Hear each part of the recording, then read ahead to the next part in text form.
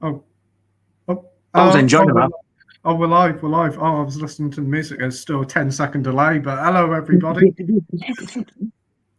Mint. Hey, everybody. Welcome back to another live stream. I'm going to do these one-to-one live streams with different YouTubers. And tonight, I've got a very special guest. I've got Nige from Rockgod2004. It's great to get you back on there, Nige. How you diddling, mate? It's been fucking ages. It has been absolute ages. Been wanting to get you on a stream for ages, but finally the dates aligned and we're back on here and really looking forward to it. Been diddling quite well. Have you been diddling good? On and off. Health-wise, on and off, but I'm getting there. I'm all right. Oh, well, I hope you feel better soon and get everything all sorted. Cheers, mate. Hey, everybody. 14 people watching at home. Sorry we were a little bit too late. We were nattering away. Oh, there, probably. Yeah. Am I going the wrong way? Is that it? I think so, yeah. Yeah, I'm pointing at the piano behind me. We need to get that tune next week. The piano's fault.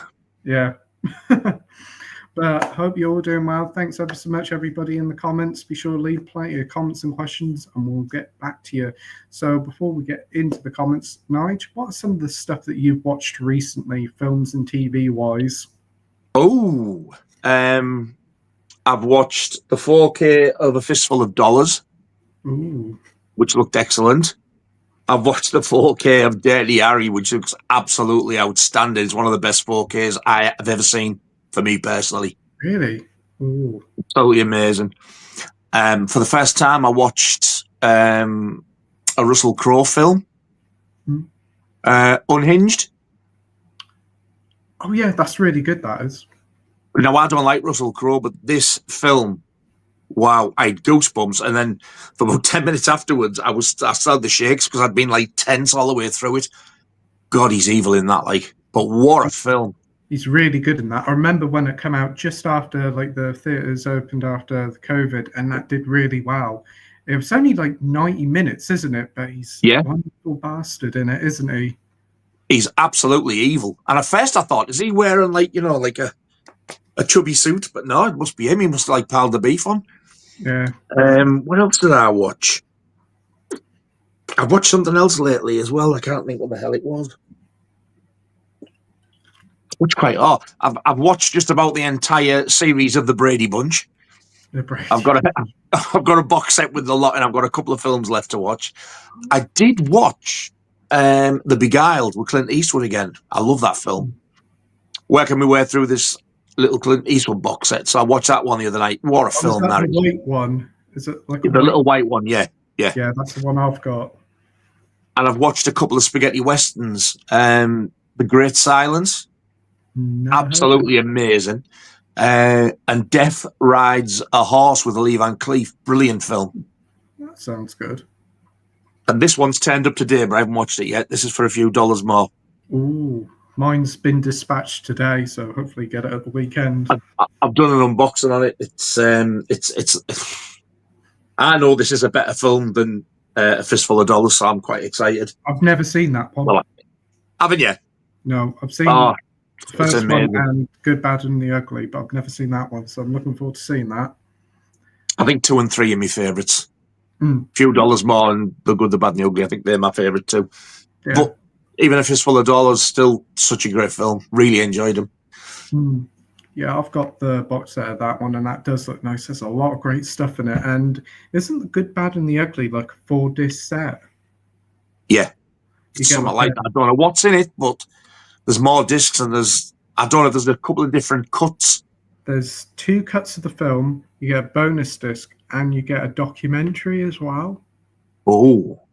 Yeah, and then obviously you get a booklet. I don't know whether you get the art cards and poster as well, but 35 quid, that's pretty good. I think you will do, because I've done it the other two. These two look identical. You get the same type of stuff in, so I think they will have done. The only thing that could have made these even better, even if they upped the price for another $5, is if they'd have put the CD soundtracks in each one. That would have been good. That would have been good, yeah. That's one thing they could do with Arrow, is include the CDs.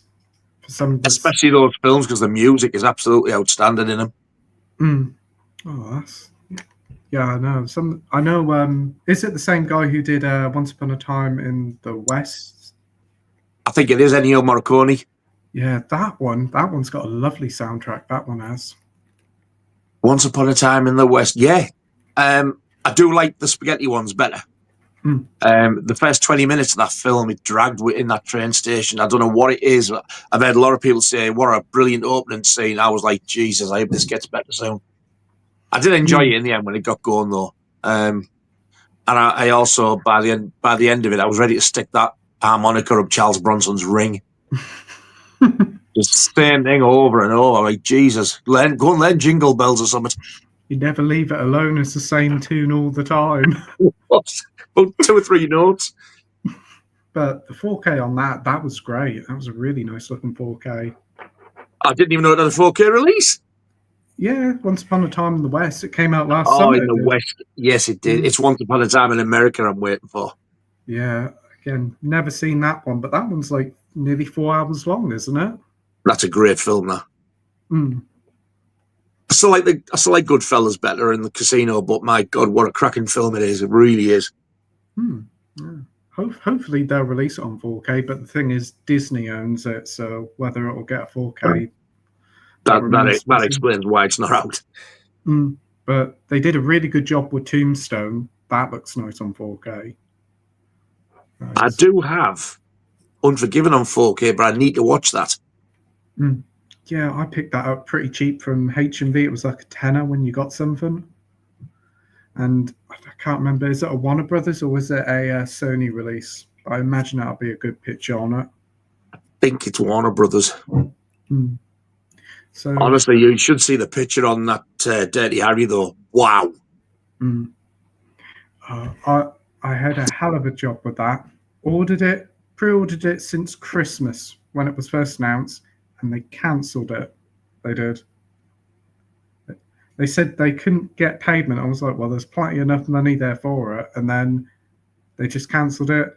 And because I had 20% off it as well. So I was a bit pissed off about it. So I just ordered it from Amazon.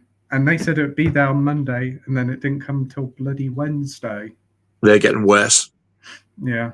But it's there waiting for me, so hopefully I'll give it a watch later at the weekend. But there's less stuff in it, apparently. You said there isn't a map or something?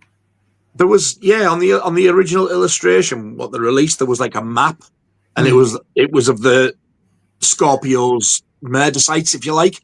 And it's very similar to the Zodiac case, because there was one of his murder sites. I think that's where it comes from. And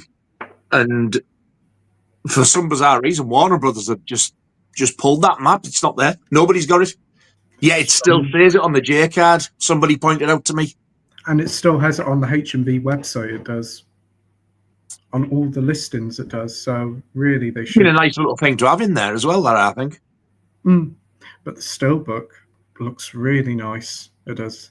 Definitely the best out of those three. I did get Power Rider and Jersey Wells, the Steelbooks, and they're very nice looking Steelbooks. I think the thing with the Dirty Harry one, though, like even on the Steelbook and on the slipcover, they've kind of stuck to the same, not identical, but just about as the original theatrical poster, the same artwork. Yeah, the artwork. Now that goes a long way with me when they do that. Some of the other artwork for these box sets, they don't, do they? And then it looks a bit odd. Did they do the original poster artwork for Nightmare or not? Nightmare on Elm Street? Yeah, because that came in a similar box set, didn't it? I know I got the Steelbook, and it was like a VHS cover of it. It was the old style Steelbook. Yeah, the Steelbook inside the box set is the original US artwork.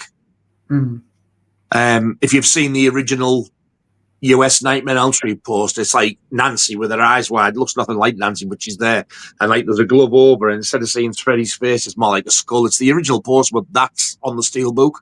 For me personally, the outer of the box over here should have been that lovely blue UK quad poster artwork that Graham Humphreys did. Yeah. That was on the original UK VHS cover. I love that artwork. But they're doing the 4K box set of that, aren't they, on Steelbook? Yeah. 200 quid though. Yeah, but I got my 20% off that as well, so mine's going to cost 160. Oh, that's good. That's not too bad. That's not too bad then.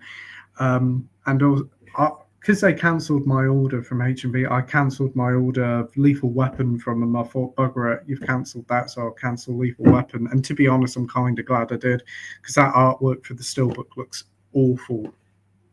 Well, I seen you done that, or you told me you'd done that, and I've done exactly the same. I've cancelled that collector's edition, and I'm just going to get the normal 4K with the slip.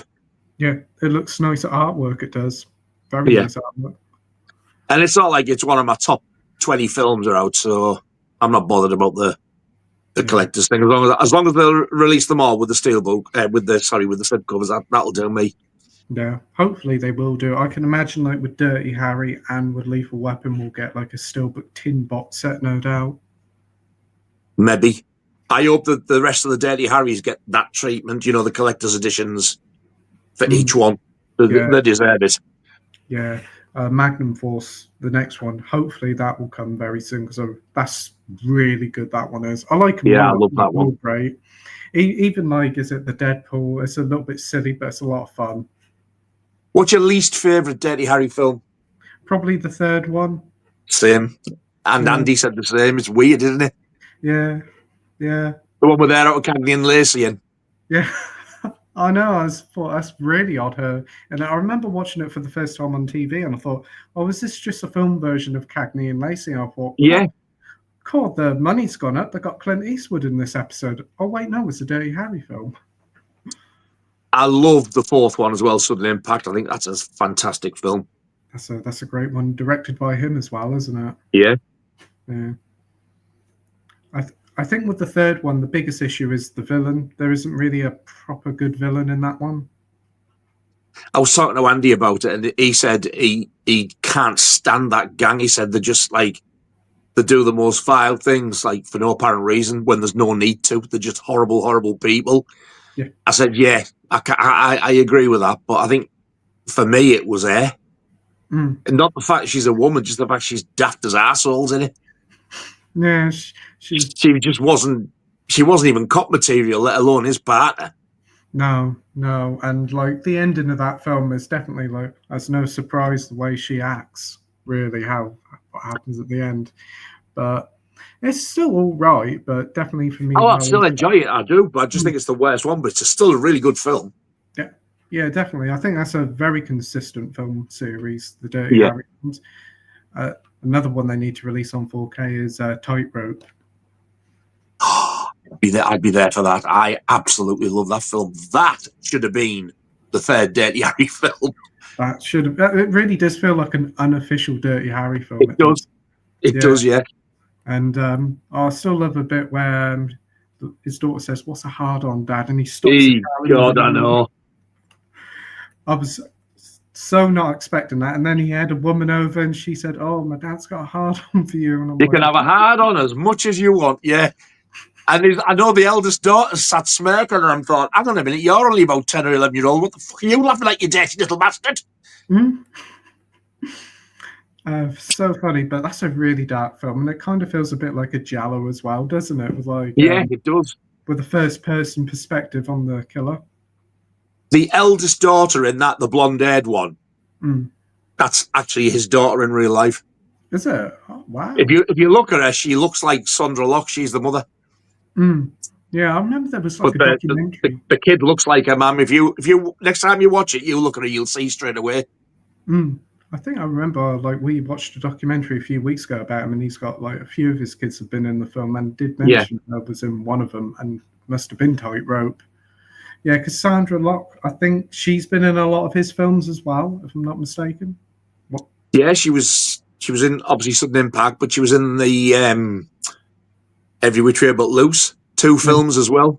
Yeah. The Gauntlet, which I still need to watch. She was in that, and I'm sure she might have been in another 1 or 2. You know. Yeah, she's been in quite a few. But that's a great selection of stuff there. I cannot wait to actually watch the Dollars trilogy in 4K when they eventually all arrive, and watch Dirty Harry in 4K. Looking forward to that one. When you watch Dirty Harry, I would just love to be a fly on the wall to see your reaction, because like straight away, Me and Andy were like, "Whoa, look at that!" Straight away. The first scene you see after all the police names, where you see the close up with a gun and him, and then when it turns around, the colours and how sharp it is, it's stunning. I've seen like trailers of the 4K footage, and I'm like, wow, that's a noticeable upgrade. And then on an OLED screen as well, that's just going to look amazing. Exactly. It looks beautiful. It really does. Well, can't wait to watch it. And there's quite a lot of special features on that disc as well, isn't there? Yeah. I didn't watch any of them, but I was like sort of flicking through the menu. Yes, there seems to be a canny bit on it. The Blu-ray's in there as well. Oh, that's not too bad, yeah, because the other two steelbooks that I got, they had Blu-rays in as well, so that's handy. But one thing I didn't like was the standard editions, the slipcover artwork. I wasn't too hot on them. No, I think it was just a close-up of his face, wasn't it, on the Dirty Harry one? All of them were just his face in each of the films, and I was like, all right, they kind of unify, but they're not the same film series, so that's a bit pointless. Should have gone with the original poster artwork for all of them. I agree. I'm sure that Dirty Harry one, where it's just his face, if it's not it's very similar to the original Certificate X video rental when it first came out way back in the 80s. I'm sure it's that same artwork. If it isn't, it's very similar. But yeah, I kept seeing it on there, and I was like, cool, I do want to get it, but I'm just going to wait for that special edition. I don't know why it was so delayed so much, though. I don't know whether it was something to do with printing stuff in the booklet or the poster, or was it maybe they were working on the transfer more, having little bits that they had to go in. It could have been audio out of sync. It could have been anything. Could have been, yeah. I did get the Constantine 4K. I know Laura did an unboxing for the Constantine set. That was a nice set with the steelbook and all that, and the picture quality on that one's really good as well. It's not a film I've ever fancied. Never? Ah. I know it's like superhero in a very slight sense of the word, but yeah, it's a good film. I think what's his name, Keanu Reeves, really good in it. It's the only thing is it's got Shia LaBeouf in it. It's not the greatest, but he's not in it a lot. Isn't that him who's married to Mia Goth? I don't know if he is or not. I'm sure he is. I think they split up actually, but I'm sure that's him. Probably they did split up, but wow, he's punching above his weight. He's really annoying and obnoxious. But what I've watched recently, you'll be pleased to hear this. It was on TV the other night. I watched Jaws 2. You've never seen Jaws 2 before? No, I've only ever seen the first one. And? It's pretty good. It's definitely nowhere near the original, but it's a solid enough film. It is. I definitely think near the end it really picks up quite well, and it's nice to see Rob Schneider back in it. Rob Schneider, that's the wrong one. Do you mean Roy and Scheider? Rob Schneider. Oh no, that's him from Roy Scheider, you dozy fucker. Roy Shiner. He's an actor, not a fucking black eye. Oh, Roy Schneider. No, there's no N in it. I wish I could strangle this twat. Roy Scheider? Yeah! Whoa, that deserves one of them. Give him a round of applause, boys and girls. I'm sure he'll hear it. Yeah, it only took about 10 attempts, but I got there.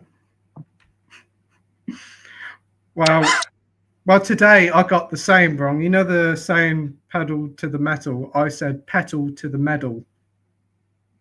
Petal to the medal? Yeah.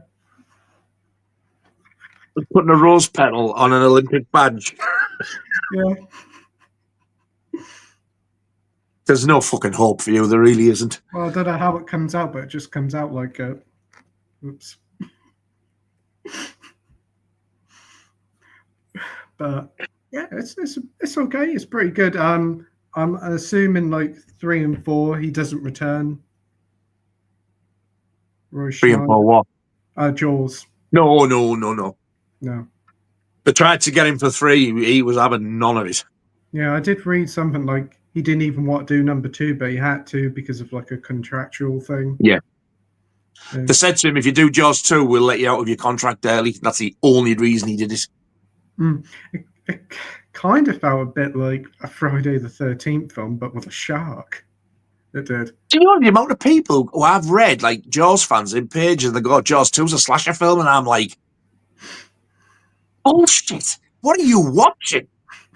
It's just the fact that, like, the second part of it, it follows all these teens together, like these If Jaws 2 is a slasher film, then Cannibal Holocaust is it's a teen romance. Oh, it is a teen romance. What, Cannibal Holocaust? Yeah, the perfect date movie. For your Valentine's gift, my love, I'm going to disembowel this turtle. It's a perfect film to watch for a vegan couple. Oh, isn't it just?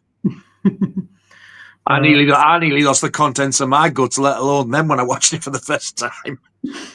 I couldn't believe that they showed it on YouTube. That's why I watched it. I mean, it's bad, but I think I must have told you about it. I said it. I'm sure I've told people it's uncut on YouTube. I don't know if it's still there, but it was. Yeah, it was. Yeah, because I remember that was like one of the films that I had to watch for the week, and I gave it a watch. I was like, wow. And then they blocked my video for swearing or something. I don't get it. Some of the people who do videos out there swear constantly, and I don't mean me, so shut your fucking traps. But there is. I do click, though, that it is not fit for children. And I think if you don't click that, that could be part of the problem. I always say it's like for adults, because if you do the top one, that goes to like YouTube Kids app. It does. I never do that. Not for any of my videos, because too much hassle, because there's this copper thing you have to follow. It's like some sort of child protection thing, and they look at your video, and if it doesn't do all that, you could get your channel took down or something. So I always do the 18 over thing. It's only fit for adults. Yeah, I've always done that. But yeah, the thing is, I don't think none of us make our videos for kids. So rightly so, it's not for kids. I mean, if a young kid gets on YouTube and knows all about 4Ks and certain films over like decades ago, fair play to them. But I don't think. I don't think some of them even know what a DVD is now. Well, no, they don't. None of them probably know what a film is, unless it's like 10 seconds on TikTok. That's actually a pretty good point. Yeah, because what was it now? Her from Stranger Things, Millie Bobby Brown, whatever her name is, Bluey Brown. Millie Bobby Brown, I can't abide that lass. No, I'm not too fussed on her either. But she said, like, oh, do you ever watch your films or ever watch any films? She said, nah, it just requires too much concentration. I can't sit there for like 2 hours watch a film. I'd rather watch TikTok or shorts and that. I'm like, oh my days. Yeah, I feel the same every time you come on screen, love. Oh. When it first started, she was my favourite one in it. She was a brilliant little actress, and it just went straight to her head. Yeah. And the thing you see her now, I mean, she's married. I think she's only just past 13, hasn't she? She's married to Bon Jovi's son. Yeah, what the hell? I know, she's not very old at all, and already acting like she's 40 or something. That's what I mean. It's gone to her head. I just don't like the lass. And also the fact is, like, she hasn't really done anything big, only Netflix. She's done a couple of Godzilla films, but she ain't done anything else. Everything's been Netflix. And most of the stuff, bar Stranger Things, doesn't look that good. And to be fair, I'm not really that huge on Stranger Things anyway. I kind of gave up halfway through the first season. I've loved it, the first 3 seasons. I just think they've dragged it out way too long. Everybody said the last season's the best. For me, it was the worst. And now the 5th one's coming up. I just don't think I really care anymore. Well, it's been so long. It's been like 2 or 3 years. Also, they split the series up in 2, don't they, or something as well? Oh, I don't think they've done that before. Not that I've noticed. If they do that, I just wait it's all on. Yeah, I'm pretty certain that's what they're going to do. They're going to release like the first batch of episodes, then a month later the second batch. It's a really odd way of doing it, because I think they might be doing that with Wednesday, because that was really popular. The bastards, I'm waiting for that. Because that's coming very soon, isn't it? I've seen the trailers for it. Yeah, I've never seen I didn't know they were going to split it, though. Well, they do anything. I'm here pumped. What was I going to say? Well, I don't really watch too much stuff on Netflix. The only thing I've watched is Squid Game, and that's pretty good. Laura watched that, I think. So not for me. Mm. I did watch a 3-part documentary series the other night, which was fantastic, about the Zodiac killer. Oh, that's cool. That's cool. That's where I found out that, have you seen the film Zodiac? Yeah. The main copper played by, is it Gruffalo, they call him or something? Mark Gruffalo. Mark Gruffalo, yeah. Right. The real copper, it showed you photos of him who was on the case, who Mark Gruffalo was playing. That real copper is who Dirty Harry was based on, him. Wow. Yeah, because in Zodiac, they have, Dirty Harry being released in cinemas. Yeah, and also Scorpio, the writing's the same as the Zodiac killer. Yeah, because I remember they were saying, this film's hampering the case and all that in the film. I thought, that's really cool. I like that. That's a really good film and a great cast. And again, isn't it 3 hours, but only feel about 2? Yeah, it's brilliant. It's a very good film. Weird, though, for Dirty Harry to be made while those killings were still going on. Well, yeah. That must have been a touchy subject at the time, mind. Well, yeah. Very, very near the knuckle. Something very close. Ongoing like that. And then to make it into a series and then... Wow, it's unbelievable. But I think... The real Zodiac killer even threatened to off a load of kids getting off a school bus. Wow, and look what happens at the end of Dirty Harry. Dear me, wow. I'm surprised there hasn't been any court cases or anything. Yeah, I thought. Because as it's an ongoing police investigation, that could have been a conflict of interest. But I guess nowadays it probably wouldn't be able to happen.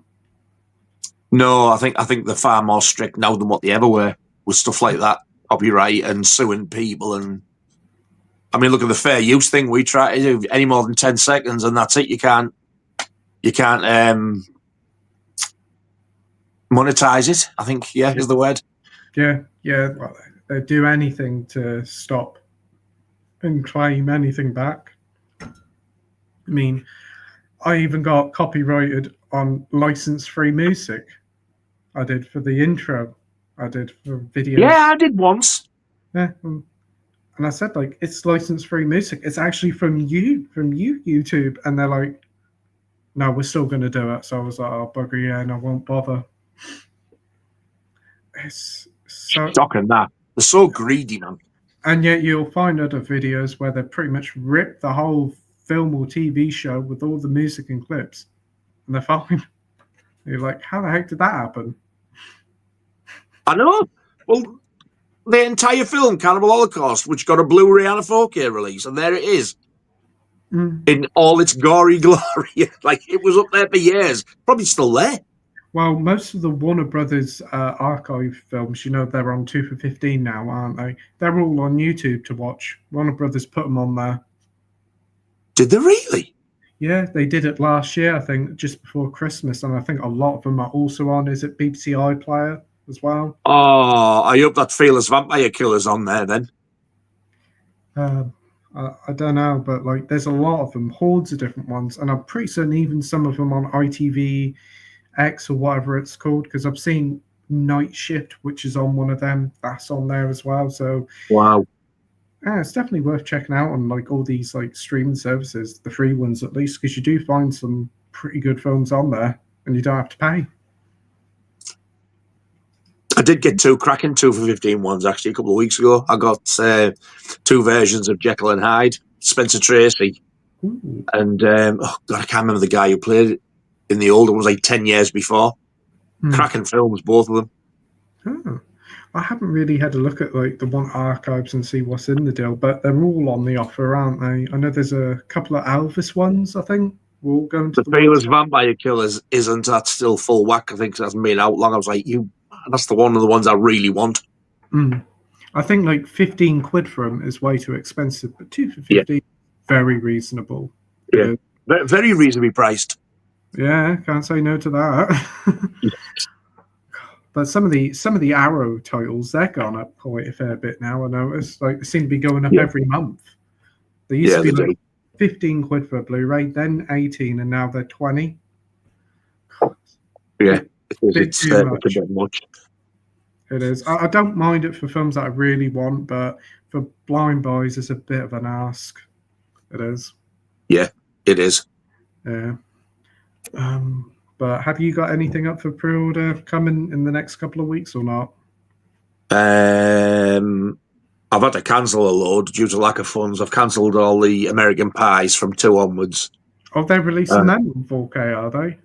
Only 2, 3 and 4 Blu-ray only because they didn't have them long enough. The rights that to get them done quick. Wow. And then they're doing a box set of all those offshoot ones, the Bandcamp and all Bandcamp and all them, but they're all in one set. So I've cancelled them. I'll just get them as and when I can. I think coming up next is probably The Good, the Bad, and the Ugly for me. I have pre-ordered a couple of others, and I can't think what the hell they are. Oh, Zombie Flesh Eaters. I've ordered that one. Oh yeah, that's coming soon, isn't it? Yeah, on Arrow, yeah, because I've ordered the original artwork for Zombie Flesh Eaters. That one, it's like a website exclusive. Oh, Zavvi, isn't it, or Arrow itself? It's Arrow. Arrow's the one. That's the only way you can get it. Yeah. Oh, that's cool. Yeah, the only one I have pre-ordered is like for a few dollars more, and I will pre-order Good and Bad, the Ugly. But that James Bond box set of the 6 Sean Connery films, I'm tempted by that, but the price, too much, I think. How much? £120 for 6 films. Oh. All still books. But I don't like James Bond at the best of times, but even if I was a fan, I'd like, no. The artwork is a little bit not very good, but the standard edition is just the 4Ks on its own, and it's £80, and the artwork is one of the worst things I've ever seen. It's just like they've got bits of all the films, chucked it on the front cover, and charging £80 for it, and I'm like, no way. Like, if it did go for it, it'd be the Steelbook set. I do like those films, but they've got to be a bloody good transfer for that price. If it's out like Dirty Harry, it will, because I can't believe how good that looks. But this is Amazon. This is because they own Bond now, don't they? So I'm a bit, I don't know. It's not an Amazon exclusive, is it? No, you get it from HMV and all that. So well. Yeah, I'll just wait and see what the reviews are like for it. It hasn't sold out yet. It probably won't. The artwork is just like clips from the film on the steelbooks, and they look really odd. They do. I kind of wish they just go with the original post artwork on the standard 4K separately with a nice slipcover. I'll be happy with that. And you know what they're going to do? They're going to do each of the Bond films in those steelbook sets, and no doubt that's going to be astronomically priced as well. But they'll still sell. Oh, definitely. So the one thing is 4Ks still sell really well, even though the prices are going up. The pre-orders are really high.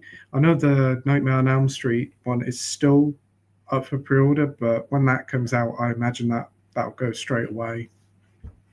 I thought the original Nightmare on Elm Street would, but you can still get it now. They've got the certificate you get with it of authentication. It's there's about 10 or 20,000 of them. I think they've made. Yeah, they've made more. I think they've overmade it. Yeah, I think they made a few, and because it was so popular, they made more. But now they've made too much; they can't get rid. Yeah. But the Dirty Harry one, I've seen HMV sold out of it, and the only place you can get it from is Amazon. So maybe they didn't do as many for them. Wow. And that was £45, I think it was. On Amazon? Yeah. Do you know, I think I might have got 20% off that as well, because I'm thinking I didn't pay £45 for that. Yeah, because I had 20% off it, and then obviously I didn't get mine, so I had to pay the extra for it. But yes, so that is. I love the film, so I might as well get it. And I really wanted that steelbook, and you can't get that steelbook on its own now. That was the only one of the 3 you couldn't find on its own. I was going to say, I know it was available, but I think it did sell out pretty quick. But it's exactly the same steelbook in the collector's edition. Yeah, but even though like it's mostly just like posters, the art cards look really nice in that set. I must admit. Yeah, they do. When you unbox them, they look really, really well presented, and I think there was more than what I thought there was going to be in there for the art cards. Yeah, there's loads of them. I think there was a poster as well. Yeah, I think there is a poster. I think there's a double-sided poster. Do you get Japanese artwork on one of them? I think it looks like some foreign. One side does. Well, it might be the Lethal Weapon one, because I know that one is as well. What else have I watched? Well, not a lot else of what I have watched. I watched Doctor Who. That's awful. Has Laura been watching Doctor Who? I don't think so. Is it bad? Yeah. Painful to watch. Oh dear, they did a Eurovision one last week with Ryland on it. A Eurovision Doctor Who? Yeah. Oh, Jesus Christ. And they had why? They went to this like space station. It was a Eurovision Doctor Who. They got Ryland coming out of like a cryo chamber. He was frozen for thousands of years. Who's Ryland? He's that guy with the really white teeth. He does the Cinch adverts. He's always with his mum. Oh, God, him! From X Factor. Yeah. Oh, Christ almighty. The best thing is... He'd get where a fart wouldn't him. He's probably the best thing about that episode. Oh, Christ, it would be bad. You had a bit where they were... what was it now? Defrosting people from space, and they were playing Making Your Mind Up by Buck Spears.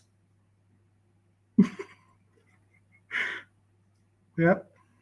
Don't anybody dare mock anything I ever watch or listen to again if you like that Doctor Who shite. And they had a holographic... Making Your Mind. They had a holographic Graham Norton talking about the history of Eurovision.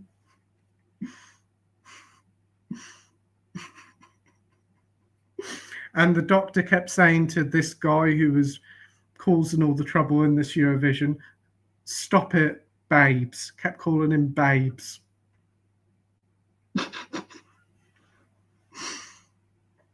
It's so bad. I will never, ever, ever get that at all. No. The whole Doctor Who thing, never. Oh, it's so bad. I must admit, there was an episode earlier in the season that made me so angry watching it. I felt like not wanting to watch it ever again. But so Laura hasn't been watching this new series, and because I don't think she has, because she likes Doctor Who, don't she? Or David Tennant. I'm sure she said like the latest stuff like is garbage. Yeah, it is. I think her favorite era was like David Tennant. What did they call the one before him? Christopher Eccleston. Yeah, I think them two were her favourites, if I remember rightly. Yeah, it definitely was the best era, but now it's only getting like 1.5 million views when it airs live on TV. And God, I used to watch it when I was a kid when it was Jon Pertwee. Oh, that's good. Jon Pertwee was. I was only little, but then when Jon Pertwee ended, I was devastated. And then when I seen Tom Baker, I just thought, "Wow, what a dickhead he is!" I just thought he was an idiot. He was manic. This stupid coloured scarf, and I never ever liked him. I watched it for a while and I stopped, and I never watched it again since. Yeah, that's normal. He's like one of the most beloved ones. He is. I know. It's like when he like regenerated into him, people loved him. It was when he was like the David Tennant of that era. Everybody was watching the show. But I watched it. I was like, "Oh, the hell are you?" I didn't like that at all. I was only little, but I'm like, "That's not the Doctor." There is quite a big difference between Jon Pertwee and Tom Baker. Jon Pertwee was definitely more like a sort of down to earth, and it was a lot of it. He was more serious. Yeah. I do like Jon Pertwee a lot. He had some really good episodes, but now I'm just hoping it gets axed. It needs it so badly. It's so bad. I just think we should stop it. Don't shoot me, Doctor Who fans. Oh, don't worry, I'll get enough hate as it is. Like if I say, "Oh, it's not very good," "Oh, you're not a fan. You're not a fan." I'm just like, it's not very good. Oh, I get it all the time. Fuck them. They're only idiots without else better to do. Yeah, it's nothing really much else I've been watching. I have been watching The Last of Us, this second season. Have you seen that, Last of Us? I thought that was a film. It's a game. It's a game, but they turned it into a TV series. Oh no! I don't like things based on games. If you want me to watch something based on a game, get fucking Spyro the Dragon film out. It will happen. It will happen. I thought it would have done by now. I mean, it's been out over 30 years and nothing yet. Oh, I don't know. It will happen definitely because that seems. No, it hasn't been out 30 years. It's been 25. Well, I went to see Minecraft movie. Oh man, that was great. That was a lot of fun. That's good. Yeah, sounds mint. Yeah, sounds right up my alley. Have you seen it? Have you seen it online where they all watch that chicken jockey thing and scream out and chuck food all over the place and destroy the whole cinema? What, is that real? Yeah, that's real. People go and see that. These kids go and see it. And when they say the word chicken jockey, it's like a baby zombie on a chicken. They go mad. They rip chairs up. They throw popcorn all over, drinks everywhere. They've had the police called. They've destroyed cinemas because of it. That's got to be America. It has happened in this country as well. I hate people so much. And the director's like, "Oh, leave them. They're only having fun." I'd say, all right then, son of a bitch. Do you want to foot the bill for all this damage they've caused? Do you want to clean up after them? Poor people having to clean up afterwards. Must take the human race is shit. I hate them. There is some absolute idiots about. I haven't heard that word in a long while. No. Oh dear. But before we get into the comments, do you want to promote your channel to everybody watching at home? I'm sure everybody's already subscribed, but if you haven't already, do you want to promote your channel? I do unboxings. I review films. I do vinyl as well. I love me video nasties. I do quite a bit video nasty stuff. I'm starting another video nasty series soon. Anyway, I've been saying it for weeks, but I've got it out ready to watch for the first one. I'm going to do the Section 1 series one at a time, an episode per film, and go like in depth about the film more. Oh, that'll be good. So I'm going to be doing that soon. I think once I've got the first episode done, I'll be more eager to carry on. It's just I've got that much stuff going on at the minute, like with different stuff coming up. I just haven't had a chance, but I need to pick a day where I can sit, watch it, take it all in, have a look at me Video Nasty documentaries and look through my Video Nasty book that somebody very kindly sent me. Because I'm going to try and, like add little bits of information that like, oh, did you know that? That type of stuff as well. Yeah. I'm trying to make it as interesting as I can. That'd be a good idea. Are you going to, do you still do the streams with John, the Video Nasties with John? We haven't done one for well over a year, but he swears blind we are going to be doing them again. I'm sure he thinks that we're up to Section 3. I'm sure we had one more of Section 2 to do before we finish them. But people say, oh, have they all stopped doing them? And I've now started to say, go and ask John, because it all depends on him. Yeah, because of like all his work schedule is all over the and place. Everything else he's got going on, yeah. Yeah, definitely.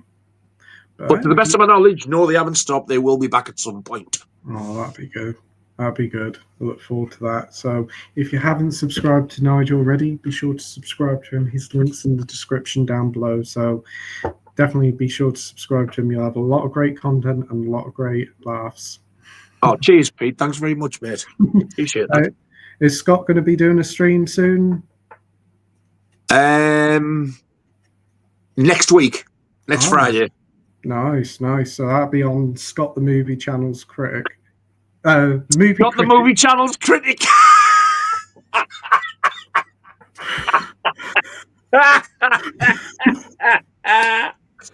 Yes, that's exactly where it'll be. Oh, Christ. Scott the Movie Channel's critic. That's not even easy to say. So that's Scott the Movie Channel's critic. Be sure to go and subscribe to him. Oh, man. It's just how they come out. The guest who we've got as well, you've seen him before. He's one of them I think everybody knows. He's one of the nicest people. And he's fantastic. I'm not going to say it till I know we've definitely got him, but it'll be on the thumbnail. Oh, brilliant stuff. 8 o'clock next Friday. And yeah. Awesome not stuff. Tomorrow, a week tomorrow, yeah. Week tomorrow. Oh. So what's he going to do him every fortnight now, is he? If we can, or if we fancy it, yeah. It might just be, there might be 2 a month, there might be 1 a month. Depends. We're just taking it nice and steady and like, more relaxed. Not going to say right every fortnight or every week out like that. It is definitely the best way to do it, because like when we did it every week, it was a burnout. Especially like I think me and Andy were every week for 2 years. Yeah, so, he was telling me. And like you and Scott must have been like 6 months, and then like some weeks would be on multiple streams. I know like for 2 or 3 weeks straight, I was on a stream every night, and like it's great. It's like wow, it is really tiring. It wears you out when you're on that much. It is, yeah. Yeah, it is. Who'd have thought just sitting there talking about films for so long would make you so tired? But you do have a good... I think it's the amount of time you sat there and how long you're awake as well. It's like, Jesus wept. I know. And when you're doing that like 4 and 5 times a week, it soon catches up. Especially when we were doing 8 hours. I honestly don't know how we managed it. No, I'm knackered at like blooming 10 or 11 now. Yeah. Let alone 4 in the morning. And didn't we used to start about 7 or half 7? We start about 7 or half 7, and then we would wrap up at about 3:30, nearly 4 o'clock in the morning. I know there was always 4 or 5 of us. And it was one went, another, and it was always me and you till the bitter end. Yeah, I think it was Scott would leave first, then Mike, then Andy, because they both had work. Yeah, and then Andy, and then it'd be just us from midnight onwards, and it would just be not even going through the comments, just talking about any old thing. It's just like how the heck's that been like 8 hours? It's completely flown by. Go to bed at 8. Go to bed at 4, and then be up at 8. I remember a couple of times that we'd forgot we were live, and we got like really serious and like talking personal stuff, and then like, oh shit, we're still live. And then I remember people actually coming on saying thank you so much, you've made me feel so much better talking about what you've talked about. I think it hit a note with a few people, which I thought was like really good.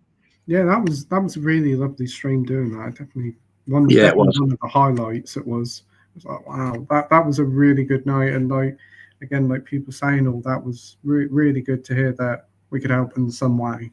Yeah. It was. It meant a lot when they said that, actually. It really did, yeah. Yeah. Well, we've got 162 comments, so we've got a few. Not surprised at you gobshite. Blame him! Oh.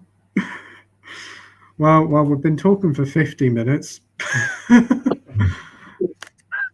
and not only that, but also about 20 minutes behind the scenes as well, haven't we? Yes, it's been a while. Yeah, and it's completely flown by as well. It has? Yeah. So, right. Be sure to subscribe to Nigel's channel. His link's in the description down below. And be sure to check out Scott the Channel Critic movie next Friday night. I can imagine him screaming at the screen now. Jimmy, can't I? He's still doing those songs, isn't he? His karaoke. Oh, isn't he?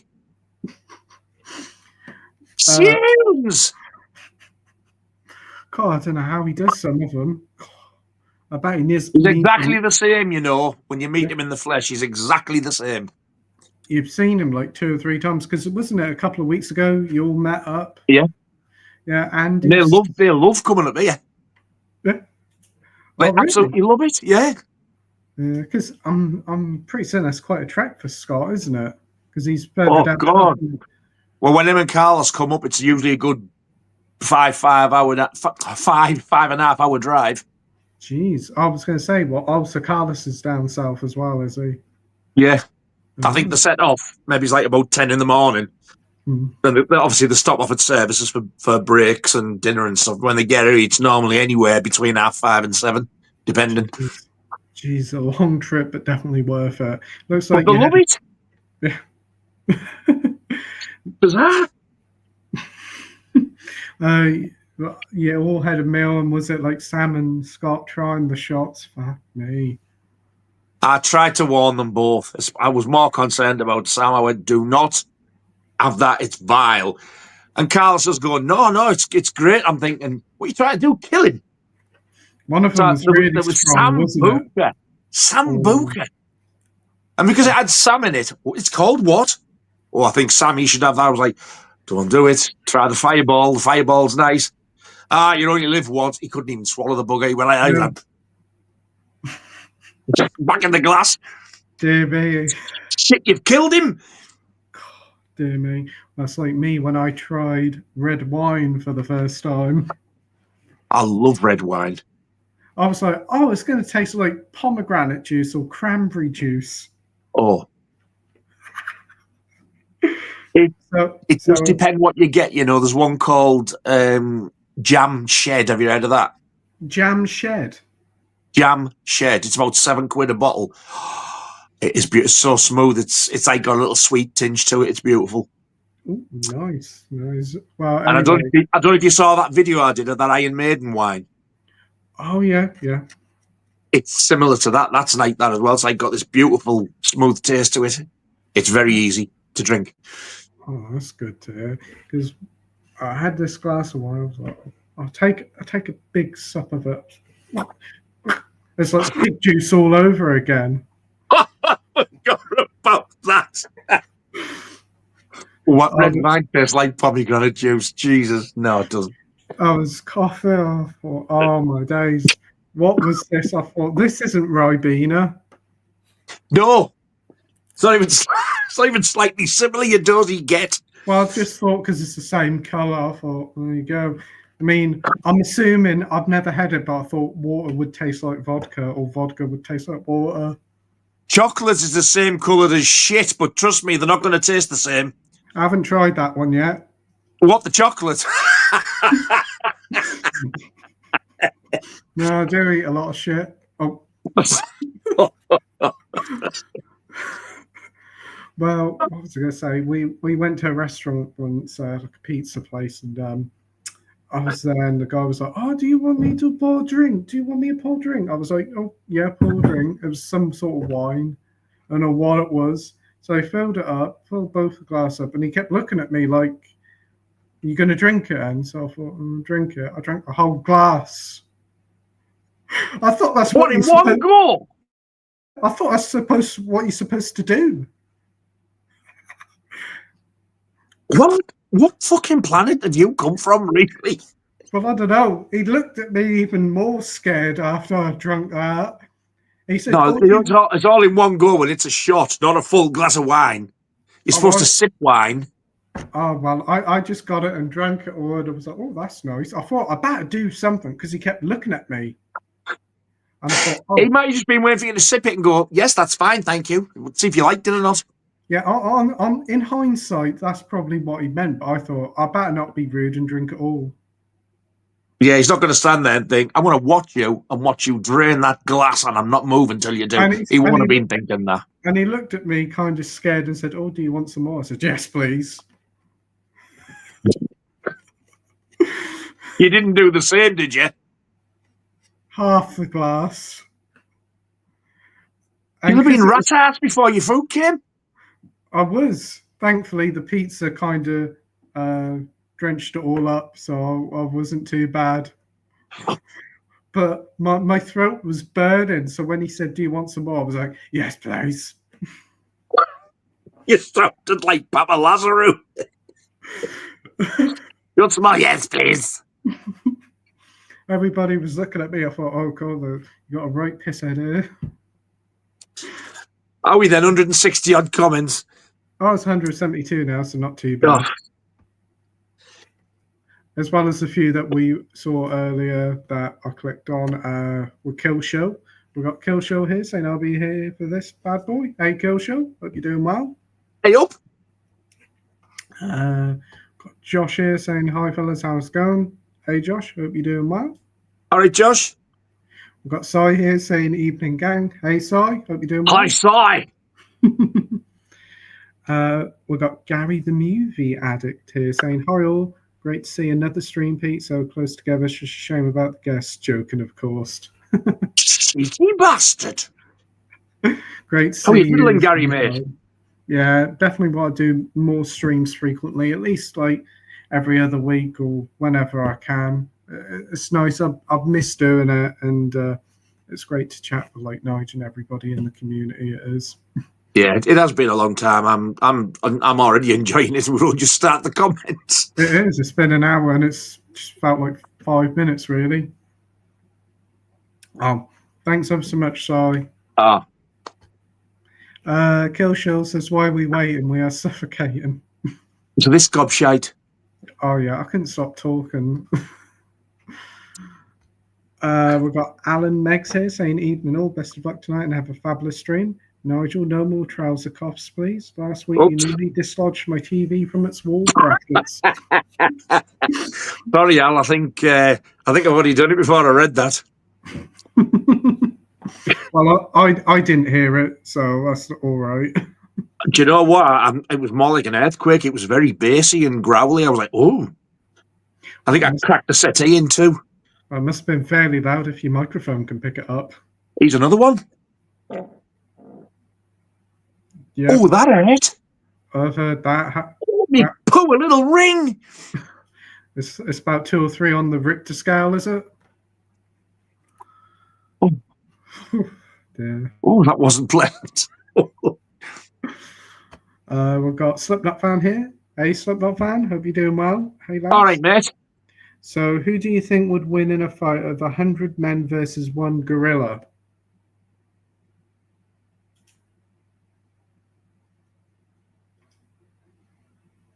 I'm going to go for the gorilla because they can be vicious. Well, if it's 100 unarmed men, then yeah, 1 gorilla. Yeah. I would say so. Yeah. Just men with just their fisticuffs. Yeah, I think the gorilla would win. Oh yeah, the gorilla will just go straight through him. Very interesting question. Yeah, it was. I've never had that one before. I suppose it's better than what's your favourite flavour of whatever it was? What's your favourite type of cheese, was it? No, it was like a constipation tablet or something, or indigestion tablet. Senecock? There was raspberry blue, and I was like, oh, no, it was your favourite flavour of Lemsip. So it's an improvement on that one. There's different flavours of Lemsip. Yeah, there's blackcurrant, lemon. I just thought there was one flavour, Lemslip. Lemslip. Lemslip. I've let that one slip.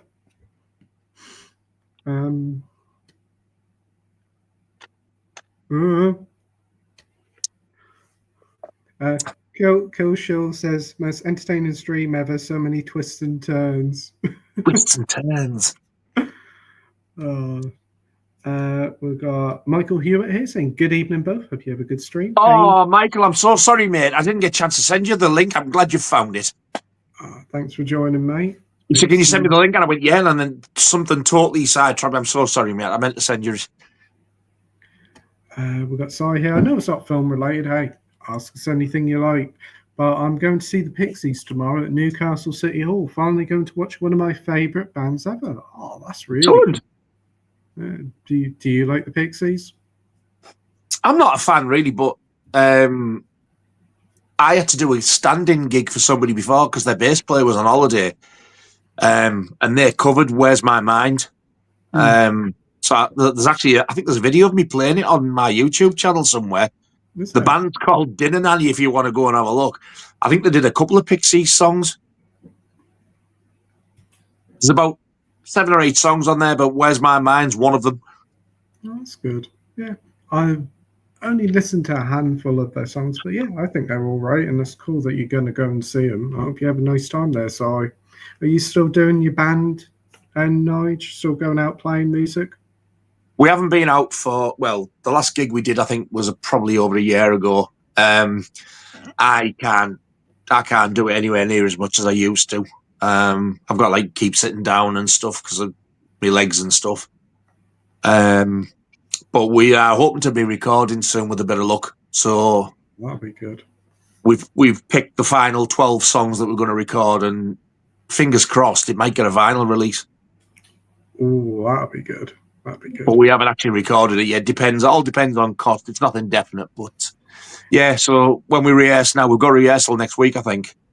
We're just rehearsing the track listing for the album to get it bang on.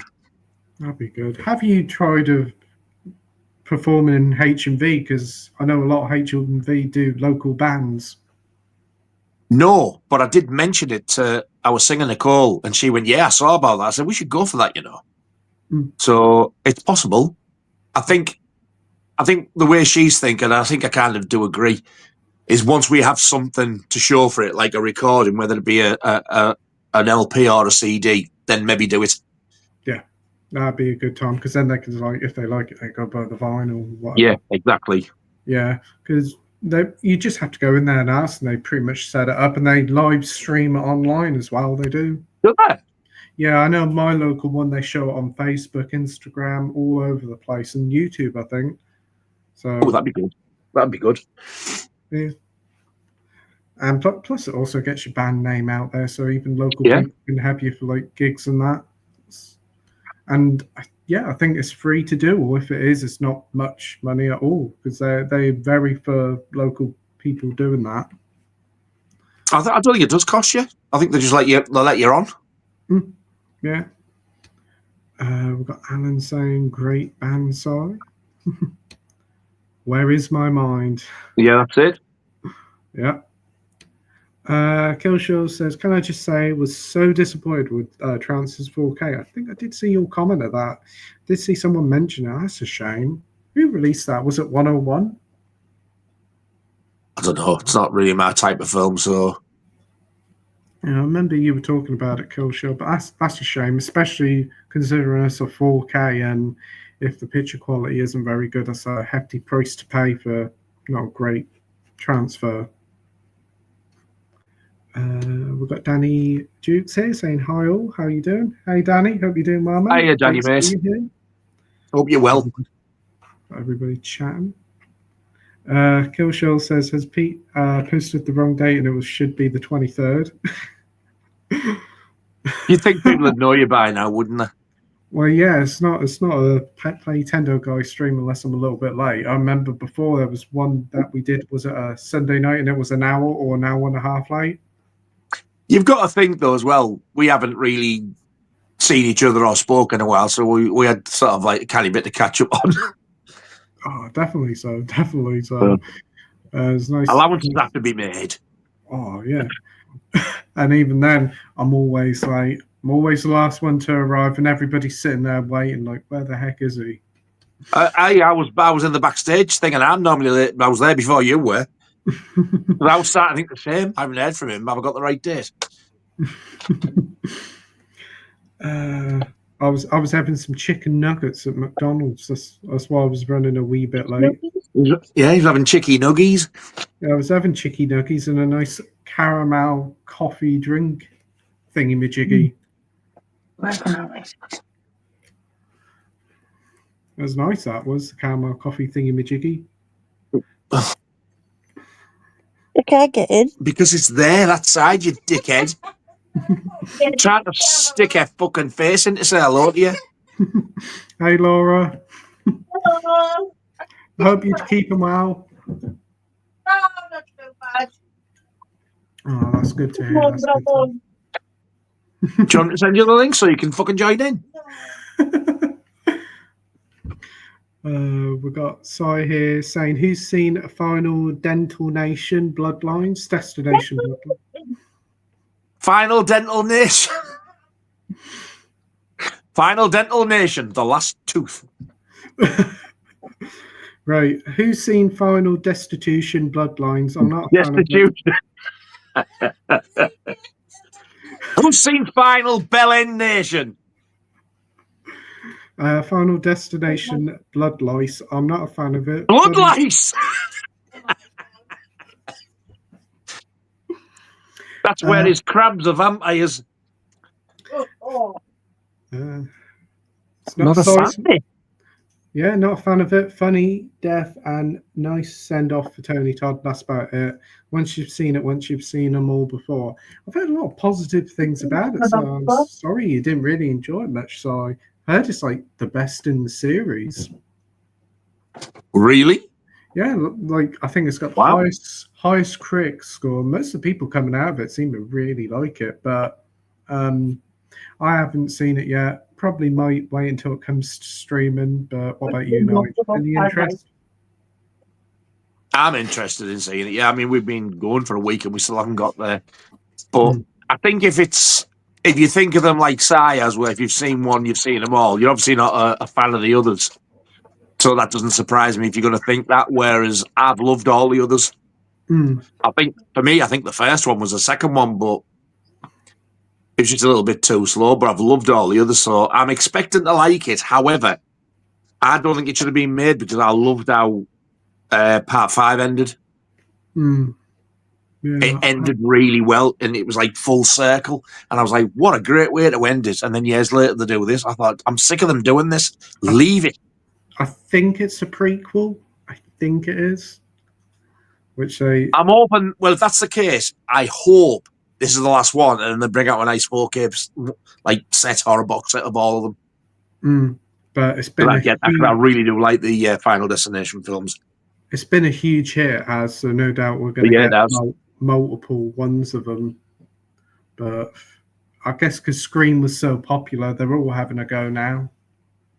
I really didn't like the last Saw film. People said it was the best one or the second best. It got on my nerves.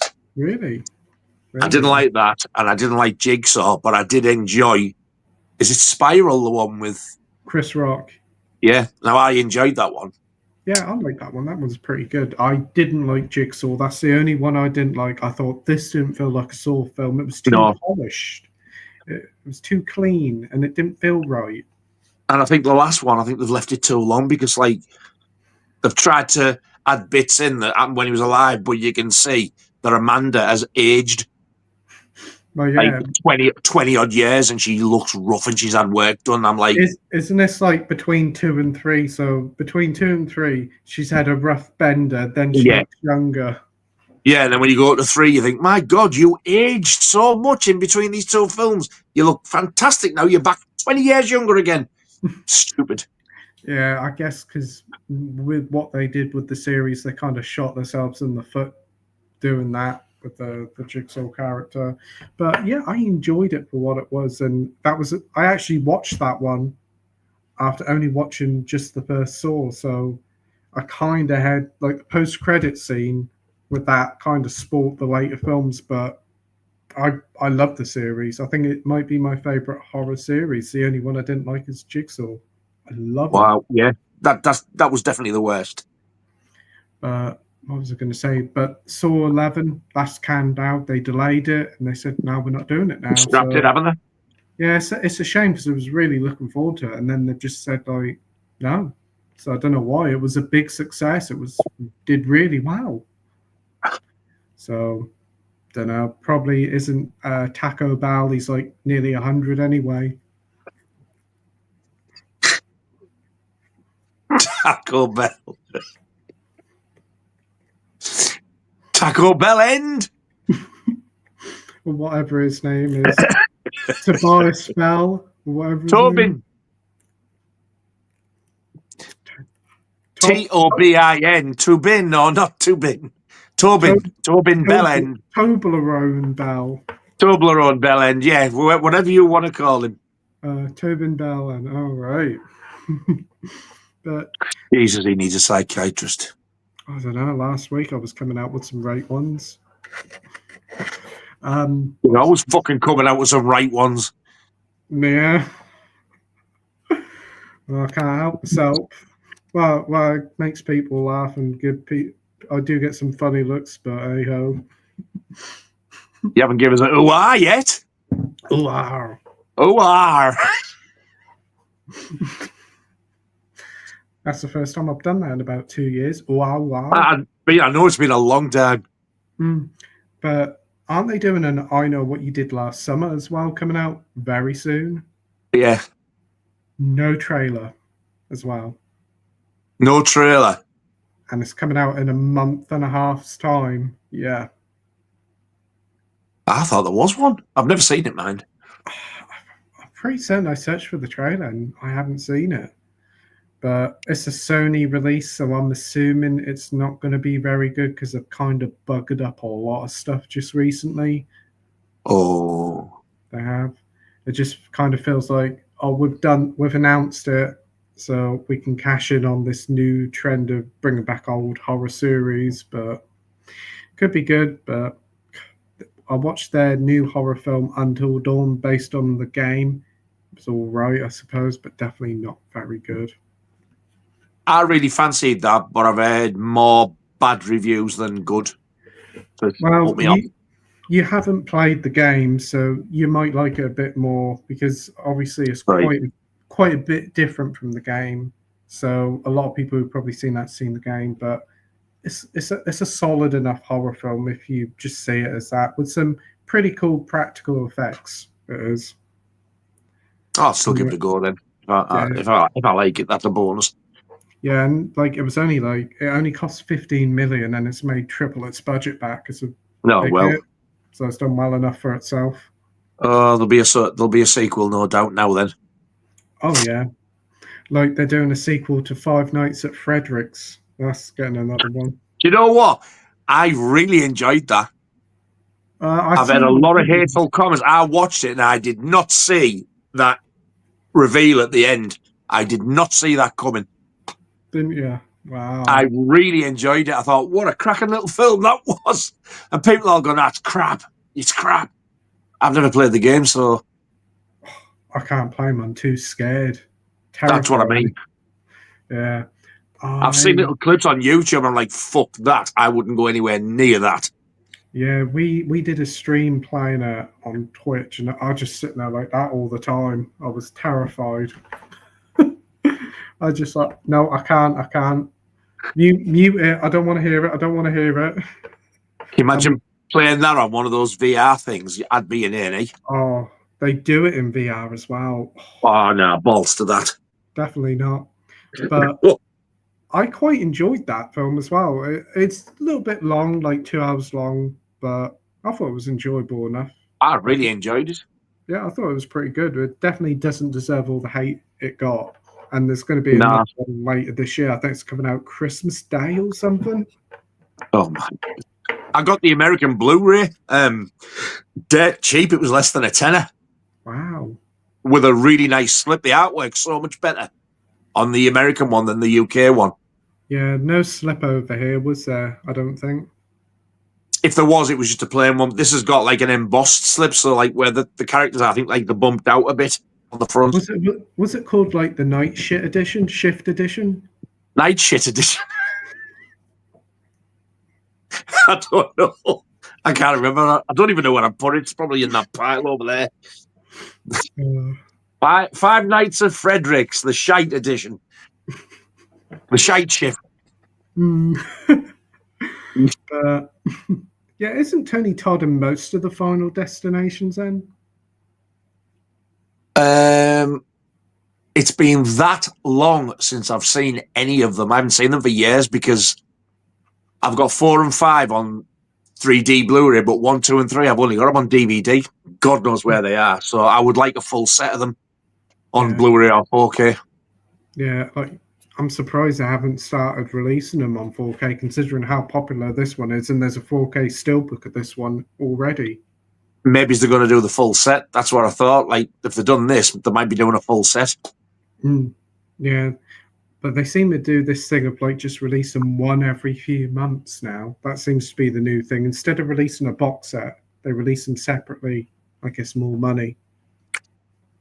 I think it was Christian Hanahora, CHH.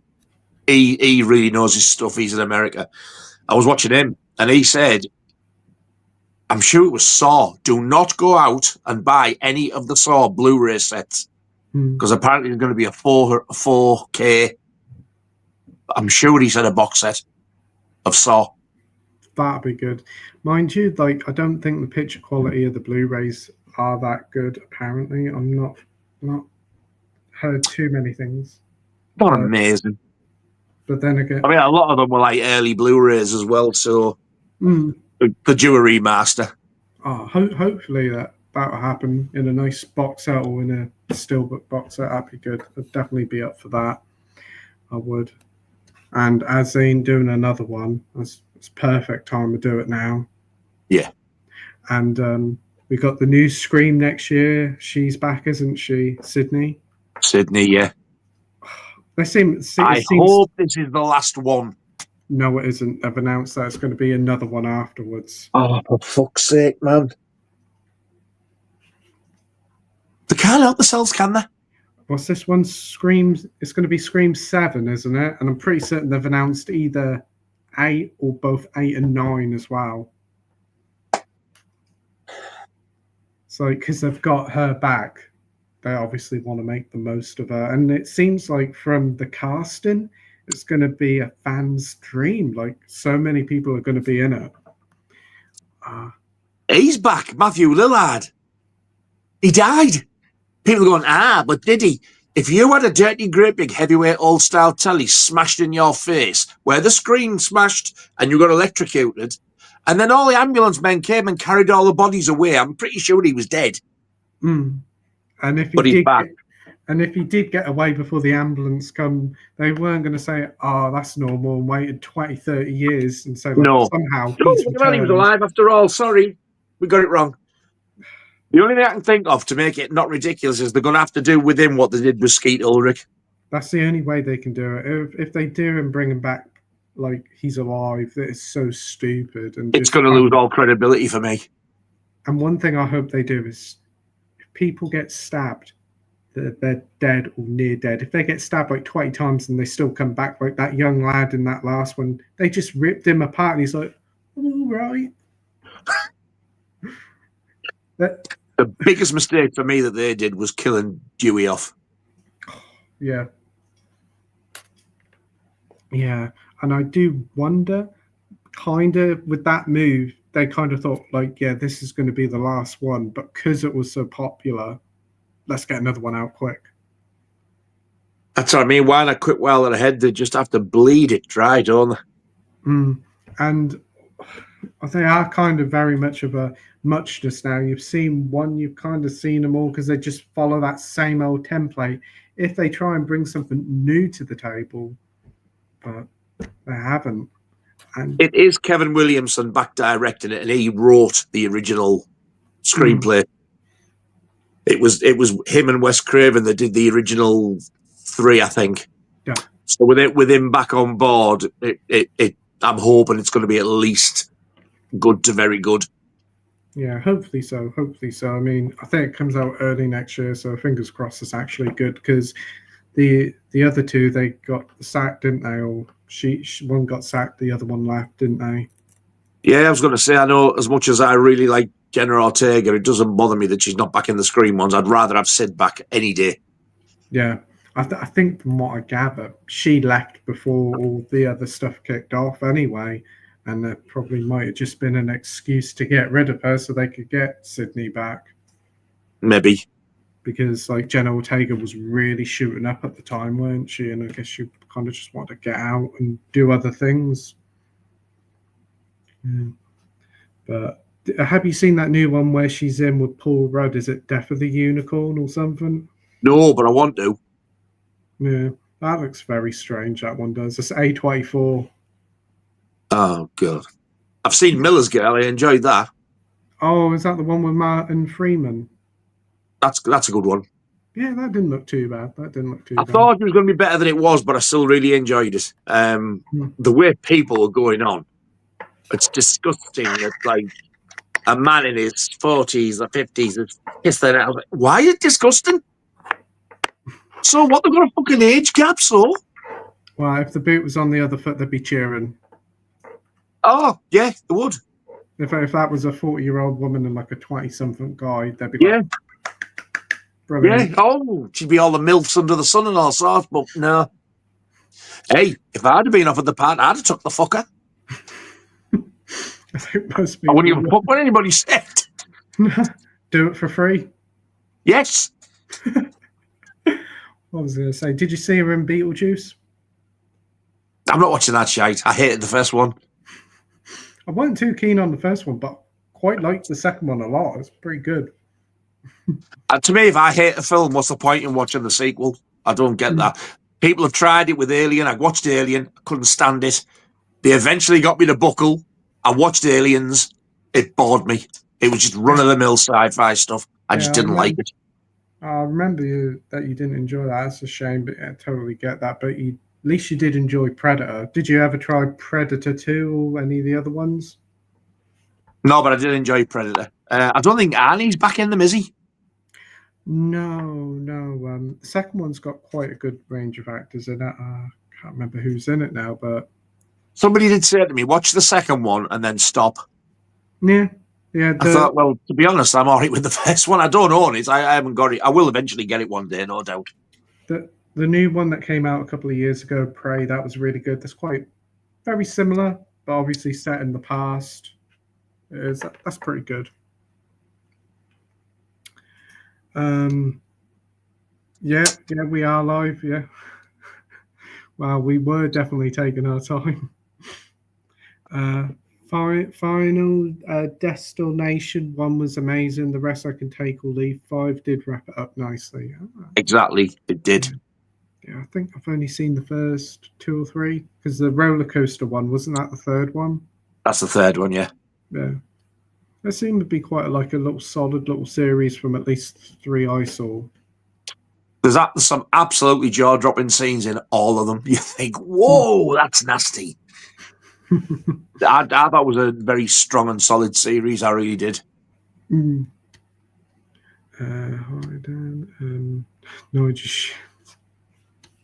I wait until I come on here before I did that. Shared that with y'all. Did you see they're releasing the Toxic Avenger finally, the new one? I don't know. Peter Dinklage. I'll give it a go because it is Troma who are involved with it. I'd give it a go, but it's not going to be as good as the original. Like, critics apparently seem to love it, but then that's the critics. But there's a reason why it's been on hold for like over a year or 2.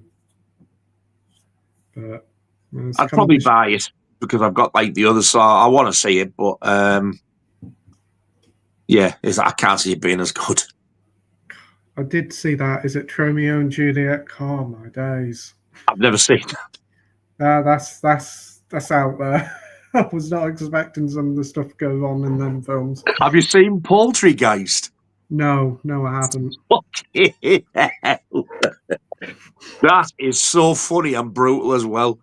There was another one we watched, Poultrygeist, and oh shit, what was the other one? It wasn't. It was. I'm sure it had something to do with extreme or violence in the title, and it was like, it was fantastic. It was so gory, but so funny as well. They've done some cracking films. The original Mother's Day, that was a Troma film. Wow, really? I didn't know that. And that's on the. I think that's a Section 3 video nasty, if I remember rightly. Oh, I know. I watched one of the Nukem Highs, Class of Nukem High, Return Nukem High. One of them ones, and that's really it. I've got the first one. I absolutely loved. That was the first Troma film I ever saw, and I loved it. I think I watched them on YouTube as well. Bloody, that's on Arrow. That the Blu-ray. Really? Wow. Both of those I watched on YouTube, and they were fully uncut, no age restriction whatsoever. So I'm pretty sure when they came out over here originally, they might have had little cuts. Toxic Avenger was cut to bits, but I'd never seen that till I got the Blu-ray. And I seen I think it fully uncut on the 4K that when Laura got me the box set for Christmas. There's some nasty stuff in that, like. But Newcomb, I'm sure it was a bit gory when I got the Blu-ray. Yeah. But they're really, the ones I've seen, they're really fun films for like low budget films. Looks like they've all had a blast doing it though. They do, yeah. If you get the chance, watch Poultrygeist. Poultrygeist, as in chicken. Poultrygeist. It's so gormless, but it is such a good laugh. Yeah, I remember watching like one of these. Is it cursed films on Shudder, and they were talking about that thing from the Twilight Zone movie, what happened there, and they were talking about all the health and safety stuff.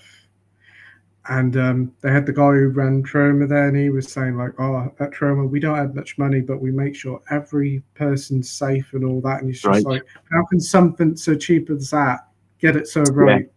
But they got it so wrong, and it did show the scene as well on Shudder, and you could see terrible stuff. That's the scene where the helicopter fell down. Yeah, you actually see the proper clip and going up in the air. It's on YouTube. I watched it and I was like, Jesus. Thankfully, it's kind of bad quality, and it's like the camera's back, so you don't see anything, but you see where they are, and when it falls, you know that his head's gone. Yeah, you see in the clip on Shudder, the head's going up in the air. Really? Yeah, you see the like the shadows of the head going up in the air. It's like there's even like a thing on there saying like, "Oh, be viewer discretion advised." It's like, shit, you see it, you do. Oh wow, I didn't know that. It's the full like you see like the full unedited version. It's like, and the kids there, the poor kids, they just got them off the street. The mum and dads were there as well.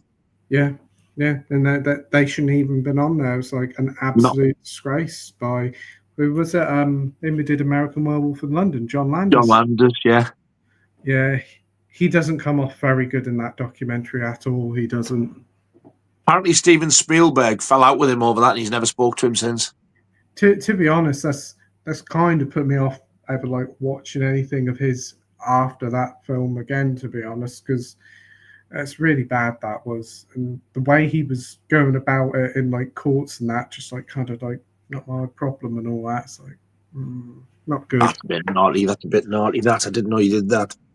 Yeah, it's on Shudder. It's like it really is eye opening. Like all the court cases about it. Can't remember if they fully did disclose what happened, but it did at least make like child actors and other people more protected now. But like the actor, the main guy in the segment, what the hell did they get him to do that? They should have got a stunt double. Yeah, he was a well-established actor as well. Yeah, he was like 50 odd, wasn't he? And like was his name Victor something? He'd been in a lot of stuff. He had. Been in loads of stuff.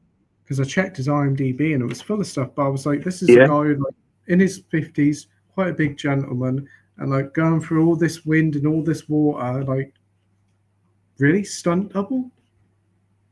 But I think because they just wanted to get it out as quickly as possible, and they kept telling them like Landis, and it was like, no, keep shooting. But yeah, I don't think he's really worked properly since all that. He's done one or two projects here, but I think he's not what, as you said, like Spielberg's distance from him.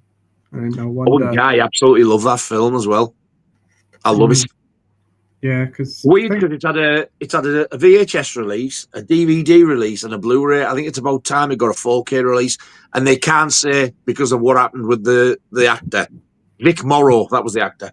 Yeah. Because of what happened with Vic Morrow, they're not going to release it. They can't say that because they've already had a Blu-ray and a DVD out. So that's bollocks. Get it released on 4K. Well, the only thing they can do is like it's part of the money that's gone from the 4K go to his family and the kids' family. That would be a good idea.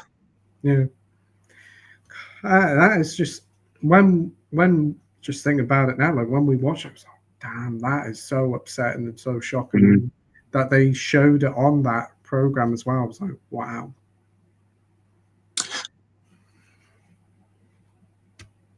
So got ridiculous title for a film franchise. Nothing final about it, and I agree. Once you've seen one, you need to see one once you've seen one, you've seen all you need to see for Final Destination.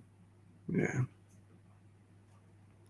Danny says, I'm better than I was, had pancreatitis. Oh, I'm sorry to hear that, mate. Yeah. I'm glad to Nasty, see you. that. I'm glad to hear you getting better. Killshield says, I want to watch Blood Lice, but not rushing to it. Anyone else seen the last Conjuring film? Loved the first two. The third one was meh. So is it out yet? What the final one? They released a trailer for it a couple of weeks ago. It looks like a typical Conjuring film. It does. So, what's your thoughts on the Conjuring series, Nigel? I'll be back in a sec.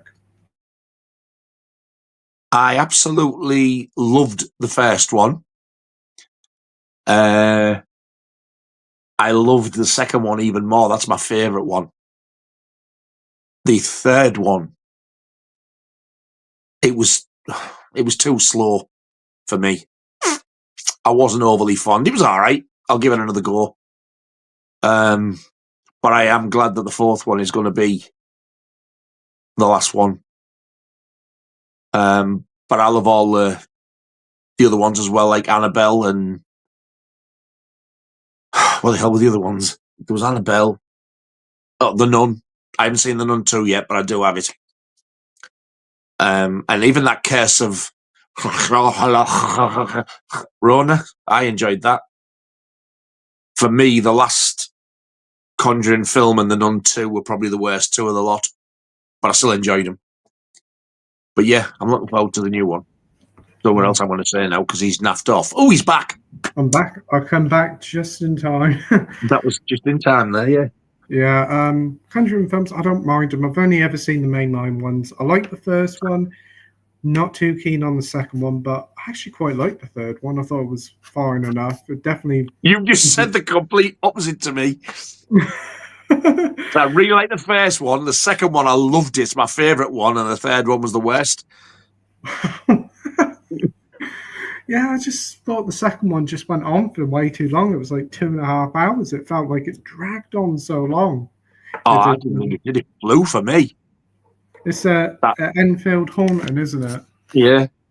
Yeah, I remember they did. I was like, oh, Jesus Christ. They did a TV series of that around about the same time as well. I remember that. And I did watch that as well. That was creepy. Oh. Yes. I think I watched it. I can't remember. Was Timothy Spall in it or not? I don't know. Yeah. He was. That's quite... Fucking hell, yes, I did watch it. Yeah, I enjoyed that as well. That was when this film came out, because I remember, they're both the same. But one thing I do like about the Conjuring series is the two leads. I think they've got great chemistry together. Yeah, they do. They really do pull it off. Like, you believe that they're a married couple. I've never seen any of the spin-offs. Have you, like the Annabelles, the Loruna? Yeah, love them. I love the Annabelle ones. The Nun was all right, the first one, but the second one's supposed to be better. I've got the second one, but I just haven't watched it yet. I've had it ages. I like that Curse of Corona one. There was another one as well. There was a couple of Annabelle ones, a couple of Nun, and that. Was there another Offspring, or was that it? I'm pretty certain there was one more. I know they were going to do one based on Is It the Crooked Man, but I don't know whether that came to be or not. I don't think they've done that. There is one that might be it. But yeah, I've got them all so far. I just need the last Conjuring when it comes out. Yeah, I think it's coming out in September, if I'm not mistaken. And it's based on their most iconic case yet or something. So... Now, I'm hoping this, if that's the last one, I hope that's it. No more of the Offsprings or anything. Make this the last one. Yeah, hopefully so. I do hope it is the last one. They ain't said no more about the Offspring ones, but this one is definitely the last Conjuring film. But they make hordes of money, don't they? That's the thing. Yeah. Although that third one, that's the worst one for me. It was just so slow and I don't know. It had a very good soundtrack, mind. I do have a soundtrack to... It might be 1 and 2. I think side 1 is on one side and side 2 is on the other. I think. The picture disc, if I remember rightly. Alan says, I wish you a speedy return to full health, Danny. Absolutely. Good lad is Danny. Absolutely. Oh, that's nasty, Danny. Hope you're on the mend now. Yeah, you had plenty of rest, mate. And enjoy watching films. Put your feet up. Finally, my beer has gone warm. This one's still cold. And I've only had a sup of it. I'm on sugar-free watermelon water. Oh. Swap you for beer.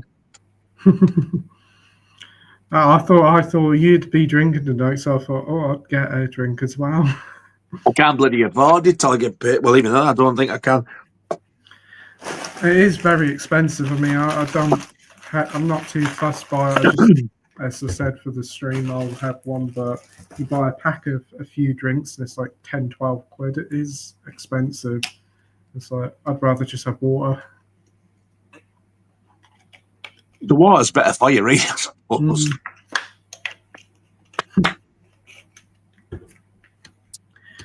Danny says, I'm okay home for 7 days now, and I hope that's it. Oh, it's good you've been home for 7 days, mate. Fingers crossed for you, mate. Yeah. Killshield says, a bit late. It's New Year's Eve, Pete. Yeah, 2027. It is perfectly normal for a stream like this to take ages. Yeah, it's always the same. And I think I know who this person is. Marvel boy, Minharjul. Hey, Minharjul. Change his name? I think so, yeah. Oh, well, if it is you, hello, sir. I'm pretty certain because he talks like a lot what Minharjul would talk about. Ever guess what? Marvel. Yes, true, yes. Sai says, has anyone or is going to see the new Mission Impossible Final Reckoning? Nige, you going to see it? No, I've never seen any of them. I've never fancied them. I'm using the first one.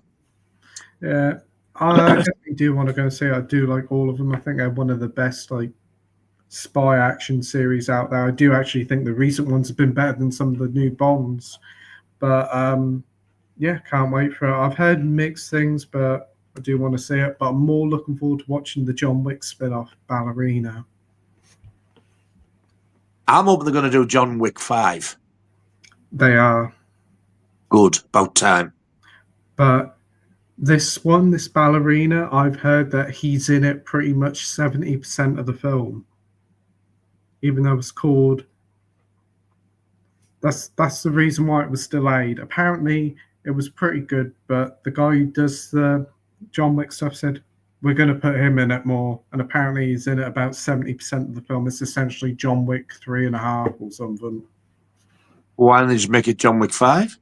Or does this happen before? It happens between 3 and 4, it does. Oh my God, there's too much of this shit going on now. Saw 10, which is technically Saw 3.5. Now they're doing it with this as well. Mm. And they're doing a spin-off with Donnie Yen's character, the blind guy in the last one. They're doing a spin-off film with him. No. I don't want spin-offs. I'd rather use just fuck-offs. It's getting me on the joke. Gotta make that money. That's the thing. They love to just milk. Oh, they're obviously dwindling and losing out. These big studios, Warner Brothers, fucking hell, man. Marvel Boy says, have you heard that the Texas Chainsaw remake and Texas Chainsaw Beginning are getting the 4K hour treatments?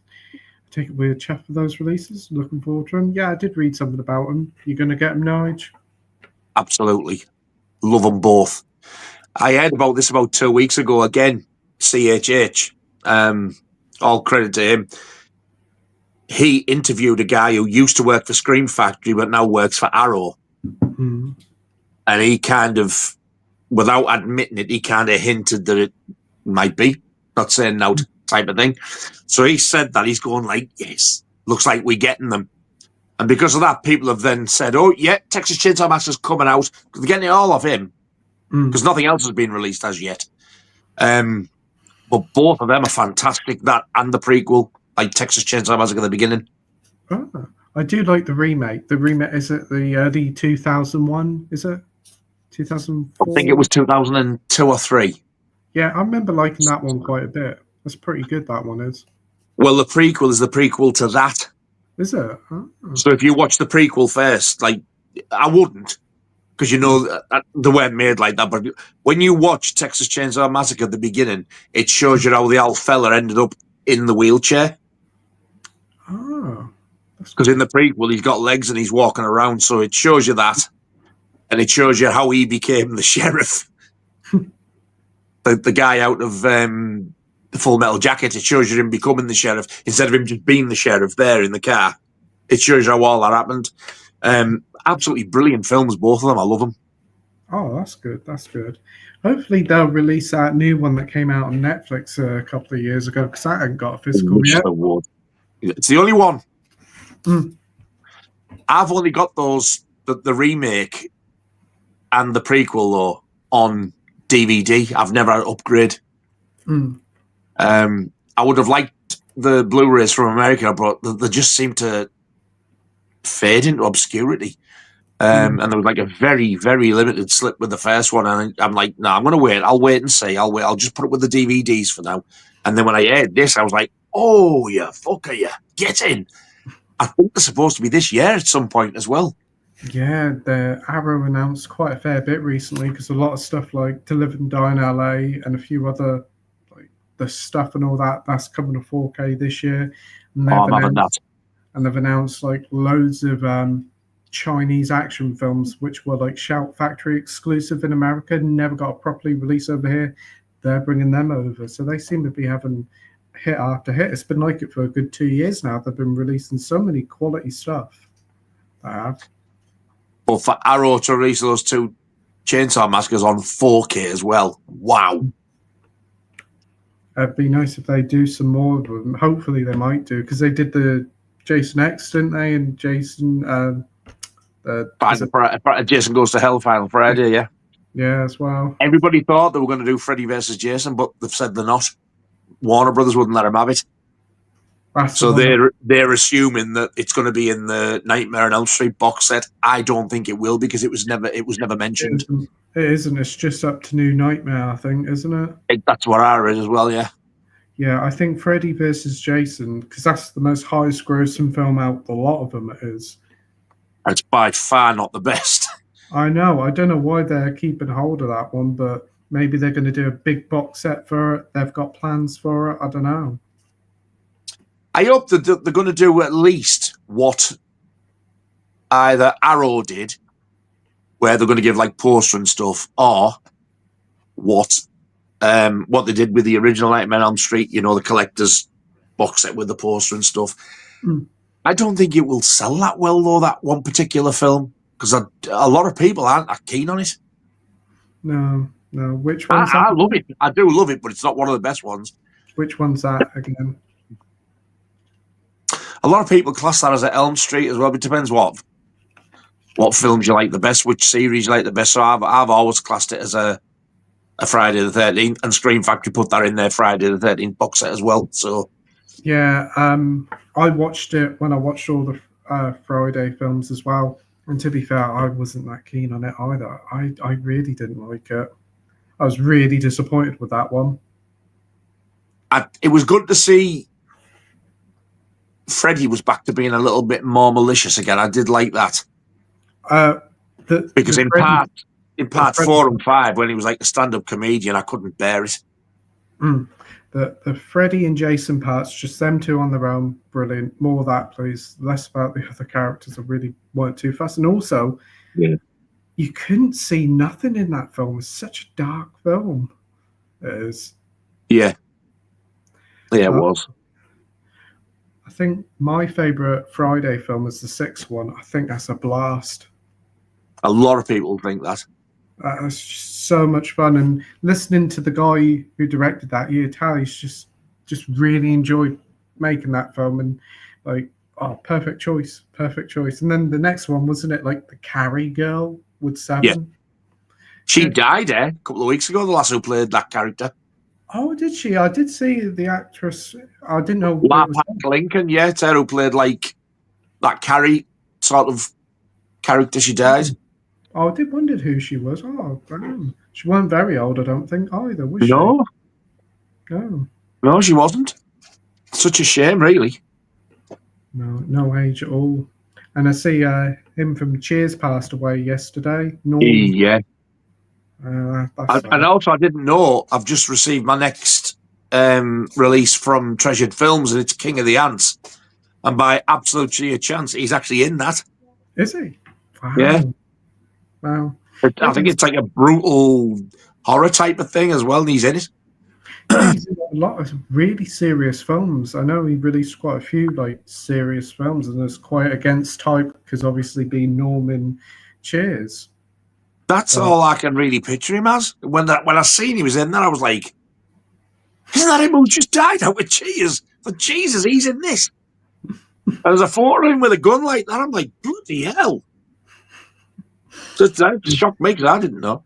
I think he was in a film like just before like 2018, 2019, and that's in a horror.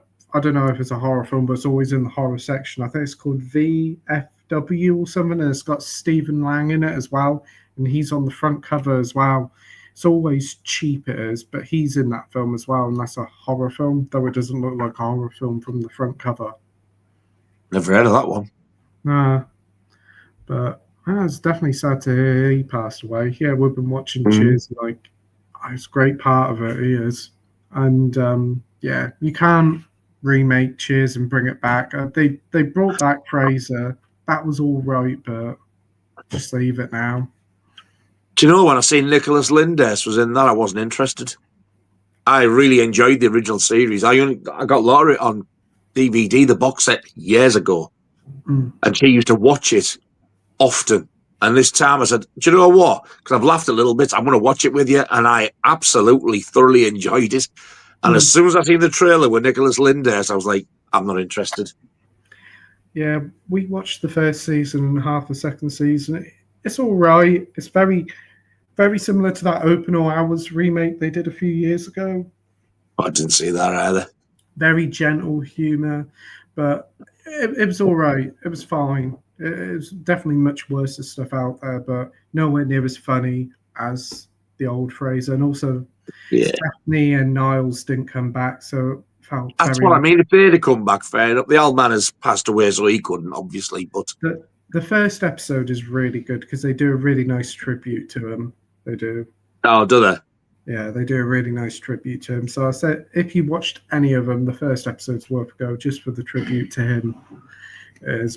And also they're in where they set Cheers as well, and he keeps mentioning Cheers, but never goes to Cheers. So that's weird. They're in Boston. He's in Boston. He says, "Oh, there's used to be a pub I go here," and never goes there. Like, surely if he goes back to Boston, he would have gone there. So he's moved away from Seattle?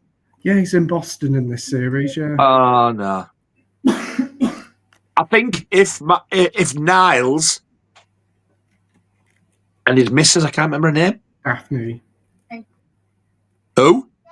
Daphne. If they'd have been in it, I probably would have been more inclined to watch it because I said, get as many of the originals back as you can. His ex-wife was in it, and the one in the radio station, is it Roz? She's in it. Same actress? Yeah. Wow. Her who plays Roz, she looks exactly the same as what she did in the 90s. She ain't changed one bit.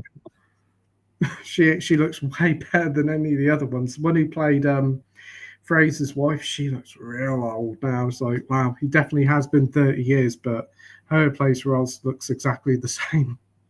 Her who played Roz, you know, the one who plays the youngest Brody lad in Jaws 2? Mm-hmm. With like the longish bob, that's her brother. Wow. She's called Perry Gilpin. He's called Mark Gilpin. Mm. And do you remember being in Jaws 2 when there's a little lass spots Brody on the shark tower? Yes. And she goes, "It's a shark tower. He's looking for sharks." That is also their sister, April Gilpin. Wow. She died. She died quite young of cancer. The boy who played the brother Mark, who played the Brody kid, he died a year or two back. Wow. So I think there's only Perry. I think there's only Perry left. That film, wow. Oh, that's shocking. We've got Josh here saying, I went to see Lilo and Stitch yesterday as I adored the original and it lived up to the hype. Super sweet time. Tao Nigel's looking forward to it.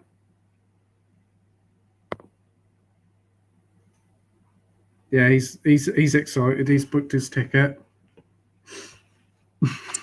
So I can go and see it twice. So would you go and see Lilo and Stitch? No. No, you buy the 4K steelbook. I've seen enough modern Disney films that my granddaughter watches to last me a fucking lifetime. Because the little shit has them on all the time. It's just this, oh my God. What's that one? The Moana. Oh my God.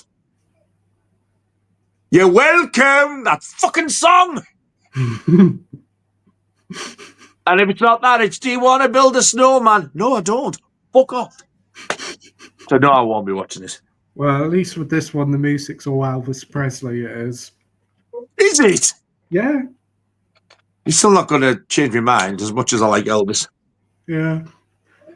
But yeah, it's one of my favourite Disney films. A remake of it, I'm not really keen, but I've heard good things and I may give it a shot. You would buy the soundtrack of the show if the soundtrack was done by Shawade. Of course I would. Shawada. Right. I've got a greatest hits there. You can have the fucker. I'm going to send you it. I remember when I see a big poster out in town once of Shawada coming over here. I was like, it was free. At the free concert you went to? Yeah. I was like that's paid for itself 10 times over. You sad bastard. Of course it was free. Who's going to fucking pay to go and see them? It was summertime and they were singing Hey Mr. Christmas. I was like, yes, I'm here for it.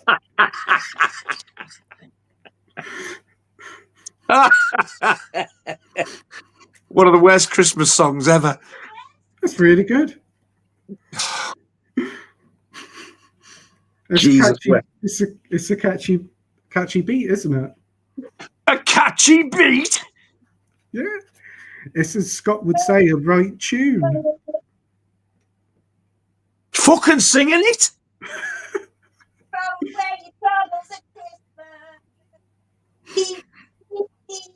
I want to smash her face in. It is a wonderful song. I remember one Christmas, I never heard this song before. It's a wonderful song. It's a wonderful song. The first time I heard it was somebody had it as their ringtone in a shop. Oh my God. I was like, what's that song? That's amazing. That's amazing. Yeah. It's up there with I Wish You a Womble and Merry Christmas. Oh, fuck it off. I hate that and all.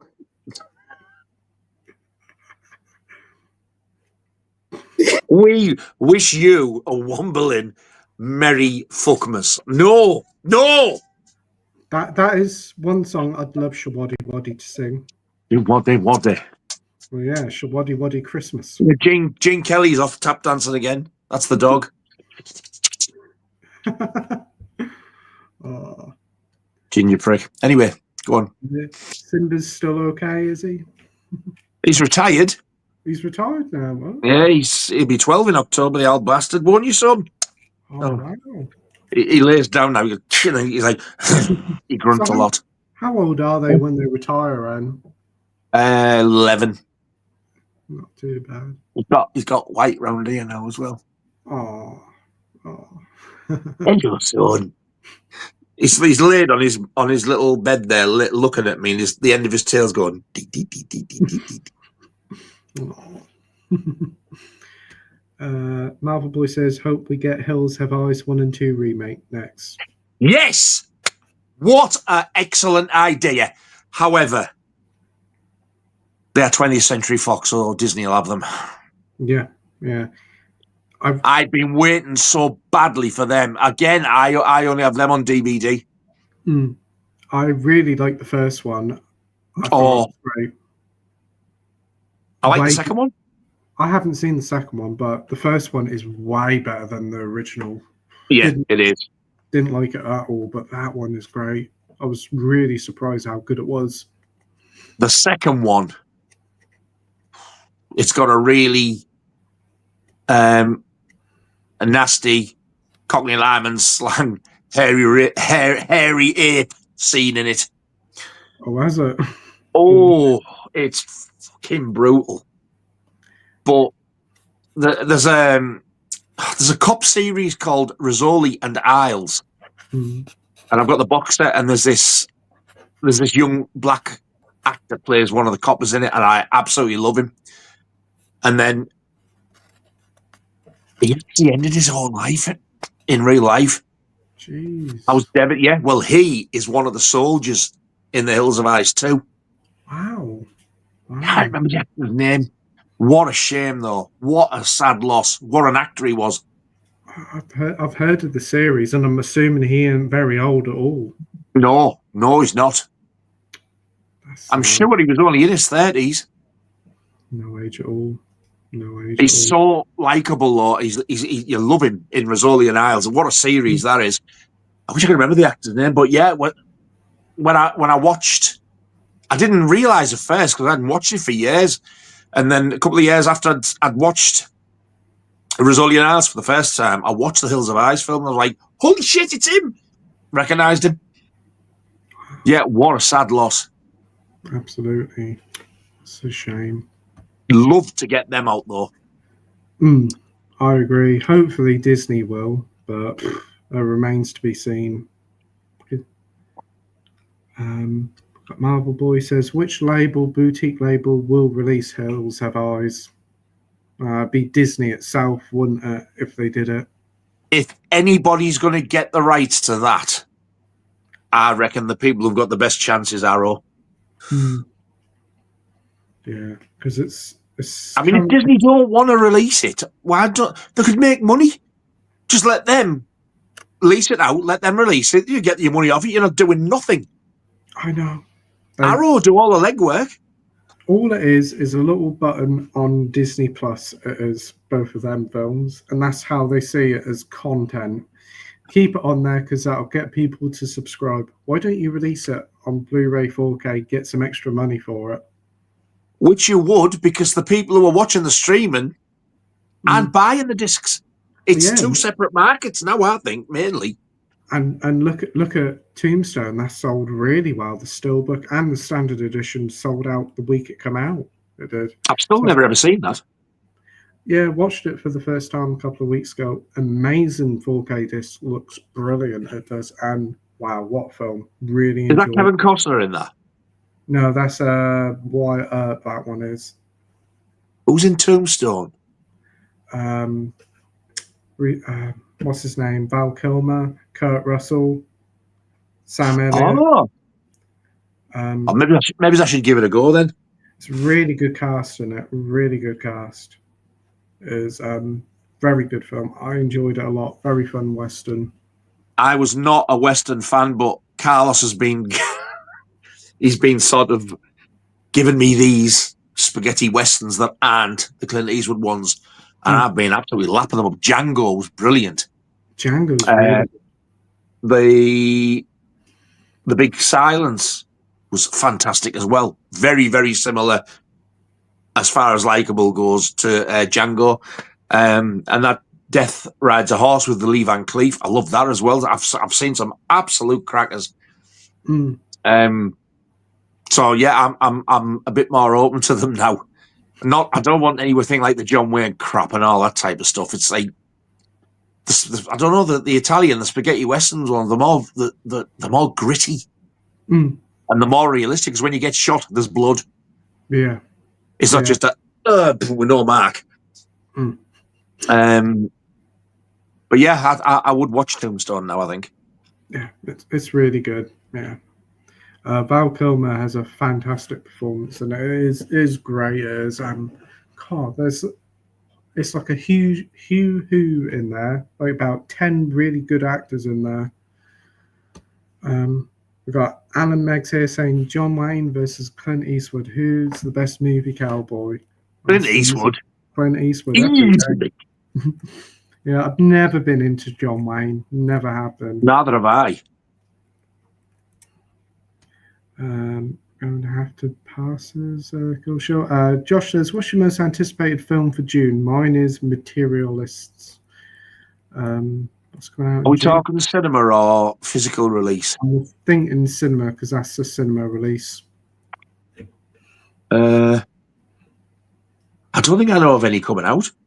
The ones I can think of personally that I'm looking forward to that I know are coming out are Terrifier 4, Scream 7. And there was a couple I did see as trailers. I can't remember what the hell they were. Like, we went to see Sinners. There were some trailers. I'm like, oh, I like the look of that. I like the look of that. I can't remember what the hell they were. Oh, there's one. I think it's out now though. There's one where I think I can't remember the name, but it's one word. I think is it called? It's not Tools, but it's something like Tools. It's like where these kids just all walk out of a school and they're never seen again. Oh, that's coming out later this year. That is, I think. I know what one it is. Yeah. I'm looking forward to that, but can I remember what the title of it is? It's a one-word title, isn't it? And yeah. A lot of people have been talking about it. I think that's coming out in August time, if I'm not mistaken. It sounds very intriguing, and the trailer looks absolutely terrifying. Yeah, I haven't seen the trailer, but I've heard so much positive buzz about it. So did you enjoy Sinners? Absolutely loved it. It's brilliant, isn't it? There was 6 of us went to see it. There was me, Laura, Scott, Andy, Carlos, and Sammy G. We all went to see it at the cinema up here. And the only one who didn't enjoy it really was Laura. And when I said I loved it, she went, "Oh, God, it was shit." I was like, but now, thinking back, she wants to see it again because she thinks that she's missed out because we were all going, "You're joking, aren't you?" Absolutely loved it. I want the 4K, but just a nice standard with a slip. I don't want Steelbook. Yeah. So when that comes out, I'm going to have that. Just I really enjoyed it. What a cracking film! So different. Yeah, I was held off on it for ages, and I thought, I'll finally see it, and I was like, this is taking a little bit long, but as it was going through, I was like, wow, this is something special. This is great. This is the music in it is great. I think the performances are, and what it does, the second half of the film is brilliant. Soundtrack was fantastic. I loved that music. The post-credit scene was really good as well. I thought people were getting up and walking out. I was going, no, I fell for that before. It gets so far through, and then you get another like a 5 or 6 minute scene. I know. Loads of people gone out and left this. Loads of people left at mine. I mean, the people sitting next to me. People sitting next to me, both of them were bored. They were both on their phones. They were like, "Oh, this is shit." I'm like, "Well, why don't you piss off then? Stop on your phone." So if you haven't seen it, boys and girls, and you're going to go to the cinema or buy Sinners, when the titles start, don't turn it off because there definitely is more. In fact, it's quite an important scene, if I remember rightly, as well. It's pretty much like an epilogue. You need to watch it. Yeah. It even more improves the film. It does. It is so good.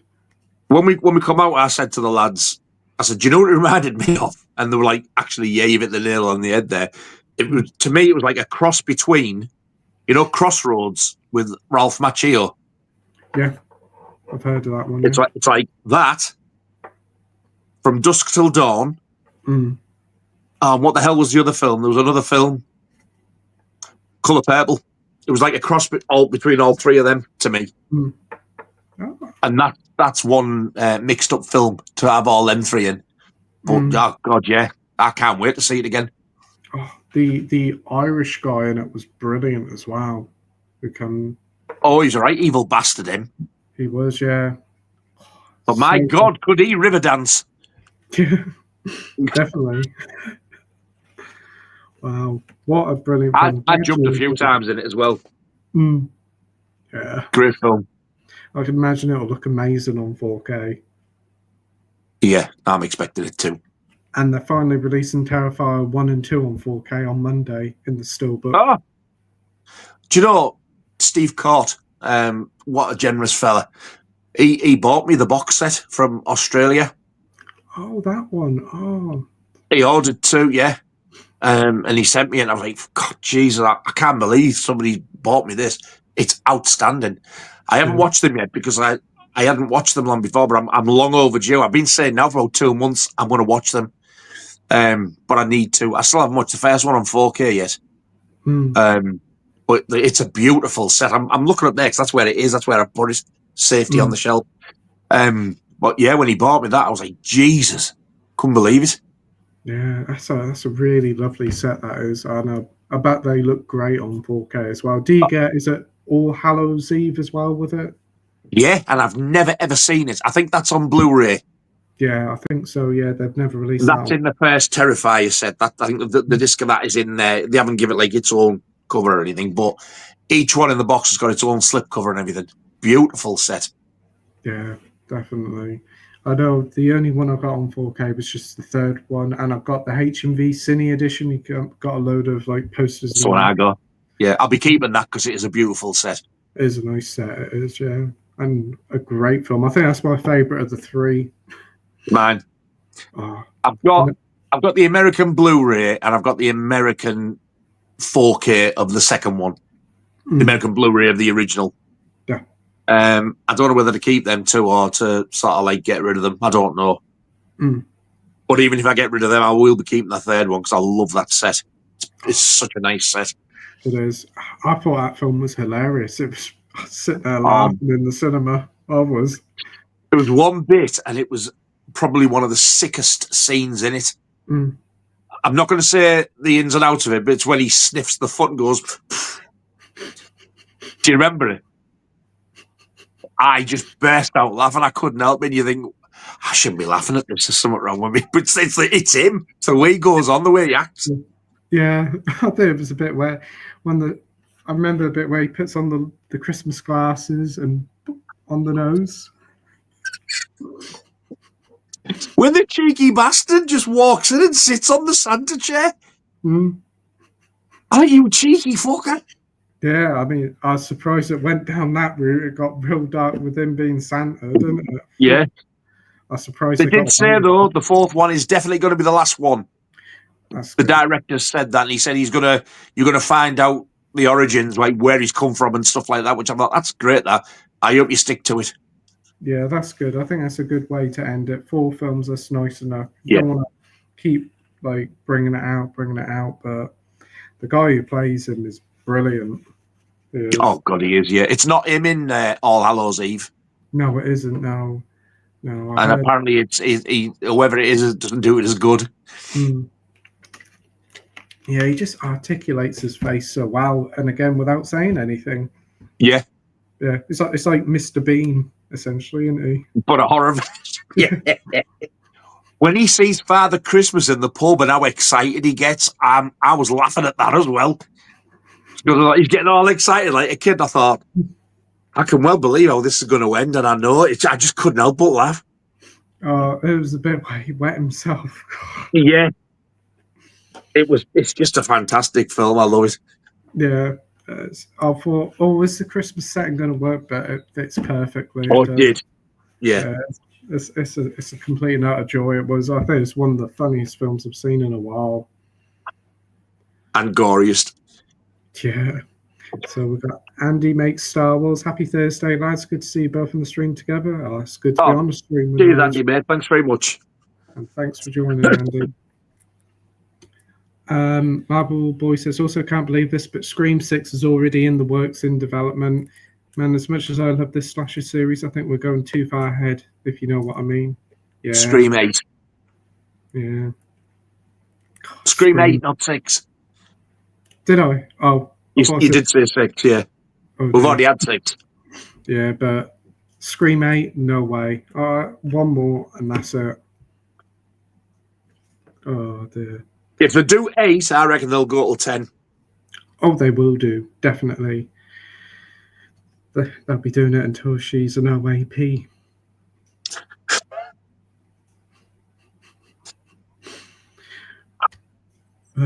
Sai says, I have to say Clint because he's more realistic. John Wayne is a dream version of a hero, very unrealistic, in my opinion.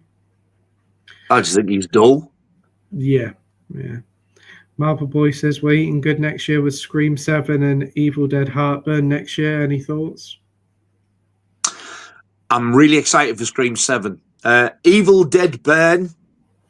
I do want to see it because I do like the Evil Dead films. But on a second watch, I didn't quite enjoy Evil Dead Rise as much as I did that on the first watch. Mm. And I think if Mikey's watching this, he's going to want to shoot me in the face. I think they're going on too long now. They should end them. Mm. But, hey, it happened with the Jaws films. They've ended them, and I'm thinking they should end the Scream ones as well. I don't want them going on and on and on. When you think the original Evil Dead, it came out in here about 81, 82, but they filmed that in 1979. Mm. And it took 2 or 3 years to come out, and they're still going on now, 40-odd years later, nearly 50 years later. It's really like we should have new horror franchises starting off now, like Terrifier, perfect one. I think when people say, oh, the big four and all that, and they always have like Jason, Michael, Freddy, and Leatherface. If there's ever a fifth, for some bizarre reason, some idiots put that little bastard in Chucky. Mm. For me, now the fifth one, it definitely should be Art the Clown. Yeah. He's definitely earned his place as one of the better slaughterers. Oh, definitely. He's a horror icon. He's got so much personality. Yeah. And he's got essences of all of them. Absolutely. In him, I think. And that's why he works so well. So, yeah, cannot wait for this fourth one whenever it comes next year, isn't it? I think it's next year. Cy says he's looking forward to The Life of Chuck coming in June. Never heard of it. Don't know. I tell you one I'm looking forward to. 28 Years Later. That looks really good. No, thanks. I tried to watch the first one. Mm. Oh, my God, about 20, 25 minutes. I was like, I can't sit through any more of this. I was bored to tears. Really? Wow. I just didn't like it at all. So it's not my cup of tea, unfortunately.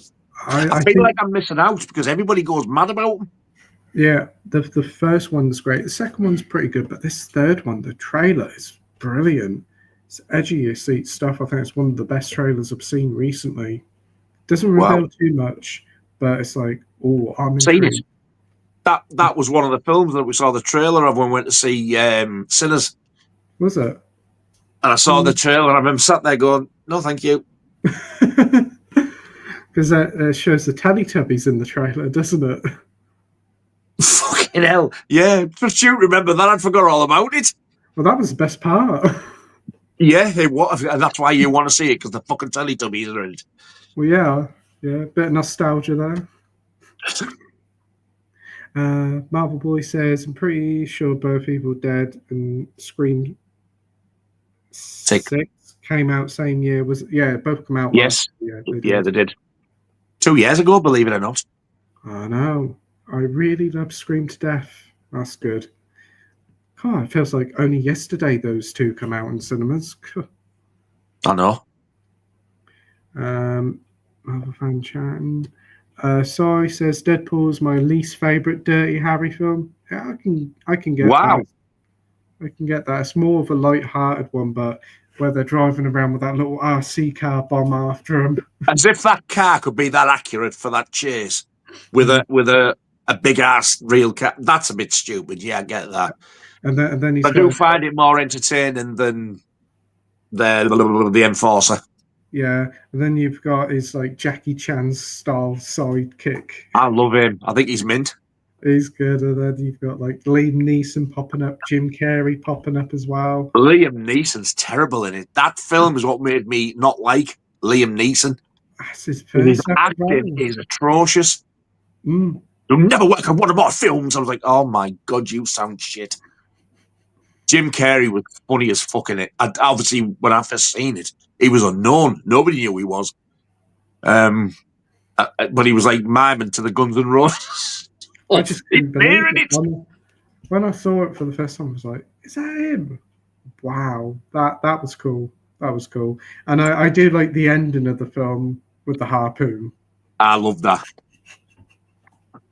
The way they ended it though, and he walks off with the woman, I think, if I remember rightly. Yeah.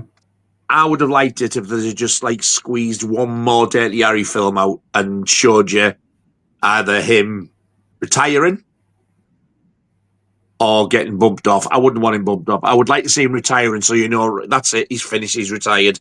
No more. Because they kind of like finish it like the others, where another one could come back. Can't now. He's 90-odd-year-old. Yeah, I think they should have really done one in the 90s, like him aging, retiring, and seeing how the police force has changed even further. Exactly. Perfect end. But yeah, I feel robbed that they didn't end it off properly. I do. Yeah, it's a shame they didn't do it, but I suppose kind of have the essence a bit of it in the Line of Duty or in the Line of Fire, because it's very similar. He's an aged cop in that one, isn't he? I've only ever seen that once, and I don't know why, because when I remember watching it, I was like, my God, I love that. And that was when it was out for rental on video. I've never seen it since. That's one of the best 4Ks I've seen. It's incredible picture quality. It is. I want it with the slip, but getting hold of the slip, Jesus Christ, you got no chance. It's never come with the slip in the UK because it's a Sony. US. Yeah, it was US. Yeah, but wow, I had the Blu-ray for ages, watched the Blu-ray, but the 4K, wow, it's a huge difference. Looks like it was made today. It's that good. Believe it or not, so does Dirty Harry. I can't wait till you watch it. I'm dying to hear your opinion. Oh, wow. Oh, I can't wait to see it. All the way through, we were going, look at the grass, look at that, look at that red, look at that. Can't believe it. Oh, definitely. The thing 4K was made for the older films, really notice it with them. Put it this way, I said, and I stand by this, I think the transfer of Dirty Harry looks better than Jaws. Wow. And they did Jaws frame by frame. That's impressive. And Dirty Harry's older. It just looks amazing. Can't wait to see it now. Cannot wait to see it now. Honestly, it's fantastic. I can't tell you how good it looks. Slipknot fan says, question part 1, did you guys ever know you both have IMDb pages? Even Keith and Scott have one each, but Nigel pages are just a mononym of Nigel, and they've confused him with a rap artist. Do you know why I've got an IMDb page? Because I was on the Kickstarter list to How to Kill Monsters. Really? Yeah. There was they did the book of monsters, and then I interviewed the director and his wife who was in it a year or so ago, and then they brought this one out. So I paid Kickstarter, and part of the things that you got in the credits. So I was in the credits, and then bang, I've got I didn't do it myself. That did it. Wow, I tried to upload a photo, and you can't. You have to have so many whatever it is before you can upload a photo. But yeah, it's definitely me. But it was nothing to do with me. Yeah, I know somebody has made IMDb pages for everybody. I know I've heard that before, like Scott, Ryan, Andy, Mike, everybody has one. And you got detailed how many episodes of the stream everybody's been on. I don't think mine's got anything like that on. Not that I've checked, like. I think I checked about a year ago, and it was like detailed every single episode, who was on, how long it was. It was like, wow, someone's got a lot of time. That's insane. Wow. Kill Shill, you're shocking me here. I've not seen one Dirty Harry film. The shame. That's worse than me never seeing Alien. And it's something I can't unsee. Definitely see. You're missing out. The first one you definitely need to see, but they're all great. Question about 2, because there's 2 music videos listed in the filmography.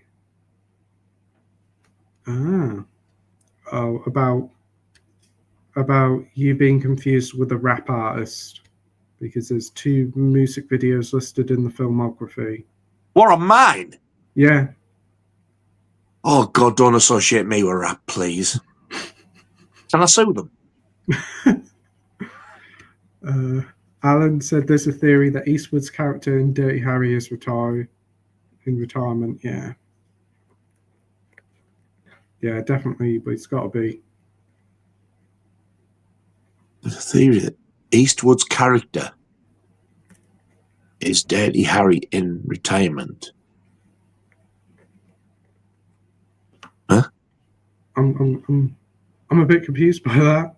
I am. There's a theory that Eastwood's character is Dirty Harry in retirement. What, in a certain film? Is it the Mule? I'm going to say Eastwood's character in what? Is it the Mule? Is it Gran Torino or something? Don't know. I can well believe Gran Torino because what a film that was. That's another one that needs a 4K. Wow. Sandra Locke isn't Alison's Eastwood's mother. Her mother is Maggie Johnson. Wow. Do you know it's actually Sandra Locke with an O, not Sandra? Is it?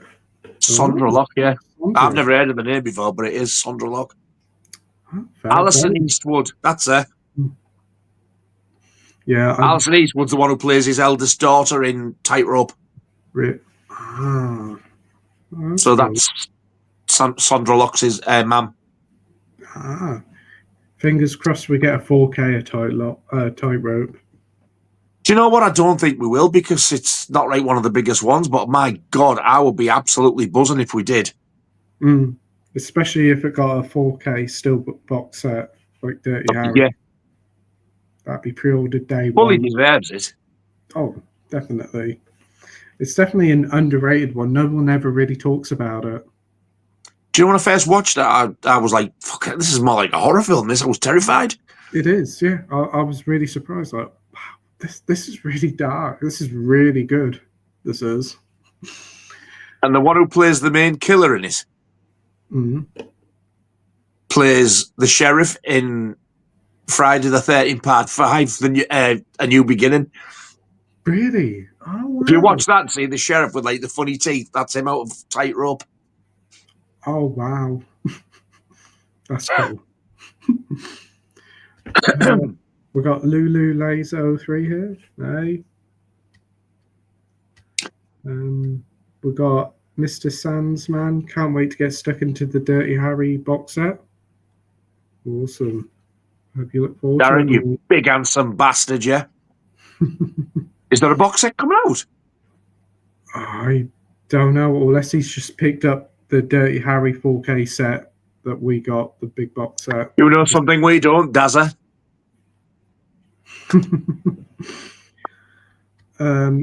Marvel Boy says another remake of The Exorcist is coming next year. I didn't even bother watching Believer all the way through. I thought it was meh. Didn't enjoy it. I really enjoyed Believer.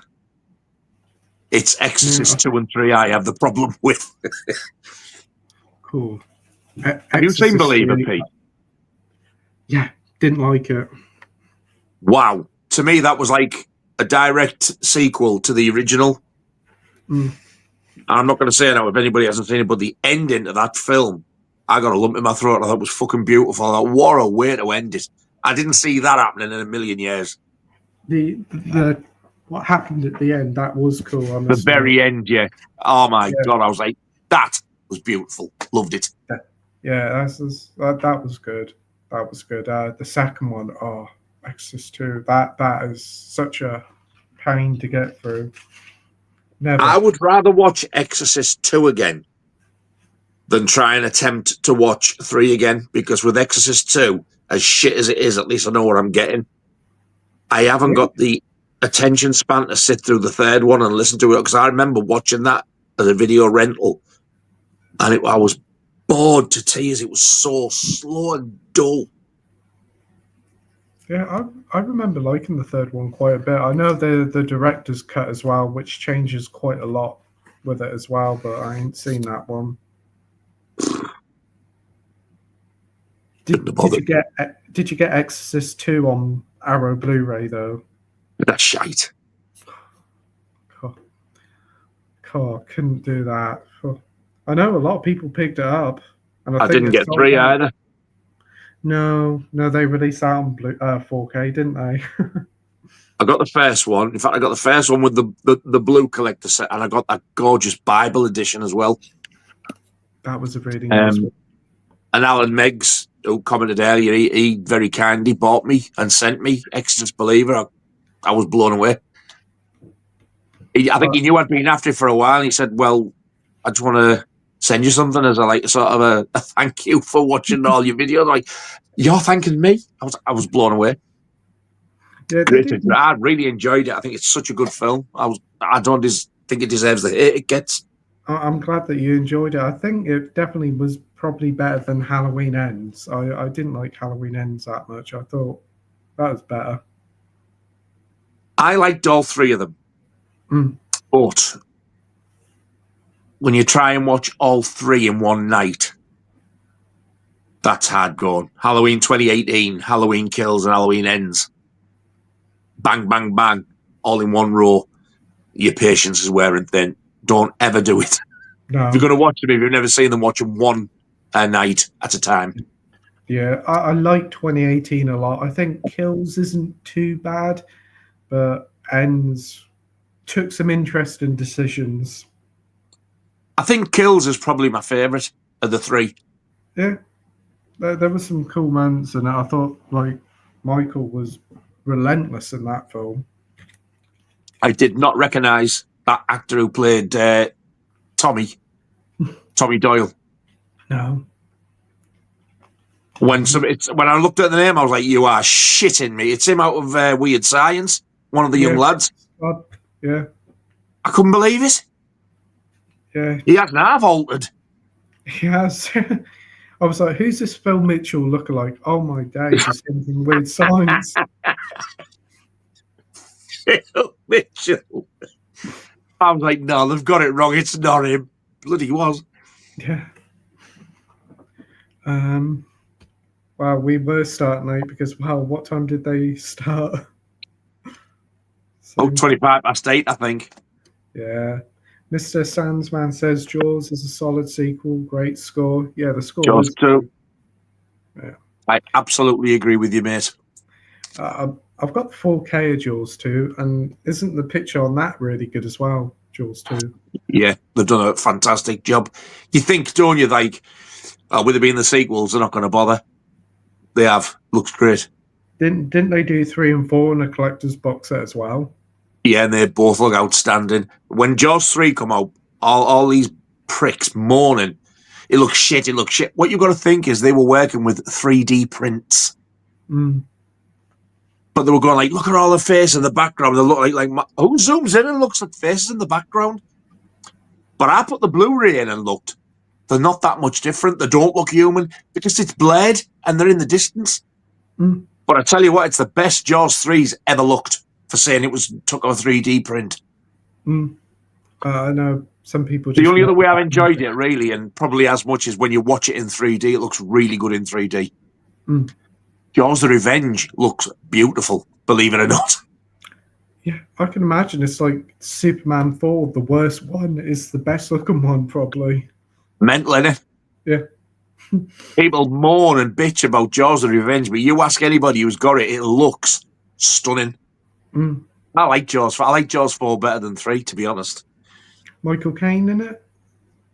That's the fourth one, yeah. Yeah. Oh, man. Jaws 3 is Dennis Quaid. Oh, dear. No way. What is it? A bookend.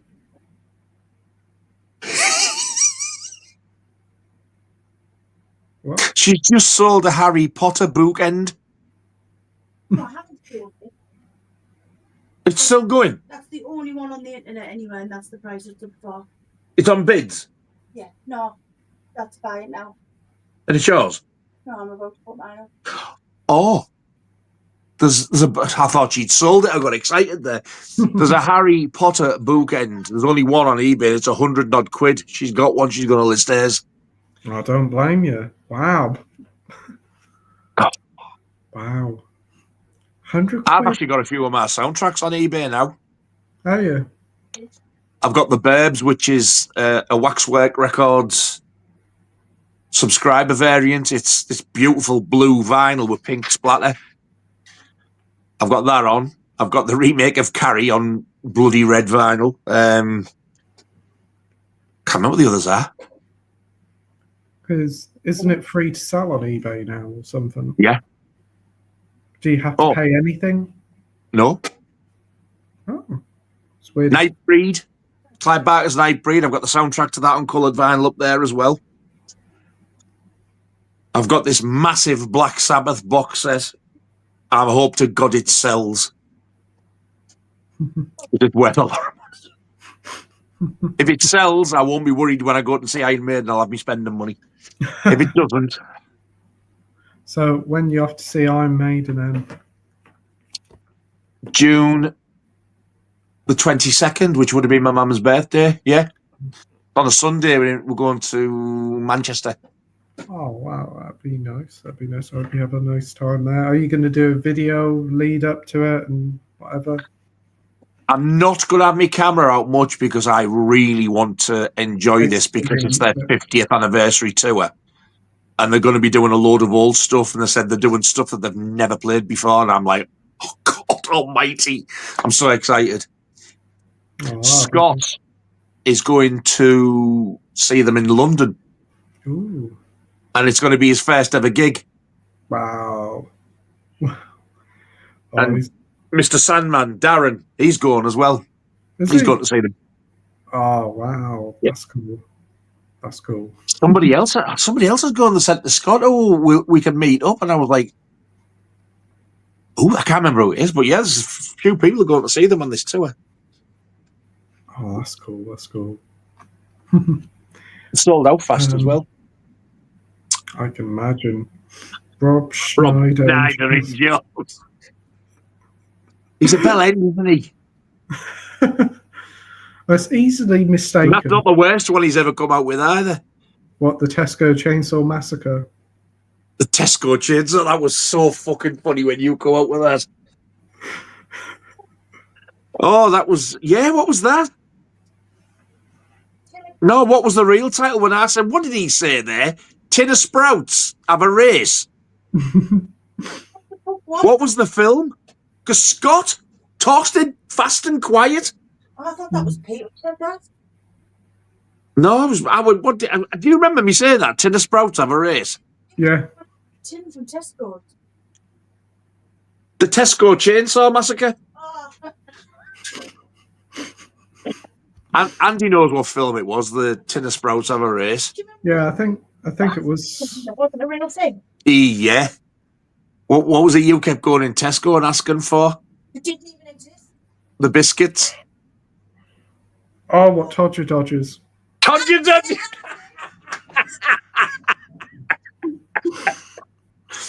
Oh, we haven't got a name, but I've heard of them. That was the funny part. Remember asking this guy, I said, hey, you got the new McVitie's Todger Dodgers. He said, I'll go and have a look. I'll go and have a look. Fucking hell, man. Said, they ain't here yet, but I've heard of them. I think I've seen them advertised. I've heard of them. Yeah, all right, mate. I think I've seen them advertised. Yeah, I said to him, they got like a nice creamy filling. He said, oh, I have to keep out for them. Todger Dodgers. Oh. And I went to several different places and they were all like, yeah, I've heard of them. And another one said, oh, I remember having them as a kid. Sound like Jammy Dodgers, which is probably why. Oh, I had a few Todger Dodgers when I was a kid. Jimmy. I keep forgetting what time he starts on a Thursday. 7. No, well, it was supposed to be 8. No, it's somebody else. It was 8, yeah. But it wasn't. It was a bit later than 8. I think yeah. Else a stream. Before, Because there's another comment saying they finished early. Yes. Yeah. I was going to comment and say they're gossiping like old women. I thought it was awful. Oh, what? Ex-believer. Oh, right, yeah. Oh, I liked it. Nobody will change my mind. Exorcist believer. 19 watching, only 6 likes. Come on, guys, let's click the like button. Thanks ever so much, Si. Cheers, Si. Yeah, No, Nigel from Rockgod from Keith Stream, absolutely. Yeah, but I was on Pete's before that and Scott's long before that. and the Video Nasty ones with John as well. Yeah, they were the first ones. That's where that was the first one I was ever on. Yeah. Yeah, I remember when we first asked you on the stream, you were ever so nervous coming on, weren't you? You were like, oh. John said to me, Pete might be asking you to go on his stream. I went, Pete. He went, Playtendoguy. I went, him with the long hair? He went, yeah. I went, watch him. You know him. I thought once you had a YouTube channel, you were all fucking famous. Because of course Nigel is so shy and retiring. I was shitting myself when I was like, hey, I don't think I can do it. John went, go on, they're a good bunch. You'll enjoy yourself. Yeah, I think it was just me and Andy on that night because I don't think Mike could. I think it was, yeah, because Mike was on holiday. Yeah, and we were like talking ages before we even went live, didn't we? Yeah, no, you can't fucking get rid. But Things like moving on quickly. I'm saying nothing. I watched Sinners. Okay, it was pretty good. Definitely worth a watch, but highlight of the year from most people. I beg to differ. In my personal opinion, it was teeny, tad overrated and overhyped. I didn't really know a great deal about it, to be honest. I had most of it kind of spoiled by people putting pictures on Facebook because they can't help themselves. But I was like, even though I knew kind of what was going on, I was like, wow, this is a great film. And the leading guy, he's great. Like, he played the role twice, didn't he, Michael B. Yeah, Jordan. The twins, yeah. He's very good because he's in Creed, isn't he? Which I only sort of realised, I think it was yesterday or the day before. I was just sat there, and when I was looking at the Sinners cover, and I was thinking, where have I seen that face? And for some bizarre reason, I thought of Creed. I was like, he's in the fucking Creed films. I still need to watch them, actually, because I've finished all the Rocky ones now. Well, I mean, if that's the case, then he must be a cracking actor because he was great in Sinners. Yeah, he directed the third Creed film he did. Really? Yeah. I haven't seen it, but I've heard it's pretty good. I've heard it's really good. What nearly put me off Sinners was the title. And I think I've seen a bit of the trailer. I was like, Sinners, this is going to be religious, this, or voodoo or something. I thought it's going to be a load of shit. But then when all the lads came up and we went to see a film, it was out of Sinners or that other one that somebody said wasn't good, the two-word one, horror film. Can't remember what it is. It's still showing now, I think. Until Dawn? Yes. Yeah. I was leaning more towards that, but these were all going towards Sinners. I'll go and see Sinners. I want to see that anyway. See what it's like. I'm glad we did. Oh, you definitely made the best choice there. Yeah, I was outnumbered, but I was pleased. Yeah, I had the choice between Until Dawn and Sinners, and I thought, I'll go see Until Dawn first, and then saw Sinners the week after. But I was like, I'm glad I've seen it. Nevertheless, what a great film it was, Sinners. Deserves all the praise it's getting. I agree. Bad Lieutenant says, evening, you handsome devil. But that's enough about me. How are you, Stu? Bloody hell. He's back. Mate. That's been a blooming long while. Hope you're doing well, mate. Great to see you here. I'm doing well. Killshaw says, not seen a decent horror this year to beat last year's Oddity. That was pretty good. Yeah, Oddity. I remember watching that. So Shudder releases very creepy and disturbing sort of film. A bit slow paced. I don't know whether be up your street, Nige, but no, I did enjoy it. I'm definitely not one of my favorites of the year, but I remember liking it quite a bit. And there's like this creepy, like clay character in it on the front cover of the Blu-ray, and it is pretty creepy. It is. Ooh. It's not very long. It's only about 80 minutes. It is, so it's a pretty short film. Wow. So is that actually on Shudder? Yeah. Well, the Blu-ray I got is a Shudder release, so yeah, it should be on Shudder. Oh, I might have a look. There's way too many plot holes and hella confusing. Sinners was. Sinners, do you think? There was one bit that I was like, what the hell is going on here? And then it clicked, and I thought, I told the lads what I thought it meant, and they all like seemed to agree. I think it was where like they were all dancing. Yeah. And I was like, why is there somebody with a guitar like in a heavy metal band stand playing in front of all these? And then there was like somebody else, and then the next shot they'd gone, and I thought, I took that as this music that they were playing, like the blues. It was showing you all the other genres of music that the blues has influenced. Yeah. Yeah. That's what I took that as. And I thought, apart from that, everything else was pretty much straightforward running. Yeah, yeah. I thought it was quite a clever little scene, and like all the different types of music playing. Yeah, it didn't really bother me at all. I thought it was a pretty nice little touch, and like it does lean heavily into the music that film does. Mm. If that's what it meant, then yeah, I think it's quite a little clever thing to do. I hope I've thought it right. Mr. Sandman says, Kill Shield, I can recommend Bring Her Back, one of the best horrors I've seen in a while. Never heard of that one. Bring Her Back. Never heard of that one. I'm intrigued. Marvel Boy says, we have to talk about this one. Has anyone seen the official trailer for it? Welcome to Derry, the Pennywise prequel to the movies. It's on Hobo. I'm intrigued they brought back the Pennywise. It's on Hobo. It's been so long since the film. I ain't too fussed, to be honest. I've not seen the teaser for it, but who's going to play Pennywise? Surely they haven't got Bill Skarsgård back. I don't know. They might have done. I'm honestly not sure. If they have, that would be a big fucking plus for me. It's been in development for ages. I mean, if the reviews are good, I might give it a shot. But the second film was a bit disappointing, and like, do we need a prequel to it? I loved the second one. I thought I liked it better than the first. Oh, I like the first one better than the second one. I thought the second one just went on and on and on. Most people say the first one, but I don't know. Just the one of the jump scares in the second one, I nearly shat me pants. Oh, I know which one. Yeah, there is a really creepy one. Is it in the house? No. Which one's is it? It's the big statue on the field. Oh, yeah. Yeah. My ass fell out. I did not see that coming at all. Well, it's the same with the Friday the 13th prequel series. That's been on and on and on for a couple of years now. Now they've got who's playing Mrs. Voorhees as well.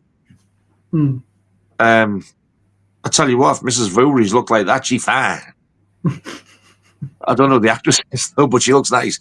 I'm gonna have to watch it. I will have to watch that to see what's going on. If it's absolutely shite and it gets a Blu-ray release, I won't get it. But if I love it, I'll be rooting for one. Yeah, I think it'd definitely get a Blu-ray release, and if it's really popular, it will get a 4K because they normally do. Mind you, Wednesday never got a 4K. Got Blu-ray, but not 4K. But that's Netflix. Well, it's a miracle it got a Blu-ray. I tell you what, though, the Blu-ray looks fantastic. I have to do the same with season 2. He's hoping. Oh, I'm sorry to hear that, Bad Lieutenant. I hope hope everything gets better soon. I thought you'd been quiet a bit lately, mate. Right. It's definitely a prequel. Okay. Lot of repeat questions here. I don't know whether the comments have glitched out.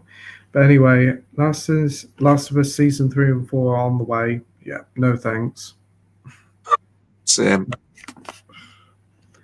Josh says, I've noticed HMV has stopped the $9.99 4Ks and now done $11.99 with any purchase. Greedy bastards. Yeah, did you notice that they had 2 for $25 on not so long ago? Then the following week it went up to 3 for $50. Oh, the 3 for $50 is a rip-off. I don't even see the point in that. Now, I got a thing today, and I thought it was HMV, and it wasn't. They were doing 2 for $30, but it was another company in America, I think. Yeah, a lot of places are still doing 2 for $30. Zappy, Rare Waves, so I don't know why HMV are not doing it. No, so basically you're getting 2 for $30, and then you're paying £20 for your third one. It's not worth it at all. No thanks. I did the 2 for 25. I got Constantine with that and Joker 2 Steelbooks. That was pretty good for 25 quid, 2 4Ks. But there was 2 I wanted, but I just didn't have the money. Then when I got the money, they'd gone back up. It was I wanted the Terminator and Twisters. That both were there with the slips. And Twisters was really new as well. Both of them were new releases. Have you seen the new Twisters? It's pretty darn good. No, I absolutely love the original. I haven't seen the original in years, but I remember liking it. But the new one, we went to see it at cinemas, and I thought that was a really good bit of fun. Felt like an old school film, it did. Felt very 90s. I was talking to Keith about this at one point. The original Twister, he said there's a bit where, you know, when it's on its way, Bill Paxton says something about it's going to be green or it's getting green. And people just were thinking, oh, yeah, it must mean green to go. But when the 4K come out, the sky was green and everybody went apeshit. That looks stupid. It wasn't like that. But apparently, before a Twister strikes, the sky turns green. So the 4K making the sky green was the correct colour. Oh, that's cool. And the comment that Bill Paxton says about green, that's what he was referring to. But in the old DVD and Blu-ray releases, you didn't see that. It was grey.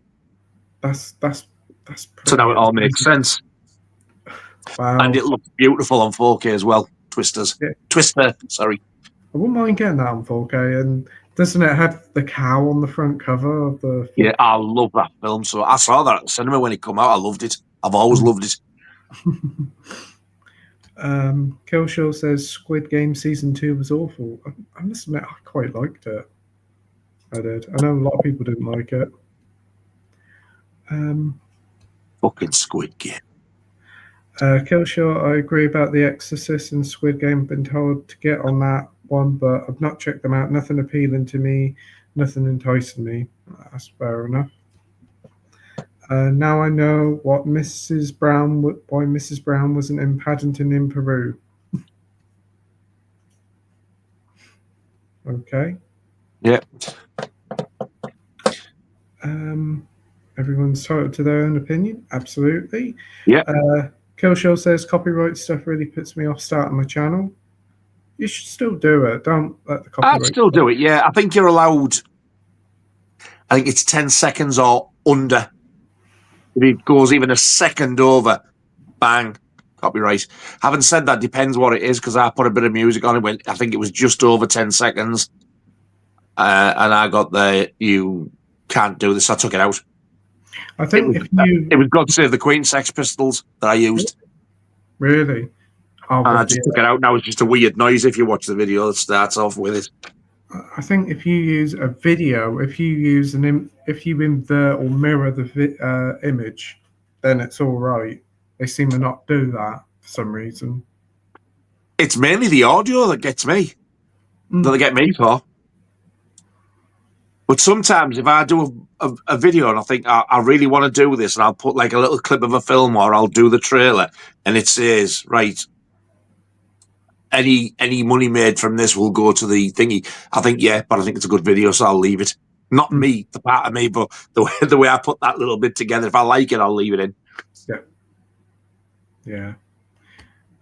Considering he only has 1.7k subs, not millions, it is stupid. Mind you, they do attack smaller channels more than the bigger ones, because obviously the bigger ones have more of a say. But don't let it put it off you. Still keep on making the content you want to make. Yeah. I'd definitely be up to seeing your stuff and getting you on the channel, having a chat with you, mate. Last film watched was the film version No Sex Please with British. Not bad at all. God, I remember that being on the telly. I've never seen it, though. Never heard of it. It's like an old sort of... Arthur Lowe's in it. Oh, dear. It's a comedy. It's not like a sex comedy out like that.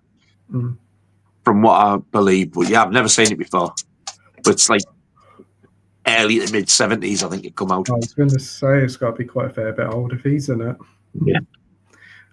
Slipknot fans saw Until Dawn and thought it was pretty okay. A lot of cool horror scenes. Glad to hear you like it. French March played Dr. Jekyll, I think. That's cool. Frederick March, that's him. Ah, cool. Cheers, mate. Yes, that was the very fellow. Nice. Anyone picking up or pre-ordered the limited edition of Species from 88 Films? It appears to be the same as the Master of the Universe limited edition set. Nice treatment for it. I like the film. I don't think I'd get it on 4K, but I do like it. What about you, Nige?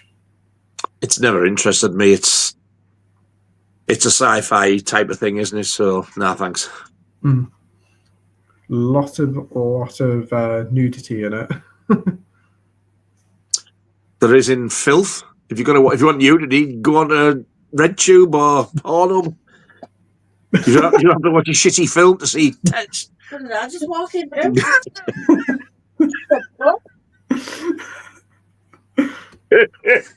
go back and start this out, thank you.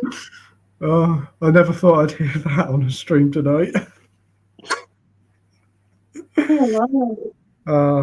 Marvel Boy says, how's the gaming side of things going? Playing or collecting much lately? Yeah, I got the new Switch on pre-order and I got a Steam Deck today, so yes, still into the game and probably a bit more than the films, but whenever there's a big film coming out in the cinema or a film I really want to pick up on 4K, I'm still there. Has Laura completed Hogwarts Legacy yet? Because I remember the last time we spoke. Have you completed Hogwarts Legacy yet? I think that was a strong no. It's like, oh, you've completed 0.5%. It's so fucking detailed. I haven't played for a few months, man. Not just the PlayStation, but I swear the shit that's burnt onto that TV screen now is horrendous. Yeah. You can see YouTube.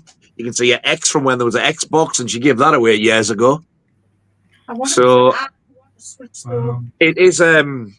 It is that I pay that, where you pay monthly, the insurance and stuff. Yeah. But I don't know if they can repair the screen, and that's what worries me, because with it being a 3D telly, I've got 3D films. Screen, yeah. How old is it? I think we got it in 2016. Yeah. Was that in 2016 or 17? The thing is, they don't make 3D TVs anymore, so I don't think I'll have any spare parts for them. And do you know the stupid thing is? My mate Mark, who's in the band, he said to me, 3D, it's only the software as well. It's got not really anything to do with the screen. It's the software. So why don't they just say, say if the telly's like, I don't know, $1,000. If you want 3D, add an extra £100 to £200 on it to have the 3D fit in. I've been saying, give us the choice. Don't worry, it's one in the bedroom's 3D, but that's starting to go now. Yet they still make the 4K Blu-ray players 3D compatible. Yeah, it's so just not the telly. I know, the VR headsets. You can watch 3D films in them as well. They're pretty good. What, from your Blu-ray player though? Yeah.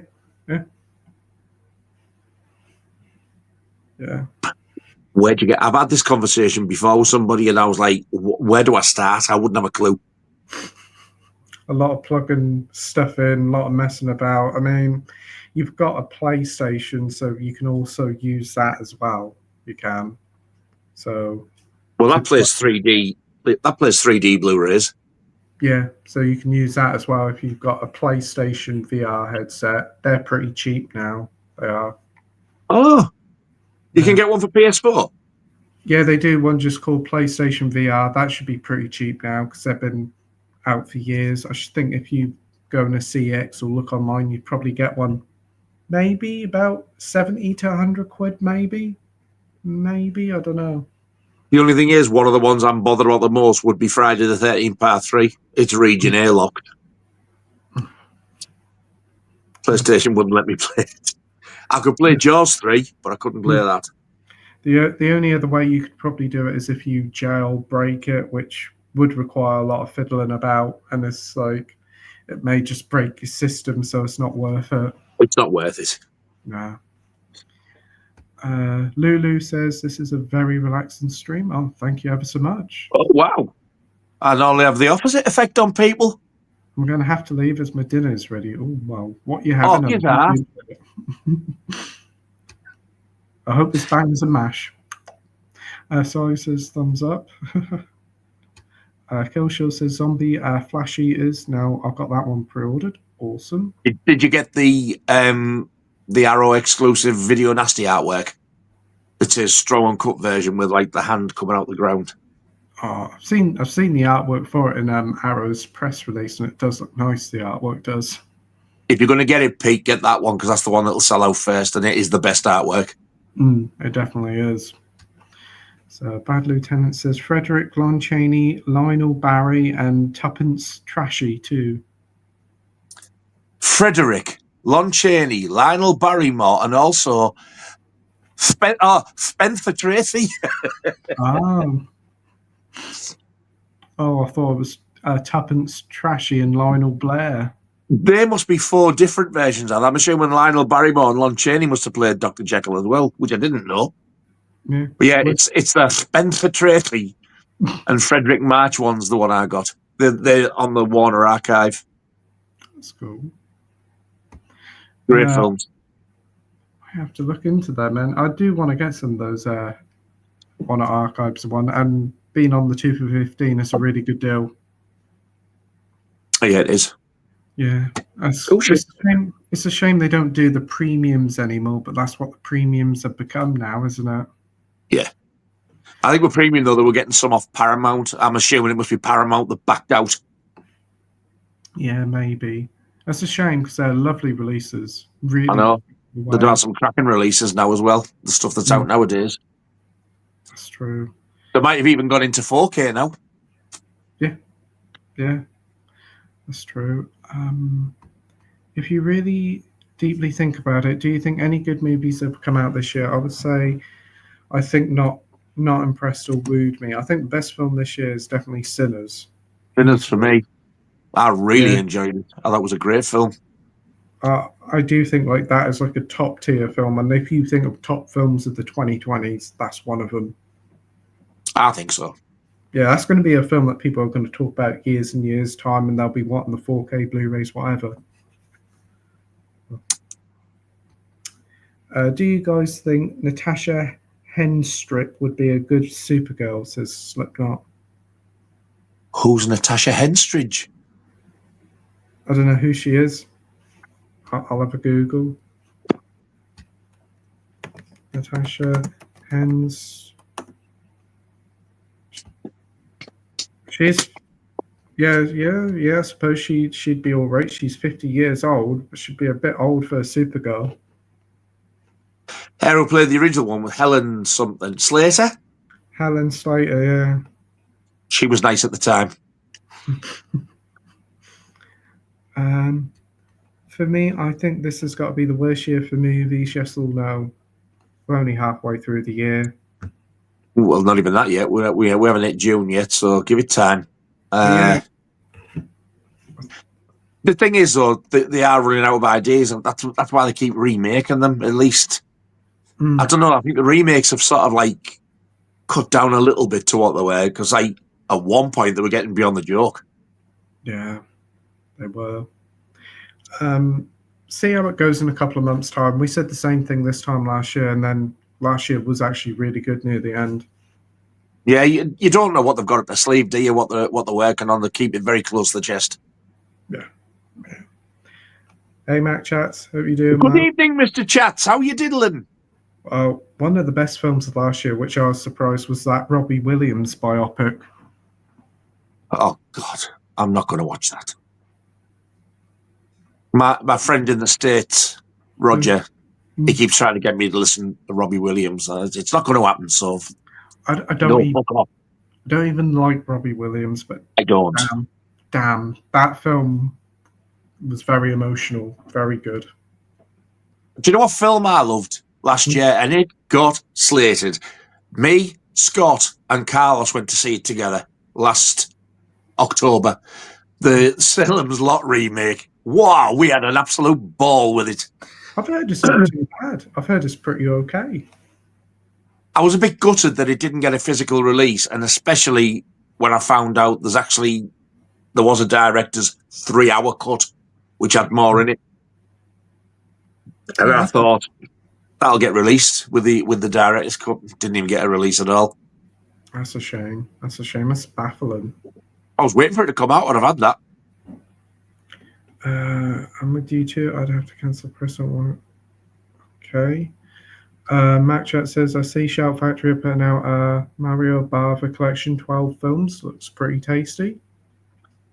I heard that today, but I don't know what the films are. I don't know many of his films. I know I've got one somewhere. Didn't he do? Oh, God. There's a Video Nasty he did. On the Video Nasty list, it's called Bloodbath. But it's called something else that everybody else knows it as nowadays. Oh, man. I can't think what it is. I'm sure it's a Section 1 as well. I'm sure he did it. Shit. Hang on, I've got my book. Have I got Section 1 on here, or did I lose it? This is my Video Nasty book. Yeah, Section 3. Hang on. I do have a new one somewhere. Where the hell is it? My green book. Oh, Christ knows. A Bay of Blood. A Bay of Blood. Oh, yeah. I'm sure he did that. Wasn't that an Arrow release as well? Yeah. Yeah. I think the last release it had, to the best of my knowledge, was that, you know, the white boxes with the window box in. Yeah. That's the one I've got. I'm sure that was the last release it got. If that's in the box set, because I'm assuming it's a 4K release as well, isn't it, that's coming out? It's got to be, isn't it? I'd love to know what's in it. I haven't seen what it looks like or anything, but I've heard a couple of people say, oh, Scream Factory are bringing out a Mario Bava collection. I need to go on their Facebook page and have a look. I went into Cash Converters before Christmas and I found the whole collection of all the window box editions of Arrow films, and I had all of them. All 2 or 3 of them were still sealed, but they were all of them in the Cash Converters. I was like, oh, they're selling them all as one batch. They were selling them separately for 50 quid a pop. Yeah. I thought, oh, these are probably going to be about a tenner. I might pick up a couple. 50 quid each. The sealed ones were 80 quid, and if you wanted the whole lot, it was 1,200 quid. Yeah, they'll still have them. Oh, the place is shut down now. I'm not surprised. You know what? They've gone on eBay, saw somebody charge a silly price for it, and thought, yeah, we can get that. Greedy bastards. I've got some, but I don't have them all. Anyone getting the Arrow release of Taken Pelham 123 on 4K? I have never seen that film. I haven't. I've seen the remake. I really like the remake. With John Travolta? Yeah. I haven't seen that either, but the original is Robert Shaw. Oh. And another mate in the band, Kev, it's one of his favourite films. I remember I lived with him briefly. And when I was there, I remember him buying the DVD. I went, never heard of it? Robert Shaw's in it, the Taken of Pelham 134, whatever it's called. I was like, never heard of it? And because the way he described it, I was like, so I've never fancied it, really. I've heard the 4K, if it's like the Shout Factory release of it, is one of the best 4Ks. Picture quality is excellent. It is. So Shout Factory already released it? In America. It came out a couple of years ago in America, and everybody was saying, oh, this is a really good release. So if it's the same release, could be. Well, it might be. It might be the same. It might be the same scan, because I know Arrow port, when they do the same one that Scream Factory have done, they do port a lot of the extras over as well. So it might be. It's one I'm keeping an eye out for. I may pick that one up because, again, with like Robert Shaw, and I did like the remake, so I'm looking forward to giving it a shot. I may get it. It's got Johnny T. I'm laughing at that daft bastard. It's got Johnny T in it, so I'm happy about that. So we've got Marvel. Good old your mate Johnny T. Hi Pete and hi Nige. Hey Marvel fan, hope you're doing well, mate. Hello, mate. Marvel Boy says movies are not the same anymore, not as good as they will. They don't do them like before. For examples, 80s, 90s, early new, not 2000s. Everything's a remake. Absolutely. True. Never beat the 80s and the 70s for films for me. Absolutely. Yeah. More misses than hits. Sorry to say. Yeah. We've got The Bad Lieutenant. Any Doctor Who up to, and including David Tennant, are worth watching. The rest is shite. Yeah. Shite! I've had that for a while. Start that again, please. I'm getting up with Scott, the little twat. Shouldn't that be exterminate you, Nige? Yeah. I've got the exterminator window box. Killshaw says Doctor Who is a woke, nasty propaganda from the alphabet people who are pushing PDF agenda. That's called that PDF file. Yeah, I think I know what it means. Yeah. PDF file? No, he said it's the Doctor Who is woke, nasty propaganda from the alphabet people who were pushing the PDF file agenda. I don't know what the alphabet people is. It's shit that you've got to talk in code like this, isn't it? Because just in case it upsets somebody. Alphabet people is LGBTQ plus all that stuff. Oh, that fucking lot. They get right to my nose. You've offended me. I don't fucking care. I do agree that it is very nasty now, very mean-spirited. It's not my Doctor Who anymore. And once this... the alphabet community.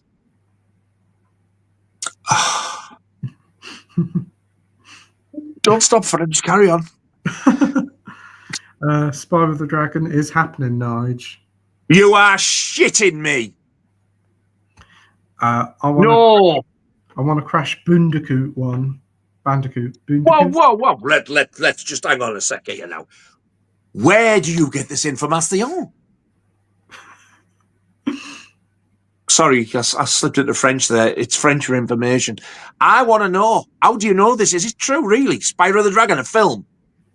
I think they want to do one. It wouldn't surprise me. There's going to be talks of it, definitely. If that happens, I'm going to do a sex wee. Oh, it's going to look like the original game, though. Yeah. Hopefully it does. And I've Nasty Nork. It's got to be the same, like a very similar story, or they'll ruin it. Yeah. Oh, wow. From Doctor Who to The Last of Us, the girl says she's going to be a dad. 666. The girl says she's going to be a dad? Yeah, there's a couple in it. One of them's pregnant, and the other one says, "Oh, I'm going to be a dad." Oh, we both watched it, and Amy was like, "What the hell is this?" The dialogue is so cringe. It is very cringe. It's ridiculous. Yeah. And then they fuck off. The only thing about the Minecraft movie, it's infinitely better than Snow Woke. Snow Woke and the Seven Gimps. Couldn't pay me to watch that film. For that girl, she is obnoxious. She's on a right power trip there, like. Yeah, she's fucked her career up. She has. Good. She deserves it for being a dick. Absolutely, and having to go at people is like you're having to go at your audience and then wonder why nobody sees it. You ain't got nobody to blame by yourself. Disney will probably get rid of it now. Say, get lost, bitch. You're not doing no else for us. This is the thing. It's like these celebrities talk too much like that now. They just need to keep stum. Can't help themselves. No. Crash. I'd like a Crash film as well. Yes, I'd watch that. Crash Bandicoot. Oh yeah, definitely. Rayman. Rayman? Possibly. No. Jack and Daxter. Jack and Daxter. Wasn't that the game that Insomniac Games brought out after the whole Spyro thing finished? Yes. Yeah. I remember seeing the cover, but I never saw the game. It never really appealed to me. If it's not Spyro the Dragon, I'll lose interest.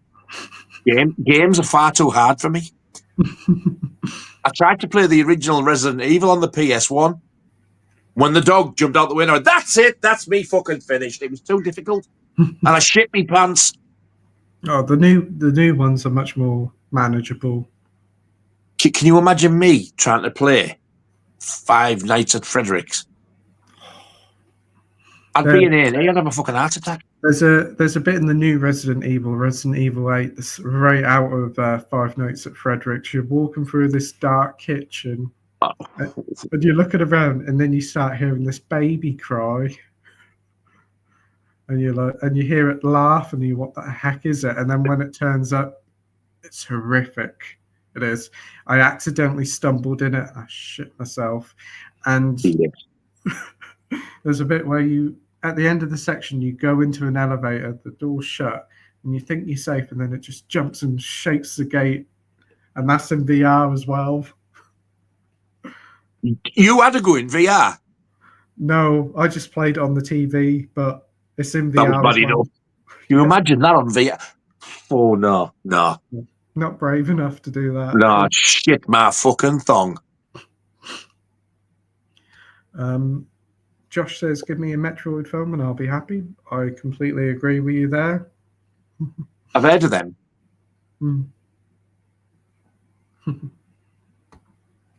I think. Yeah. It's a bit like Alien, so you might not like it. You want live action? How would you do a live action Spyro? It's got to be CG. It has to look like. I would like a Spyro to look like the game, so I would like it, you know, like that same animation that like Toy Story's done in, or Monster House, that type of stuff. Yeah. But I would want them to use the original Stuart Copeland soundtrack as well, because you cannot beat that music. It's amazing. Yeah, because for the remakes, they still kept that music and also gotten back to remaster. Loads of others as well, yeah. Yeah. He for the 3 games, Stuart Copeland did them all. Why has there not been a Spyro the Dragon soundtrack on purple vinyl with yellow spots? That sounds like a winner to me. I don't know why it hasn't happened. Because the bad game soundtrack, it would sell. The music in that is absolutely amazing. It is good music. It's a wonderful little series, and we haven't. You can tell it's in because it sounds very much like The Police. Yeah, we haven't had we haven't had a new Spyro game in years either. It's such a shame. I've still got the ones on PS2. They're unplayed for years, obviously, but yeah, you'd have thought they'd have remastered them and brought them out for the PS4 as well. Yeah, I remember the 8-hour streams. Yeah, we do. Yeah. Back in the day when we had more stamina, that sounded wrong. All out of stamina. I remember the Scott streams used to be quite long too. Yeah, they did as well. And Scott's aren't as long as Pete's. Well, no, I've always got the longest one about. Oops. Well, that's what they do say anyway. We've measured. Oops. But yeah, Scott's used to do like 2 hours, then 3, and I think he did a little bit later on. But like the chats afterwards were till about 4, weren't they? Originally, when Scott did them, like I don't know if he did them before I was like on the scene or out, but when he first started doing them, like when I was on with him, he burnt himself out. He started 2 hours, I went to 2.5, and sometimes he'd do 3, so it was 8 till 11, and he was back up early. And then he was doing stuff like doing a video for everybody who reached milestones. I said, stop it. Nobody expects it. You don't have to do it. Nobody does it for you when you reach yours. Stop it. You're doing too much. So that when he stopped doing the streams, we were like, that's it. He totally lost interest.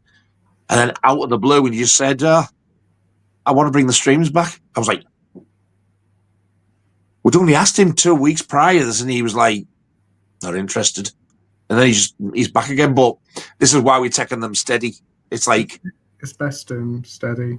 Every 2 weeks, or even if it's like one a month or whatever. It's been one every 2 weeks so far, and it's been plodding on nice. It's good that way, I think.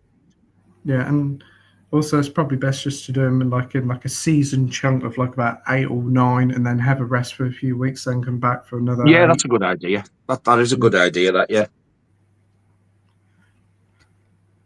Ooh, about bloody time. The remake's not bad, but the original is something else. Hope it'll get a Blu-ray release too, as I don't have it on 4K. That's taking a Pelham 123. Right. Brutes and Savages Nige came across that the other night and gave it a watch. A section 3, I believe. I'm not into those type of docudramas myself, but have you seen it? Yes, I managed to get it on DVD.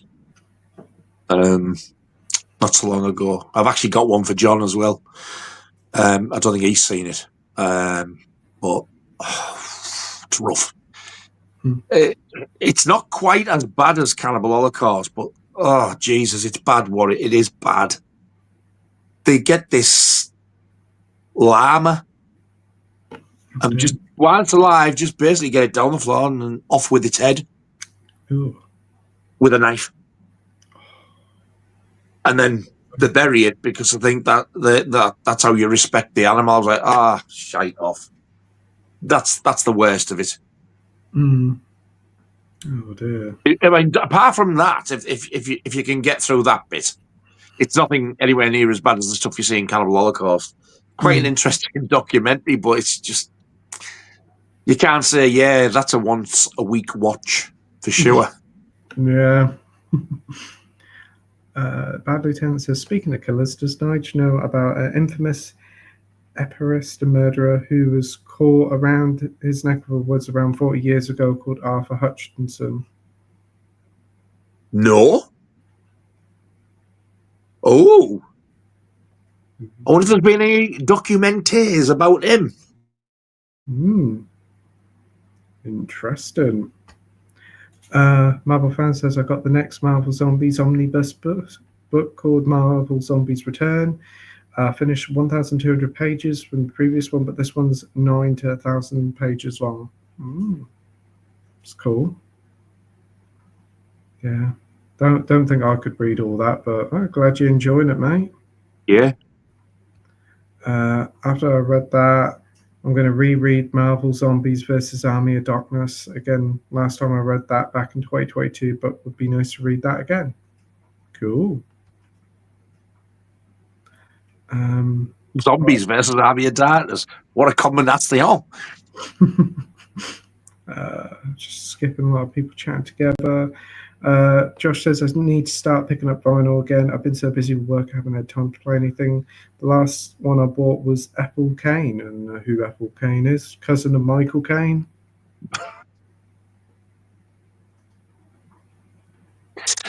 Oh, niece of that fella, Wooden. And his sweet little sister, Sugar.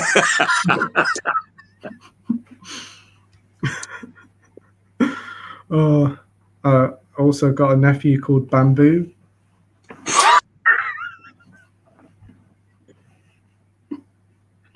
And he's got a poor disabled brother called Walking. Look at you fucking started now. I regret none of it.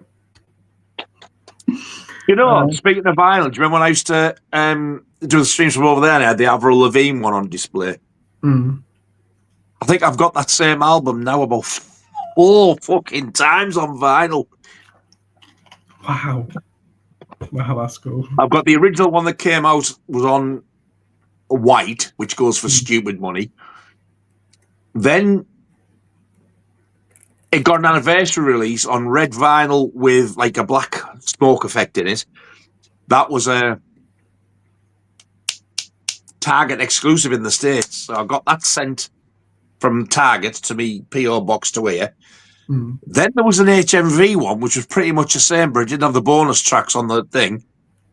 So I got that, and I think the bonus tracks are on. They're just not listed on the sleeve. And then they brought out another coloured vinyl one of it. with the original sleeve. I can't remember what colour it is now.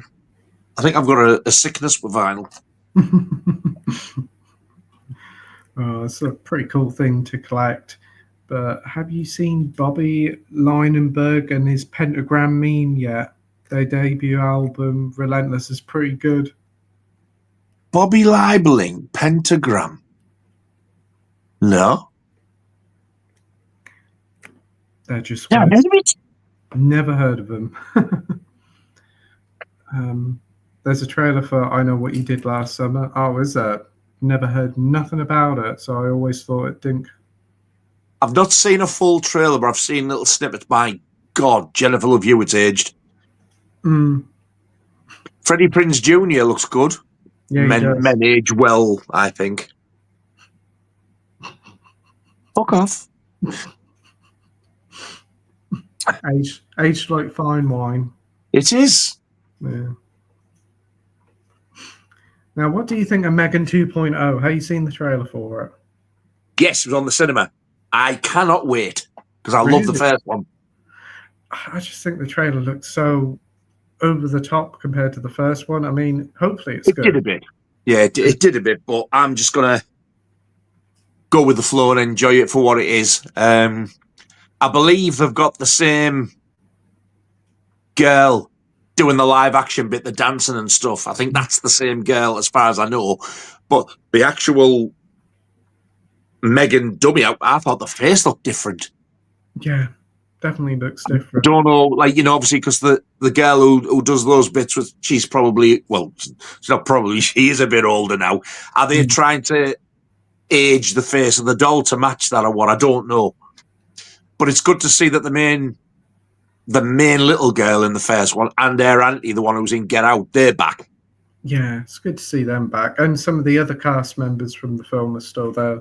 So as soon as I saw that, I was like, yeah, I'm definitely up for this. I want to see this. I don't think it's going to be as good because the first one takes some beating, I think. Yeah, this one seems like it's going for a more action approach. It does. Yeah. And then when this one's finished, they can stop. They don't have to go on and on. We don't want to be another fucking Chucky because they're shit. I went right off them. First one's all right. I just can't get on with the rest of them. Don't get the hype at all. I had a box set that I got for Christmas years ago of Laura. It had the first one up to, I think it was called Cult of Chucky. It was the first one where they used CGI. And I haven't watched it for donkey's years, so I sold the fucking thing. I do not like Chucky. He gets on my nerves. Yeah, I just can't get into those films. But people were comparing Megan to the Child's Play films, and just because, like, I mean, the Chucky's a doll, Megan's a robot. It's different. But if you put the two together, I would take Megan any day. It was far more entertaining. Same here. The 4K of it looks really nice as well. That bit in the woods where she says run and gets down on all fours, I thought, you little bastard, that creeped me out. That was creepy, yeah. And what happens to that? It was fucking horrific.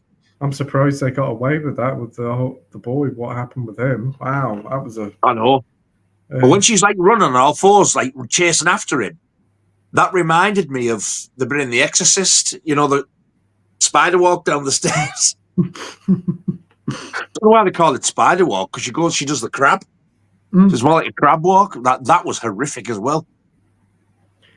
Bad Lieutenant recently saw Five Nights at Frederick. Not bad, but I like Megan. It needed a few more gore scenes and jump scares, in my opinion.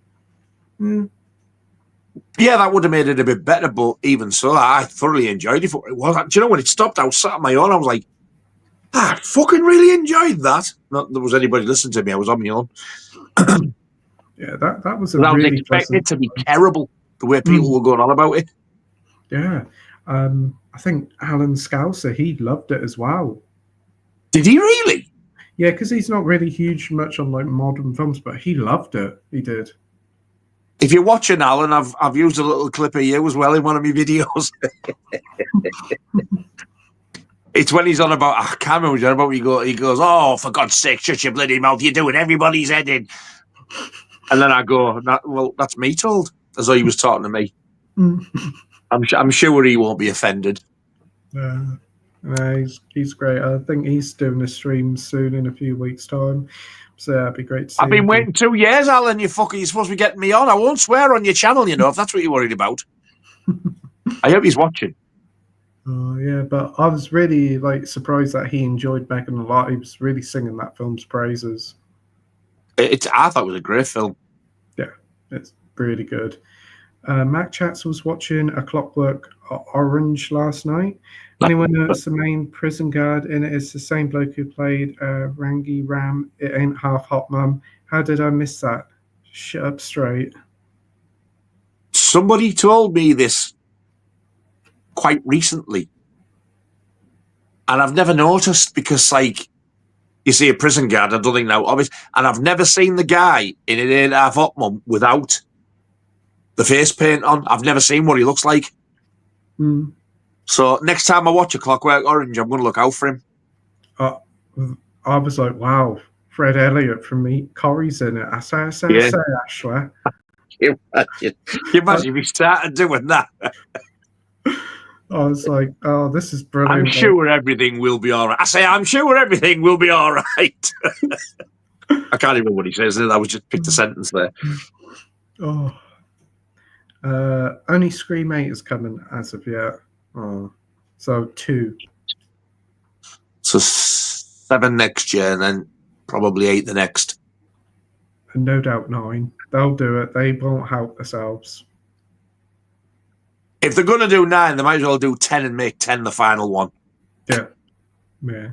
Scream X. That's what they'll call it. Yeah. Hey, Solus Trenchcoat. Thanks for joining.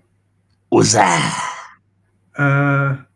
Matthew Lizard, Scott Fowley, David Archichoke, and Dewey Riley all back for 7. Scream 7. How? How can that be a thing? I don't know who Scott Foley is. Can't remember. Are there going to be flashback sequences or It's got to be. Like what they did with a ski urchin? I don't know.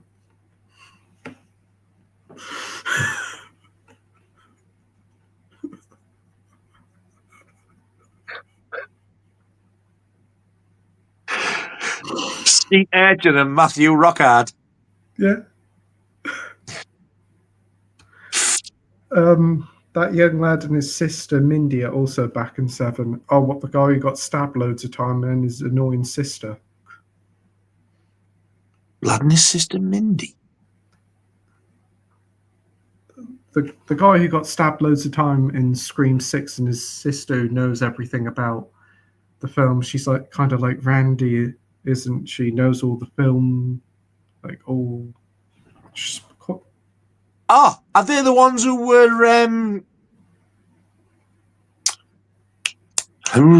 Randy's niece and nephew? Yeah, them too.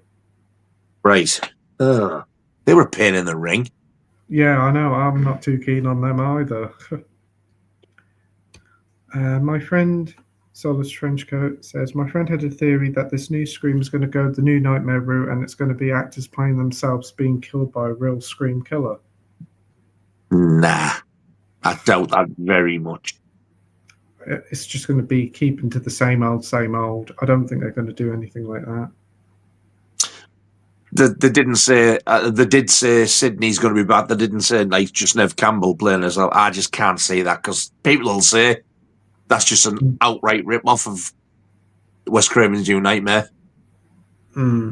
which I think is a great film, and that gets slated. I thought it was very clever. Oh, I love New Nightmare. It's one of my favourite Nightmare films. Such a good way to end it. Yeah, perfect. Solus Trenchcoat says, Troma is crazy. I love Sergeant Kabuki Man. So crazy. That sounds rank.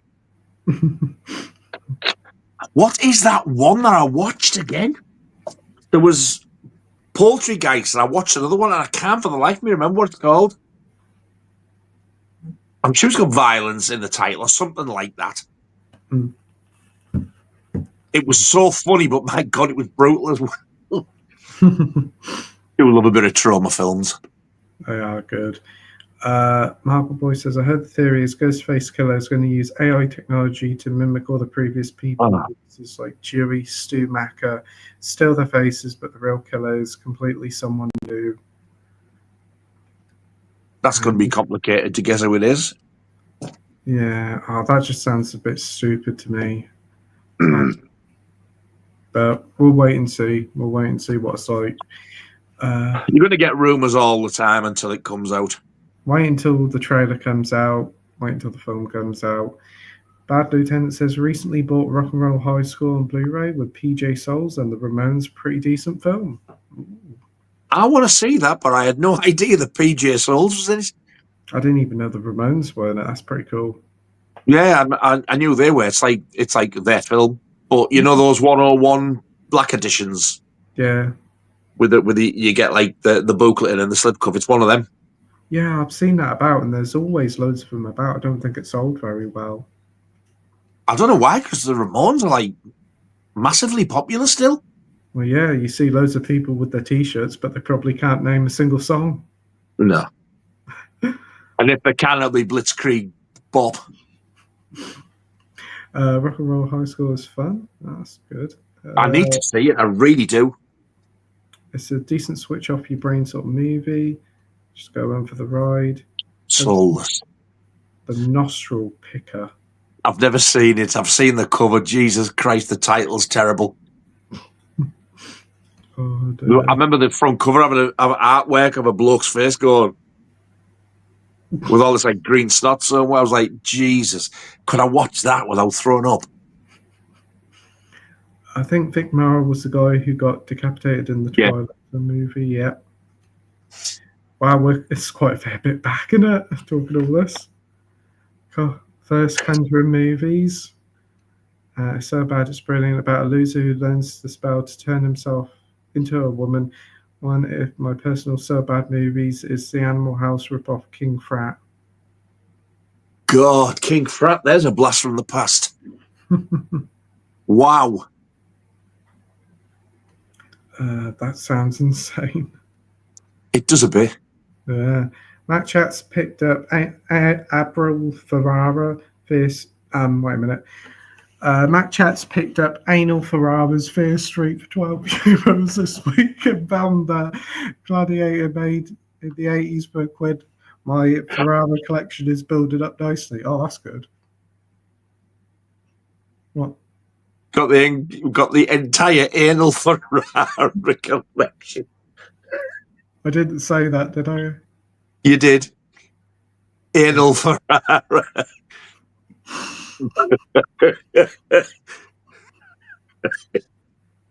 The Driller Killer, directed by Anal Ferrara. Oh dear. Wow. I do want the King of New York on 4K with the fucking slip. They don't do Arrow for them, do they? The older ones. They did. It does. I've seen it. Mm. I missed out on one. It went for about £14, and I've kicked myself ever since. Yeah, I just got the standard Blu-ray of it. I haven't seen it yet, but it's got a really good cast. The Blu-ray's got a slip as well. Yeah, mine has a slip cover with it. It's a lovely slip. Matte slip, I think it is, with Christopher Walken on the front cover. I think it's exactly the same looking slip as the 4K. I don't think it's any different. Yeah. Maybe it's a good thing to try and find a cheap copy of the Blu-ray one about and just put it on top of a 4K and sell the Blu-ray one. I tell you what, I did get on 4K and I didn't even know it was out, but I got it imported from America with a slip. Robert De Niro, A Bronx Tale. Oh, wow. I didn't know they released that on 4K. Not over here, it's in America. What a film that is. I've never seen it. Oh, the actor who plays the little lad, the grown-up, he's like a grown-up... I'm getting mixed up. Right. The actor who plays the main gangster, Chaz something. Mm. He's also in Rizzoli and Isles. He plays Jane Rizzoli's dad. Wow. Well, it's based... The little kid in the film, although he plays the gangster, that film is basically a story of his childhood. Oh. And one of the kills you see, he said, That's true. I actually witnessed that when I was a kid. Jeez. Wow. But in the film, he's playing the gangster, but in real life, he was the kid, and he saw the gangster shoot this bloke. Wow. I'm intrigued to watch that now. What a fantastic film it is. It's amazing. I think it's got a 101 release here or something on Blu-ray. Something like that.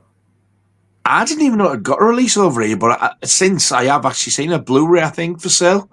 Yeah. But I just thought, I'm going to type in A Bronx Tale 4K, and poof, there it was. US. I was like, oh, I'm having that. I'm so glad I got it as well. Don't like Annabelle 1, but I do like Annabelle 2. I haven't seen 3 yet. There is yeah, there's Annabelle Creation, isn't there? Annabelle Comes Home. Yeah. And I'm sure I got the third one. I can't remember that I've watched it or not. I've had it years.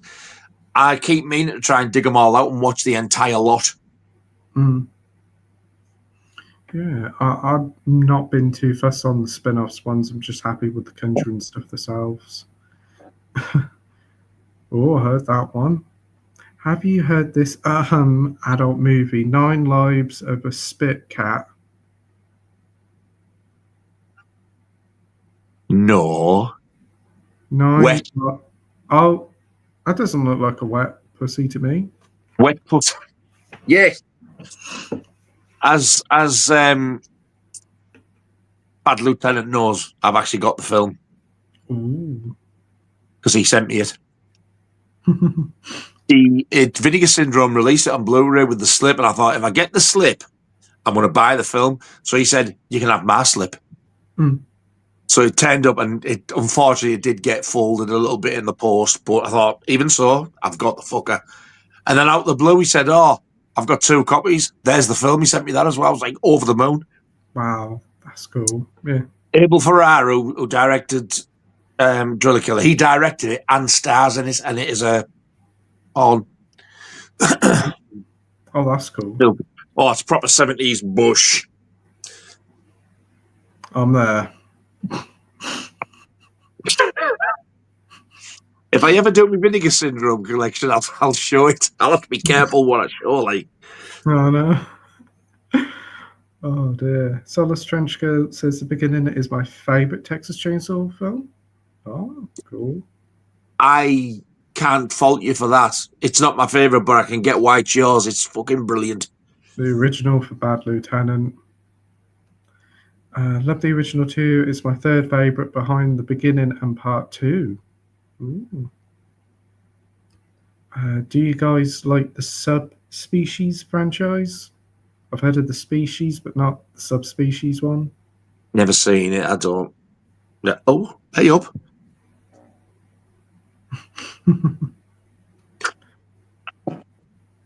Oh, heard it again. I daren't do any more in case I shit me send. Oh, it's better. Personally, love Freddy vs. Jason. It's a lot of fun. I agree. The Freddy vs. Jason is both a Nightmare and Friday film. It's not one or the other. It's both, in my opinion. Yeah. It is, but because I'm more of a Friday the 13th fan than I am a Nightmare on Elm Street, I always class it as a Friday. Yeah. Don't get me wrong, I do love the Freddy, well, most of the Freddy films, but parts 4 and 5 are fucking awful, especially 5. I used to watch them regularly in the 80s. Like as I've got old, I've thought, Jesus Christ, they are bad. Part 5 is terrible. He's a boy. Yeah. Oh, that. Oh, man. That, to me, is like when Robert Shaw does that in Jaws down the fucking blackboard. Yeah, not a fan. People don't like Freddy's Dead. I love that film. It's all right. It's definitely better than 5, I think. 5 is pretty damn bad. Yep, TCM films are coming out in August. Get in. Oh, can't wait. Great. That's good to hear. The guy from Cheers also played William Cat's neighbour in House. Ooh. Jesus. Now you've said that. I forgot about that. I haven't watched that for years. I've got the box set of the House films. Oh, really? That's a nice Arrow box. Yeah, I got the first one where you got the hardback book in it. Yeah, I remember that one. That was a nice one. Now it's just like the slim cases, isn't it? Yeah, I think they re-release it again. I'm like, well, people are going mad for this house box set. It was going for stupid money. I'm like, well, it's available. Mm. And I've seen some going for like, I don't know, 30 quid, and some were going for 70, 80, 90. I'm like, what is the difference? And then I thought, oh, I don't know if I have got that one, the hardback book. Anyway, when I checked, I did. Ooh. We've got Marvel fans saying, Nige, are the Friday films flashy or is it safe to watch? So like strobe light and...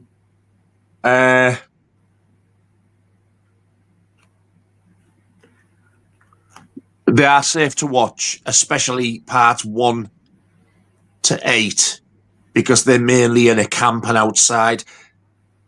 In some of them, you do at part 5, you get a lot of lightning flash, but it's nothing like a strobe light. You just get the odd flash of lightning.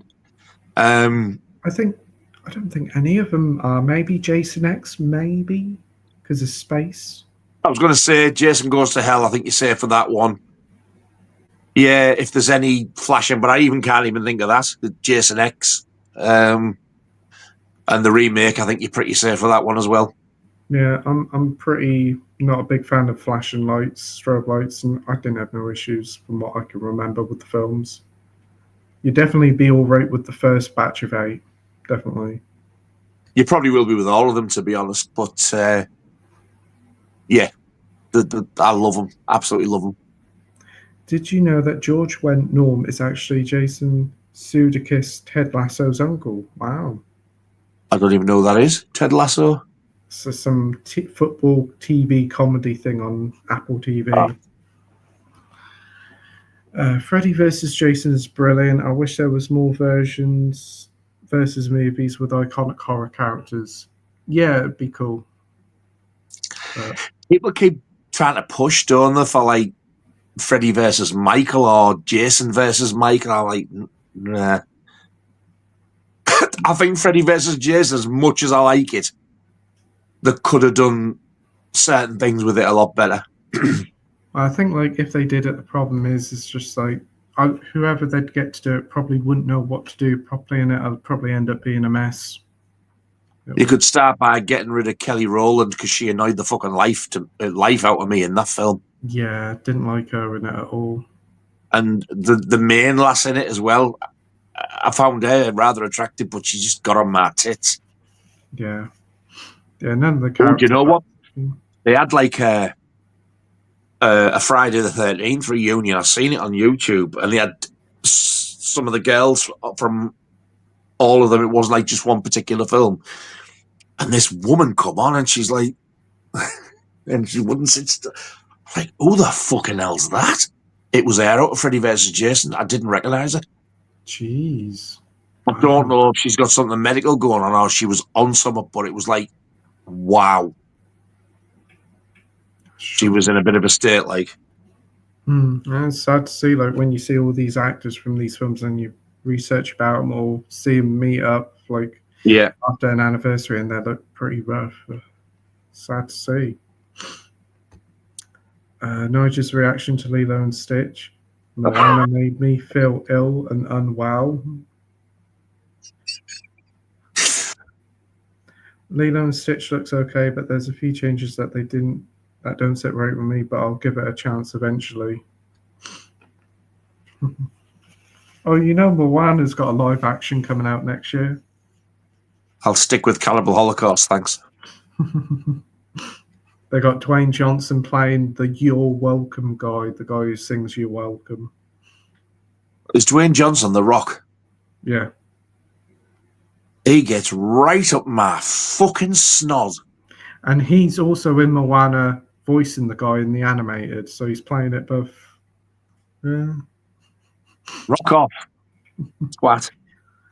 Have you heard this real story? A woman in USA went to a deli and noticed a sandwich called the Alex Kinter sub. She said to the waitress that she was an actress who played his mum in Jaws. The waitress said, "Wait a minute, please." She came back with the owner, who was the kid. Who was Alex Kinter, yeah. It was the first time they met in 30 years. Wow. That's cool. Do you know the bit he's on about? Think so, yeah. He's the one who asks for his mum if he can go back on the raft for 10 minutes and the shark gets him. Yeah. Wow. Yeah, well, he walked in the shop and it happens that the one who played their son owned it. He come out and they'd met for the first time in years. I think they were both locals. They're both from Martha's Vineyard. Wow, that's really cool. That is. That's amazing. She died there of COVID. Oh, that's sad. Nige, what's your favourite song from Kill 'Em All? Oh, that's a tough one.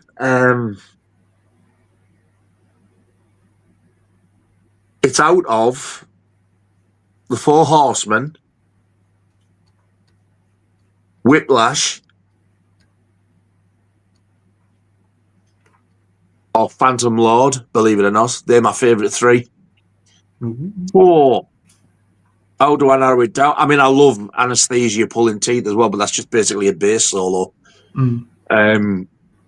Oh God, I think it's going to be The Four Horsemen. Ah, cool. Hills of Ice 2 remake is underrated. I have to check that one out.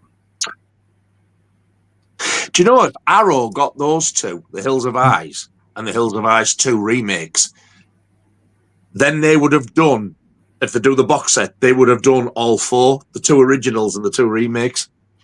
It makes perfect sense, it does. Be nice if they did. It's whether Fox will let them have it. Nah.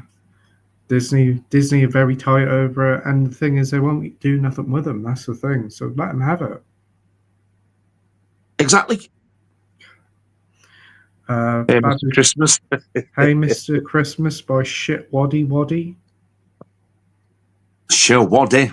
Now then. I haven't done that for ages. Goodness gracious me. Oh dear. Have you watched the first one with Ted Levine? I really liked it. The first what? Or is it called the first one? Never heard of the first one. Have you seen the 13 Ghosts remake? Nope.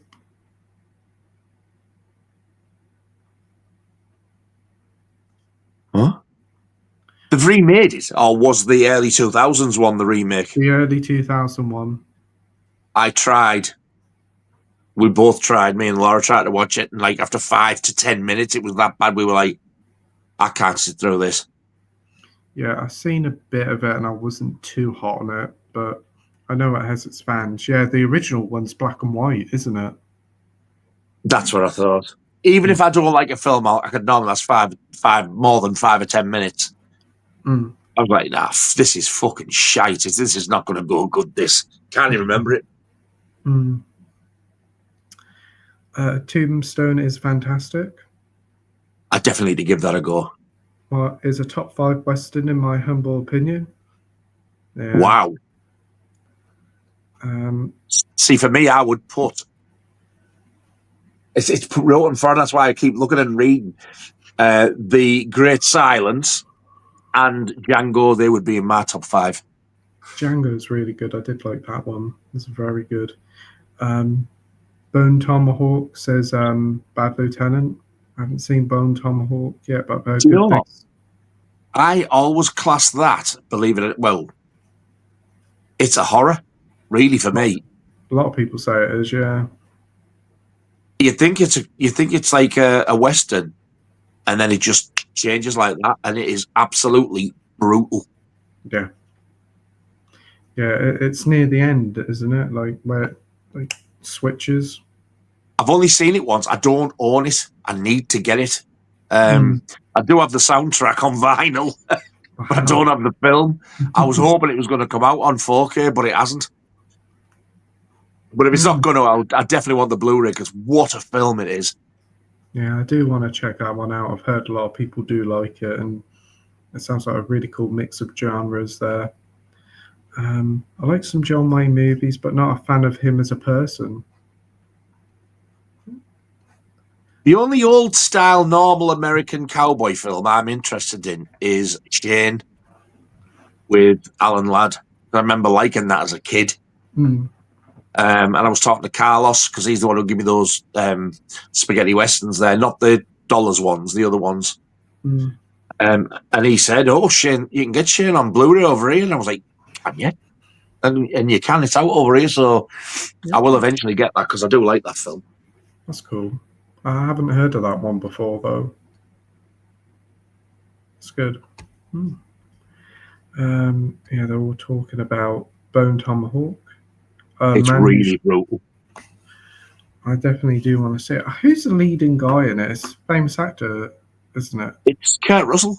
Kurt Russell, yeah. Ooh. Yeah. Can you imagine? It's like a modern Western, and all of a sudden it turns into the Green Inferno, if you've ever seen that. Oh, wow.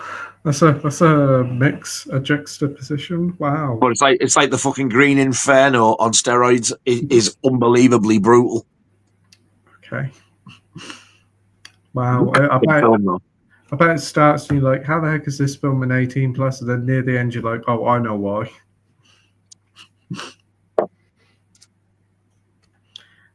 So this Trenchard's got to check out Sinners. Yeah, definitely check it out, mate. It's brilliant. I think from what I've read of what you've liked, I think you're going to like it. It's different. Matt Chat says Tombstone's one of the greatest films of the 90s. I could put that on and watch it from top to bottom anytime. Fantastic, and what a cast. Kilmer's best and Kurt Russell is amazing. I completely agree. Yeah, I definitely need to give that a go. Yeah, you're in for a treat with that one. So he says, Nige, where would you rank Sinners in your top vampire films? It's ranked at second. Fright Night is still my favourite. Wow! Second? Well, I'll try and think of my favourite ones, because my favourite ones are, Fright Night's my best any day. But I do love at least 2 of the Christopher Lee ones would be top 5. Yeah, same man. And probably one that I always forget about as well, which is Stupid from Dusk Till Dawn. I reckon it would definitely be... Oh, man.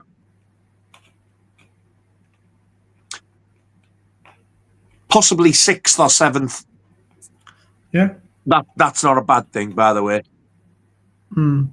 I think it'll definitely be in my top 10, probably around about between 6 or 7 as well. Yeah. You know how a lot of people go on about Near Dark and it's their favourite vampire film? I do love that film. Well, for me, Sinners pisses all over that. No, I don't think Near Dark would be in my top 10. For me, I'm the other way. I think it's so much better than Dusk Till Dawn. I'm not that huge on it. Wow. I think I can fucking stand The Lost Boys. Yeah, I'm not too fussed. It's sort of one and done I am with that film. I liked it, but I thought it was a bit forgettable. I used to watch it quite regular in the 80s. I think I had it on video or I taped it off the telly or something. Oh, what a great film and all that. And then I'd never seen it for years. And then somebody lent us the Blu-ray. I'm like, oh, give this a watch. I haven't seen this for years. I can't wait. I went, what a pile of shit that was. Didn't like it at all. So when they announced the 4K, everybody was like going mad for it and getting a mega hard on it. Like, oh, you're going to get it. I'm like, what the hell would I want to get that for? And when people say it's better than Fright Night, I just laugh.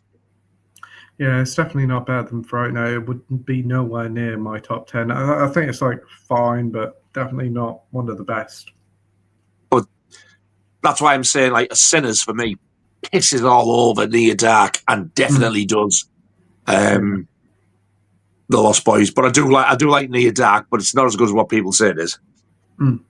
Yeah, I think Sinners definitely is the best vampire, best horror film in quite a while. That sort of genre. Salem's Lot is in my top 10. Yeah, that probably would make That's mine probably as well. in my top 5 thinking about it, actually. Yeah, the TB 3-hour one. The original, yeah. Yeah, that is a great one. But another great one, which is very underrated and overlooked, is John Carpenter's Vampires. I love that with James Woods. I really like that one as well. I think James Woods is brilliant. I love James Woods. Yeah, that's one of my favourite John Carpenter films. I think that's such a great time. It's like a Western as well. Yeah. I think that's why I've had to put Sinners down to 6 or 7 because of that. There's that many good ones that I like.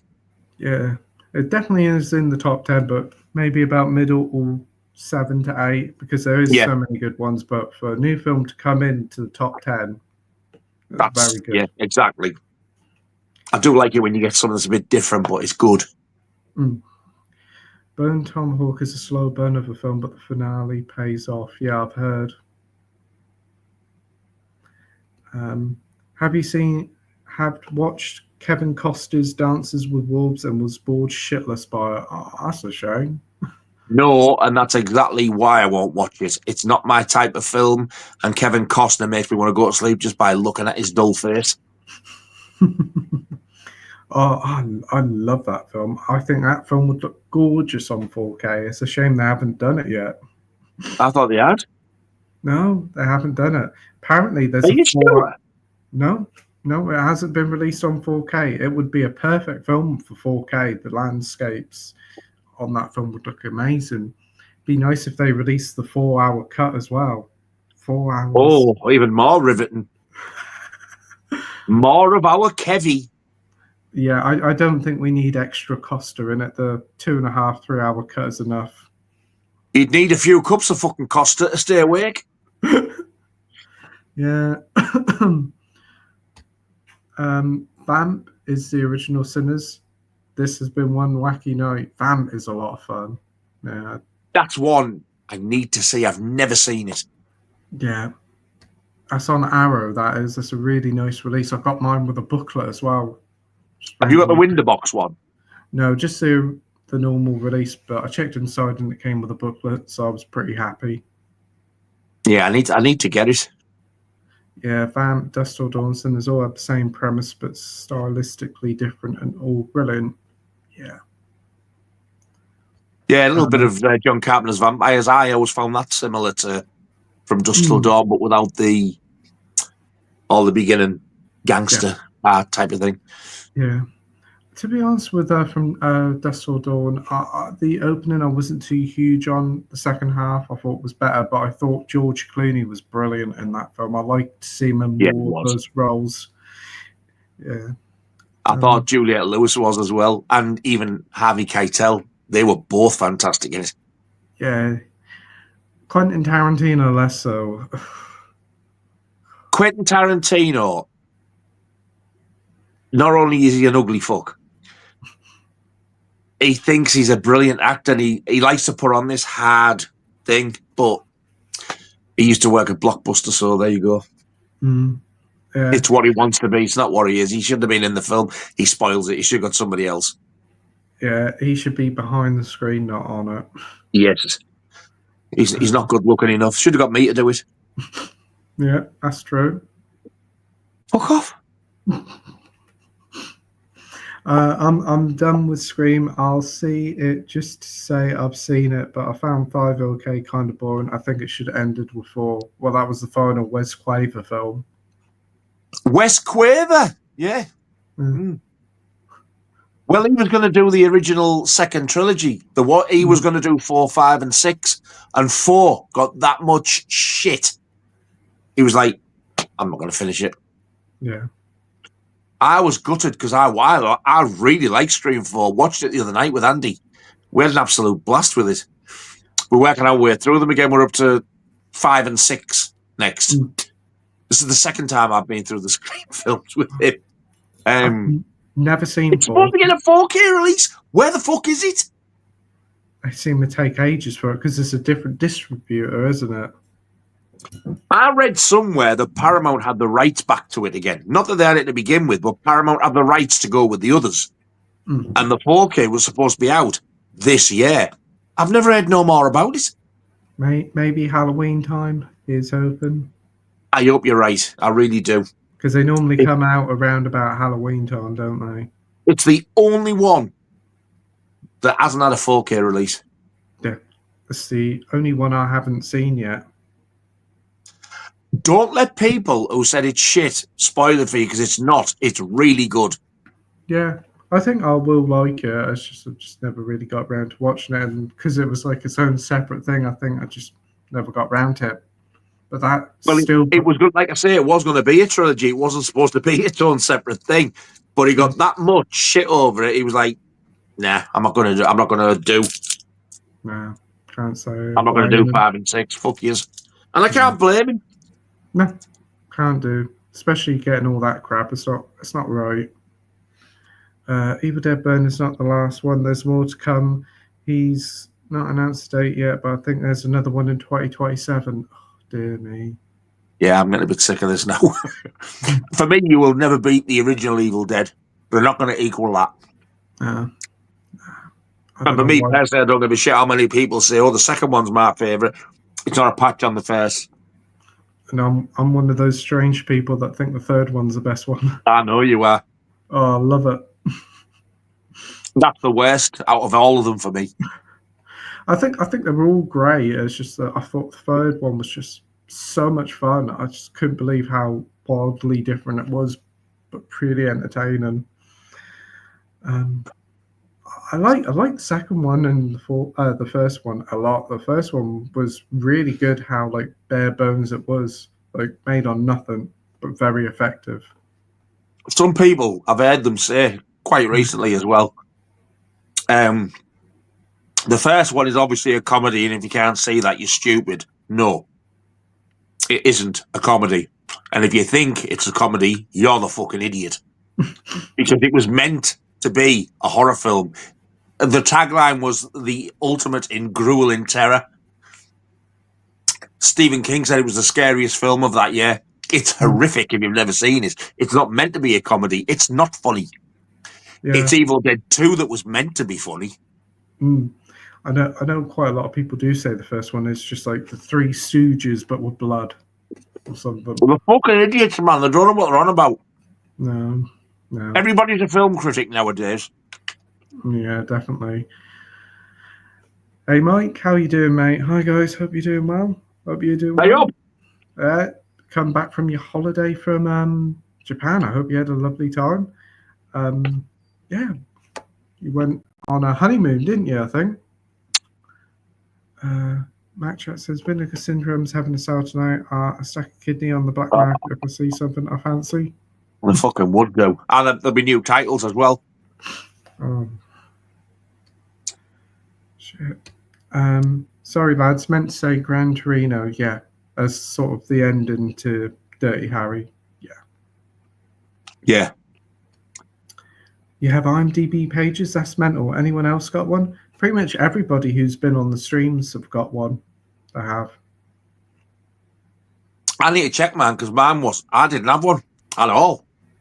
I was on the stream before I did that interview, so yeah, that's where mine came from. Anyway, from being a Kickstarter for the Out to Kill Monsters. Be interesting to see, like. Yeah.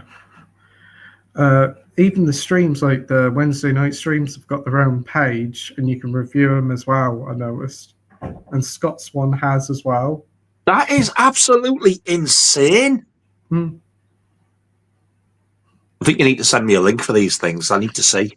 Yeah, it's like what was it now? Like Playtendoguy goes live. There's like 3 seasons of it from 2021, 22, 23, and I'm like, wow. Right, that's it. We're going to open a shop. We're going to get them downloaded, burn them onto a Blu-ray disc, and we're going to sell signed copies. Oh dear! Signed by the stars. Yep. Got to go, guys. Feeling tired. We'll watch live stream on Playback 8. No worries, mate. Thanks for joining. Nice to see you on, mate.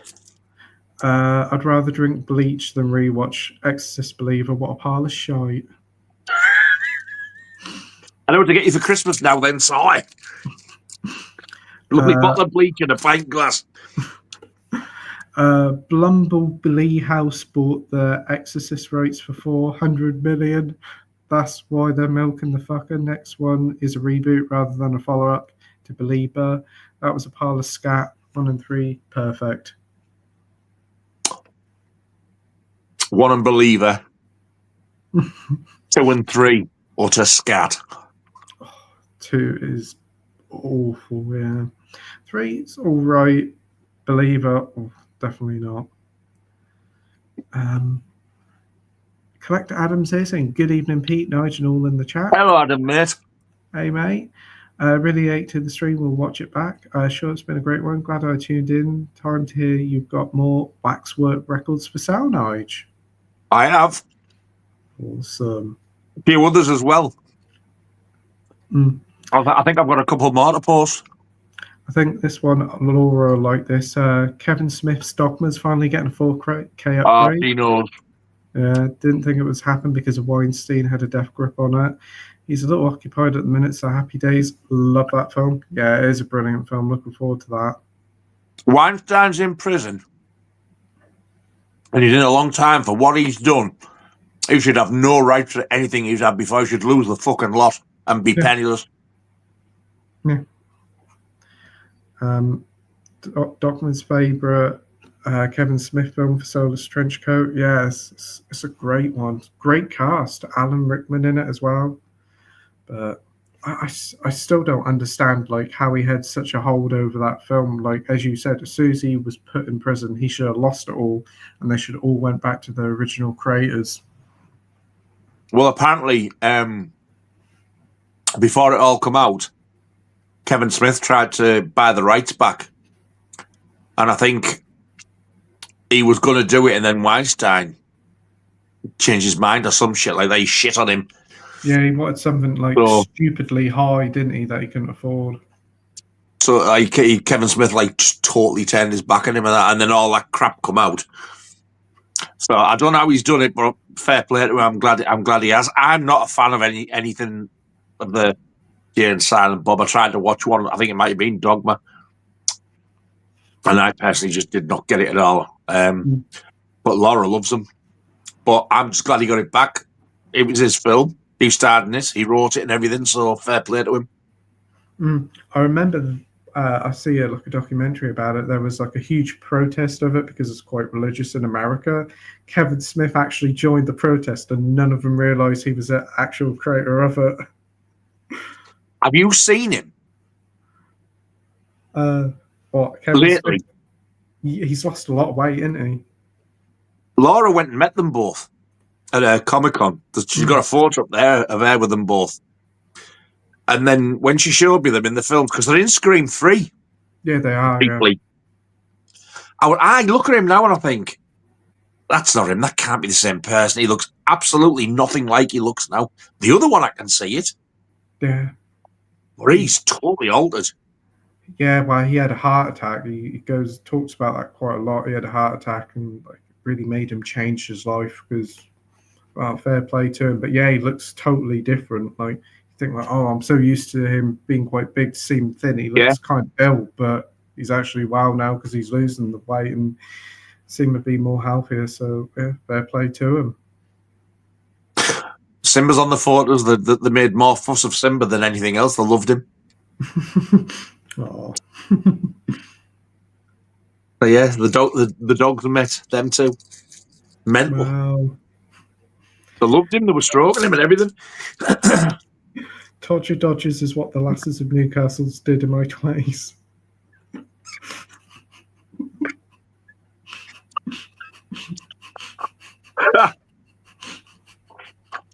Brilliant. Mallrats is my favourite Kevin Smith film. That's a really good one as well. I do like that. Yeah, Soulless Trenchcoat agrees. Selling stuff on eBay sounds like a good idea. I need extra funds for my Weekend of the Dead in Manchester in November. Anyone going to that? I've never heard of it, mate. I don't know who's going to be on there. Laura keeps looking and she's going, oh, look who's on, look who's... I'm like, for fuck's sake. Another voice says, have you seen the trailer Together? Looks like the new Substance. There's a new body horror film coming out this year. Oh, I'll avoid that fucker. Oh no, you love the Substance, don't you? Fucking hated the Substance. What a bag of wank. I hated it. Oh, dear. Bit weird, weren't it? Oh, just a bit.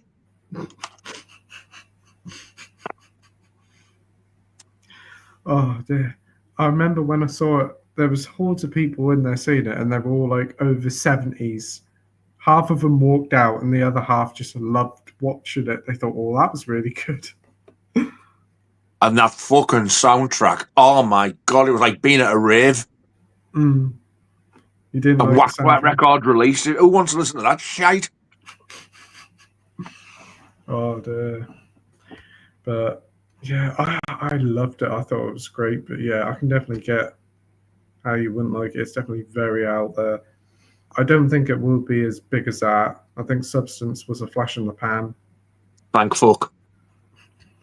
No, Pete, I have to disagree with you on it. Chapter 2, that's the best one and my favourite one. And I'm Yas with this Nige team tonight. I'm Nige. Yep. Great stuff. This is this trailer. I've seen the trailer for Together. I'm intrigued to see it, but I'm more excited to see Weapons. Weapons, that's it. And I'm saying tools. You fucking idiots.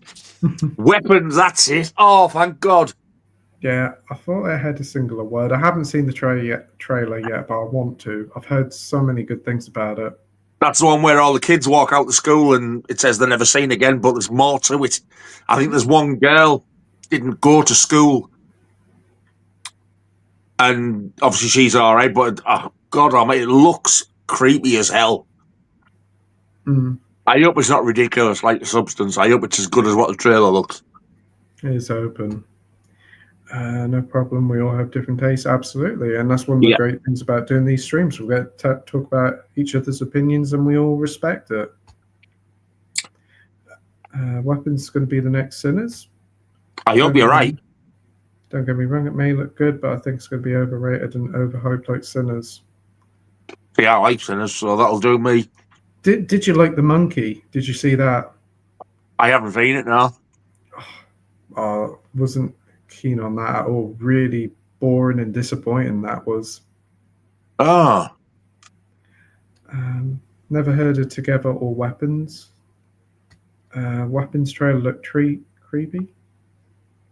What I was just going to say, watch the trailer for Weapons. Yeah, I'll probably have to give that one a watch tomorrow. The trailer. I'm intrigued now. I've never heard it Together, like. No, nor have I. I honestly think that Sinners went under the radar. It's more of a word of mouth film. Yeah, it is. It's blew up. I agree. Best sort of film, word of mouth is. And the name Sinners is clever, as each of the main characters is one of the 7 deadly sins as their trait. That's true. I never picked up on that. That's really good. That is fucking clever. I did not pick up on that. That's cool. That's cool.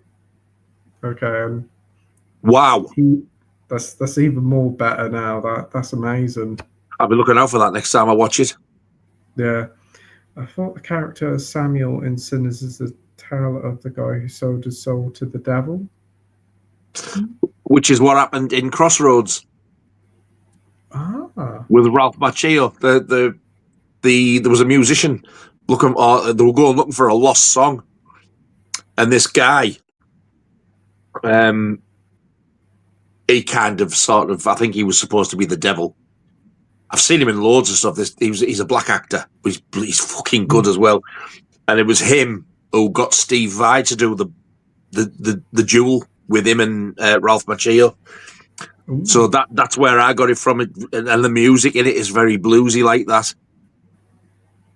Oh, cool. And they have released the soundtrack to Sinners on vinyl. That would be a cool one to get. I wouldn't mind that. Unfortunately, they've done 2. One has got the songs on, and one's got the score. I'd like the score. I'd prefer the score as well. Yeah. That's a shame they didn't have them both in the same pack, but I know. More money, I suppose. I think they're both double LPs as well, so it would have been an expensive box set, I suppose, to shot it all in one. That's true. The March Jekyll and Hyde is fantastic. Yeah, and you know, I always, when I was younger, always said that the definitive one was Spencer Tracy, and I got the DVD box with them both in. And I always thought Spencer Tracy, but when I got the Blu-rays, and I watched them, I was definitely edging more towards the Frederick March one. Mm. And there was a line in it that he used, which is used. Do you know the Michael Caine Jack the Ripper? Yeah. The player that's in that is Dr. Jekyll and Mr. Hyde. Oh, yeah. And one of the lines he says, "You who something the virtues of transcendental medicine, behold." He says that in the Frederick March one as well, so that must be in the original story. Doesn't say it in the Spencer Tracy one, so I was quite impressed about that. It's pretty impressive. Oh, I've just farted there and you went, that's pretty impressive. It is. I'll have another one of those, please. I'm going to write saw ring. Did anyone know that Dolph Lundgren is undergoing cancer treatment? Hope he pulls through. Yeah, I heard about that. That was a little while ago, that was. I think he was going for a cancer treatment. Fingers crossed he pulls through and he's doing okay. But yeah, I think it was about a year ago I heard about that. Sad stuff. You hear about that all the time now, don't you? There's more and more. I heard last year that he only had 2 years max left to live. Oh, that's rough. Oh, that's sad. Yeah, I didn't even know he had cancer, Mac.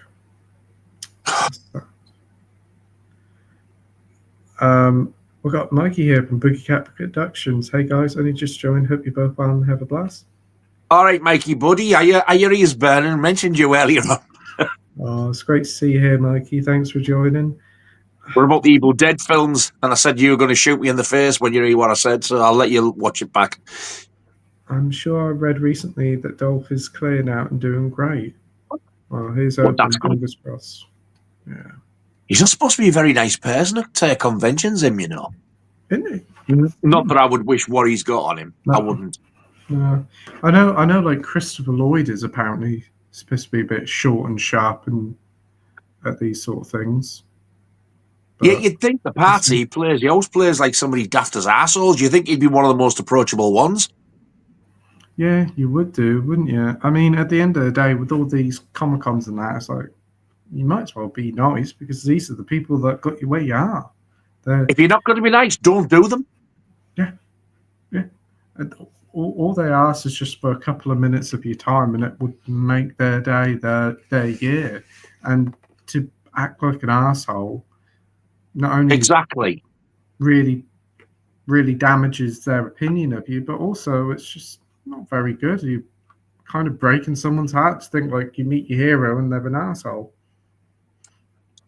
I've been really lucky because I met Robert Englund and Amanda Wiss, who plays Tina in the original Elm Street. They were both at the same convention we went, and both of them were absolutely lovely. Oh, that's good to hear. Yeah, I think Robert Englund is really nice. When I met Iron Maiden as well, you have never met such a bunch of down-to-earth blokes in all your life, honestly. Never gone to the head. That's the best sort of celebrity. It is. I've heard their theory for Scream 7 apparently. Oh yeah, you did say that. Dewey, Stu, and Roman all back. Oh, not Roman. Nige was slacking off Evil Dead before, Mikey. Shut up, shit starer. I was not. I was sticking up for Evil Dead. It was the later ones. Don't listen to him, Mikey. There's faces out there to taunt and haunt Sidney Prescott with people from the past. That's how Stu's coming back. In fact, he's not actually back, I hear. Oh, I don't know. You know what? I'm finding this hard to follow already. It hasn't even been fucking announced yet. Has been released. What is it? Blade Runner trying to confuse us here. So does Nige not know I can go back and check her? Come along, Michael. You know I wouldn't slag the Evil Dead if I fucking love that film. All I said was that the Evil Dead Rise, I didn't enjoy it as much second watch as what I did first. So I'm getting a bit tired of it. It's about time they ended them. That's all. But I've said the same about Scream, Jaws. They do the outstay their welcome. They release them over and over, bring more and more sequels. Until look at Saw. It's just a fucking joke. Way too many. Way too many. When you get far too many. When you get up to 7 and 8 films in the series, you're like, come on, that's a bit too much now. Friday the 13th, as much as I love them, I hate Jason X, but people keep saying, oh, I want a new one. Like, just leave it. Just leave it. Yeah, and also if they did do a new one, they probably wouldn't do justice to it and mess it up. If you want to do one, do a sequel to the remake and kill the fucker off once and for all. Yeah, very good idea. Andy says Helen Slater was a looker back then as Supergirl, still looks good now. Isn't she about 90? Helen Slater has a great movie called The Legend of Billie Jean. Have you guys seen it? I haven't, but I've heard it's pretty good. No, but apparently a little birdie tells me that you see her titties. Yeah, I think you do. Yeah, I think you do. I think Christian Slater's in it as well. Pretty certain I heard. I wouldn't give such information as who told me that you see titties, though, Andy. Oh. Wow, Andy always knows a way to sell a film, and that's one way. Couldn't possibly mean that same Andy from Forgotten Welder movies. Not that Andy. Oh, another Andy. I don't think. Where there's tits, you will find Andy. Did you know that Natasha Hendrick's-Strick from Species was once married from Darius from Pop Idol?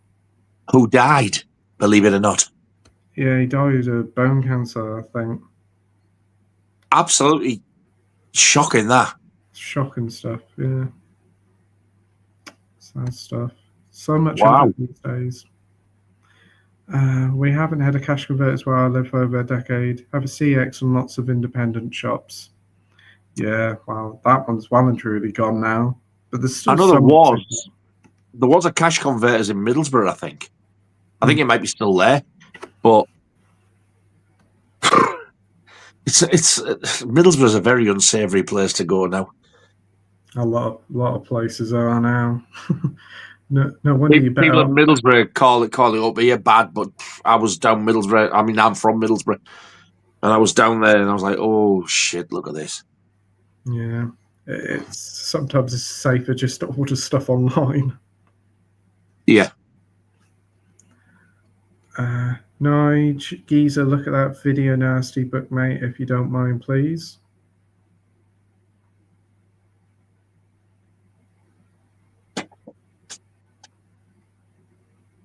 Where the fuck am I?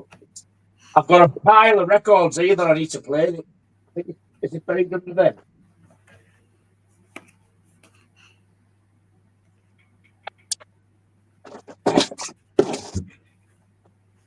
No, can't be on here.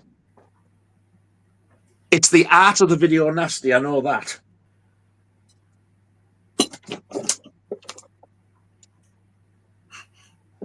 Where the fuck have I put it? I've got piles of shit all over.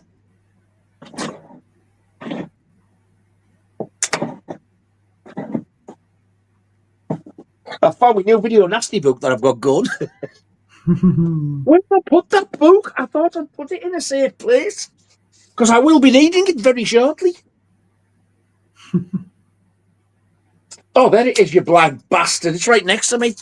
Right in front of you. There it is. Oh, wow. That is some cool artwork. Oh, I like that. But you get, there's like a little foldy bit there, so I think that you could use that as a bookmark. And then the pages are loose. That's the reason he sent me it. But I said, I'm not bothered. If I read it like this, it's all right. It's when I hold it up to show people, that's when they come out. It's got like a chapter of like the build-up. It goes to like stuff like the Sex Pistols and Thatcher and all that type of stuff. And then you get like the section 1 titles. Some are bigger than others, but it shows you every single video artwork from the section 1. And then I think you get section 2, and then when it gets to section 3, it shows you the section 3 ones and others that weren't video nasties but were banned at the time as well, like, or ran into trouble. Like the original Death Wish uncut, that's in there somewhere. Oh, wow. That's cool. It's an absolutely beautiful book. It really is. There's one there, ETN. I think I remember that coming out. Extraterrestrial Nasty. Ooh. I've got to be careful because there's titties. That's good. There's SS Experiment Camp and Zombie Flesh Eaters. Ooh, very nice. It's amazing, but it's a long out of print.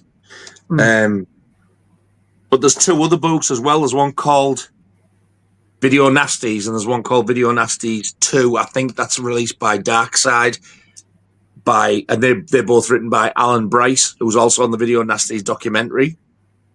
This one is Nigel Wingrove and Mark Morris. They're on the Video Nasty documentary as well. But I would love those two Video Nasty ones that Alan Bryce did. They always evade me. You'll get the odd one that goes for a decent price, like, I don't know, anywhere between £15 and £30, which sounds expensive. But you get people trying to get £80, £90, £100 for them as well, which is more expensive. Yeah. But I just cannot get my hands on them. But this is a lovely book. It's a really nice book.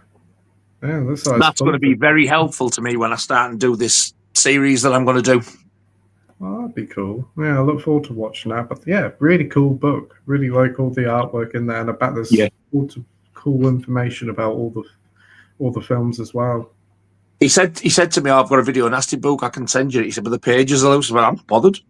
But when it turned up and it was that one, the Art of the Nasty, I went, "Whoa! I didn't know it was that one." I was over the moon. Wow, awesome. That's a very nice book. Yeah, it is. I do love the artwork on the front cover. It's great. Amazing stuff. Looks brutal, doesn't it? The Blood Spattered Bride, Bloodlust. I've got that. Oh, that's naughty, that is. See, it's even got some like torso. I didn't know that I'd run into trouble. There's one. Yes, it's exactly what you think it is. Well, that's good. Pussy Talk. It's about a talking vagina. It's like a comedy filth. I'm intrigued now. Yeah. I've never ever seen it, but my nephew has, and he said it was so funny. I'll give it a watch. Yeah, I would. For research, you understand? Well, yeah, it's a part of film history. You need to record it for future people to. Ooh. Bloody Moon. Nice. Beast in Heat. The Beast in Heat, which is, God, that is funny. But yeah, I swear to God, if you can get hold of this, highly recommend it. And like I said, the pages are loose in this. But he said that to me, but I was like, I'm not bothered. You can't get it. I can use it as it is. That's a wonderful book. Wonderful book.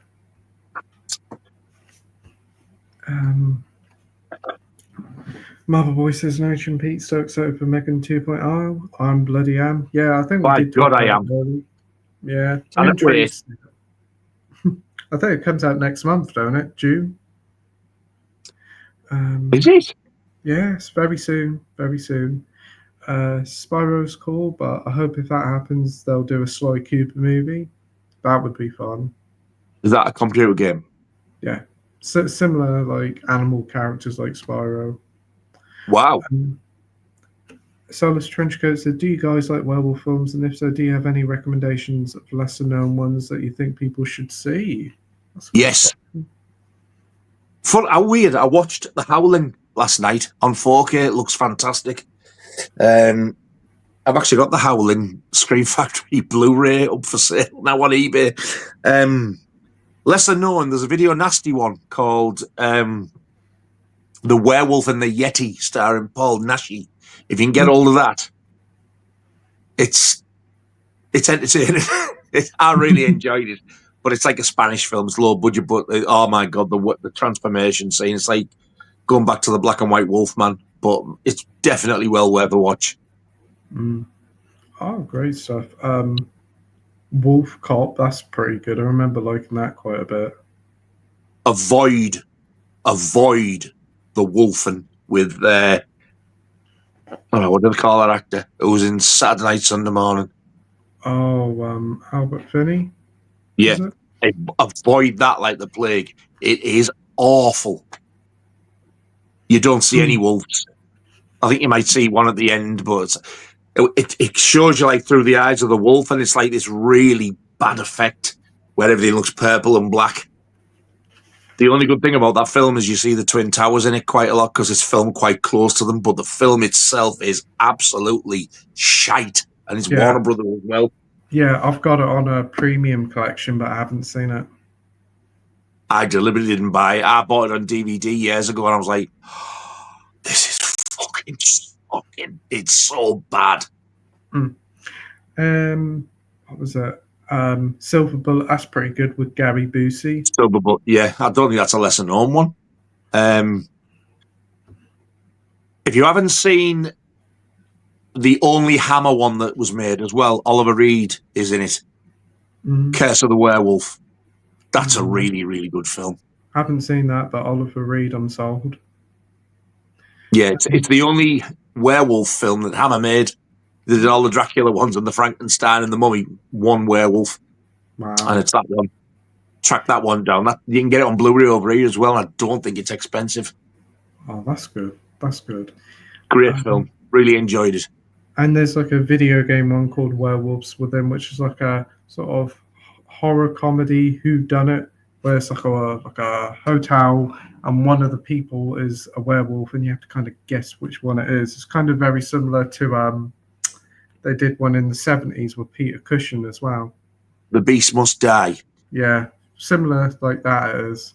I quite like that. Is on my way to me now as we speak. What, The Beast Must Die? I liked that. I thought it was fun. I watched it once and I thought, Jesus, that was so fucking stupid. But because I've been watching all the Hammer and Amicus stuff, I reckon I'm going to like it this time. It's got a good cast in it. I'm surprised who pops up in it. I thought Oliver Reed was in that, but I don't think he was thinking about it. No, I don't think he is. I don't know why I keep thinking, but is Michael Gambon in it? I'm sure someone... Roddy McDowell's not in it, is he? No, I don't think so. Let me have a look. See, The Beast Must Die, 1974. Michael Gambon's in it. Charles Gray's in it. Calvin Lockhart's in it. Yeah, some pretty good old actors in it. And obviously, it's the one where you're guessing all the way through who the werewolf is, isn't it? And you have that thing just before the end where you have werewolf time. Yeah, it pauses. Yeah, it's like a little interlude where the right stop. Have you got made your mind up before they show you who it is? It's fun. I had a good time with it. What was it on Indicator? I think it was that I got it in, and it came with the booklet and all that. And the booklets from Indicator are really good as well. Mine is on Severin. Ooh, with a nice slip. Nice, great stuff. What's the artwork on it? Because on the Indicator, it's just like a black wolf in the like a shadows, or the original post artwork if you turn it around. I think it's black with just like the eyes and the teeth and the nose, if I remember rightly. That's exactly the same as the Indicator one, and the inner artwork's the original post artwork, which is like a wolf on like a moon or something. It is with all the characters and actors. Ooh. It's pretty nice artwork. Pretty cool. What's the other one I'm getting? Grizzly, the bear. I've heard of that one. Haven't seen it, but that's cool. I think it's basically Jaws, but with a bear on land type of thing. I've never seen either of them, but I've done a swap. Oh, sounds good. I'm getting them, and they're getting the Vagrant with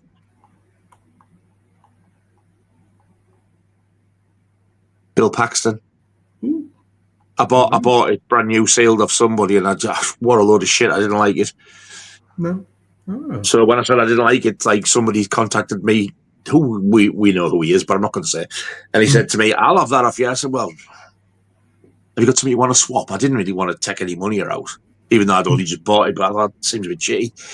And he said, "Oh, the only two films I've got, any like two run of the mills. Have you got any horror?" He went, "I haven't got much horror, just these." I went, "Oh, well, I'd rather have Grizzly or The Beast Must Die." He went, "Oh, you can have both of them for it then." I was like, "Thank you." Wow, that's a good deal. Very cool. So I've sent mine to him, and sent his to me. I sent mine today, and he said he sent his today as well. So within the next few days, they should turn up with a bit of luck. Brilliant stuff there. Mac Chat says, yeah, the Snow White girl crashed and burned fast. There's consequences for being an overly entitled cunt. And that Pascal Gimp is another one. Fantastic Four will be dead on arrival. They should learn from Tom Cruise. He's a master at sell the thing. Keep your stupid shite to yourself, and that's why he's the last great movie star. Completely agree. But you know what? When I see Tom Cruise, when he turns on the interviews, I always think, you arrogant prick. But that's just the way he comes across, I think. But you've got to think of how they speak to him, these newscasters. Yeah, these interviews, they ask the most ridiculous questions sometimes, don't they? They asked him the other day, what do you think about all this like Trump tariff thing on movies? He said, I want to talk about it. We're here to talk about the movie. And I'm like, brilliant. Love it. That's what you're here for, to talk about the film. So when did you... what did you call her he was married to? Which one? Nicole Kidman? He was with her. Yeah. Yeah. So when did you last shag Nicole Kidman before you split up? Mind your own fucking business, dickhead. Some of the questions he had, and he's there to promote a film, or even if he said something about like past films he's been in, keep it relevant. Yeah. I think what put me off him though was when that he was a bell end, like in the crowd. He had a microphone, he squirted him with water.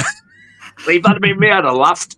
But he went to town on him. He wasn't impressed. I was like, oh, get a sense of humor. It's a bit of fucking water in your face, man. Yeah. But yeah, he's definitely like what actors should be like. Denzel Washington's another one. He keeps himself to himself, and Clint Eastwood as well. It's the way this should be. It's like you're in a place of privilege. Your life is different to our life. So obviously the way that you think the world should be is different from ours. Absolutely agree.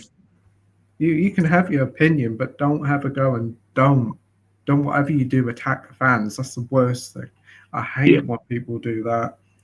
I mean, if you don't agree with what people have said, fair enough, but don't be nasty to them, wish them ill will, especially like Snow White Woman, especially saying that to half the country, and then your film bombs, you wonder why nobody saw it.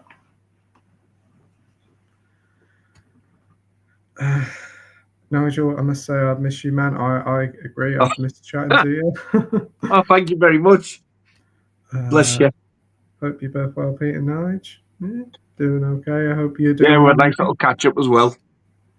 The Underworld trilogy is a good take on werewolves, dog soldiers as well. Yeah, Dog Soldiers is great. Dog Soldiers, that's one of my favourite ones as well.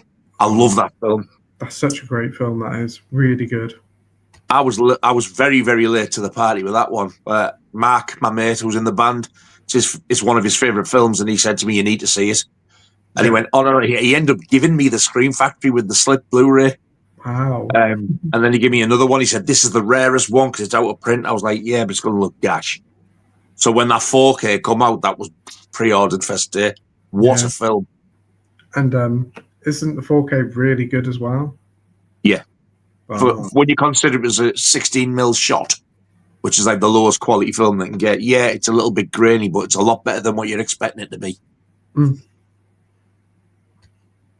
Rock God is such a good one, Nige. Oh my God, wow. Rock Off. Oh.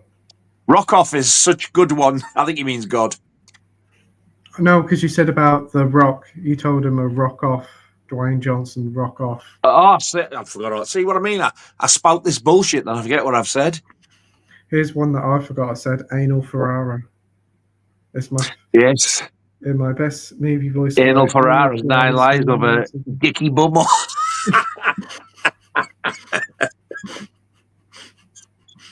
Dicky. I look forward to the 4K special edition of that. Yeah. I hope there's a 3D Blu-ray in it. Yeah, I hope there's some lenticular art cards. I wonder if the artwork would be scratch and sniff.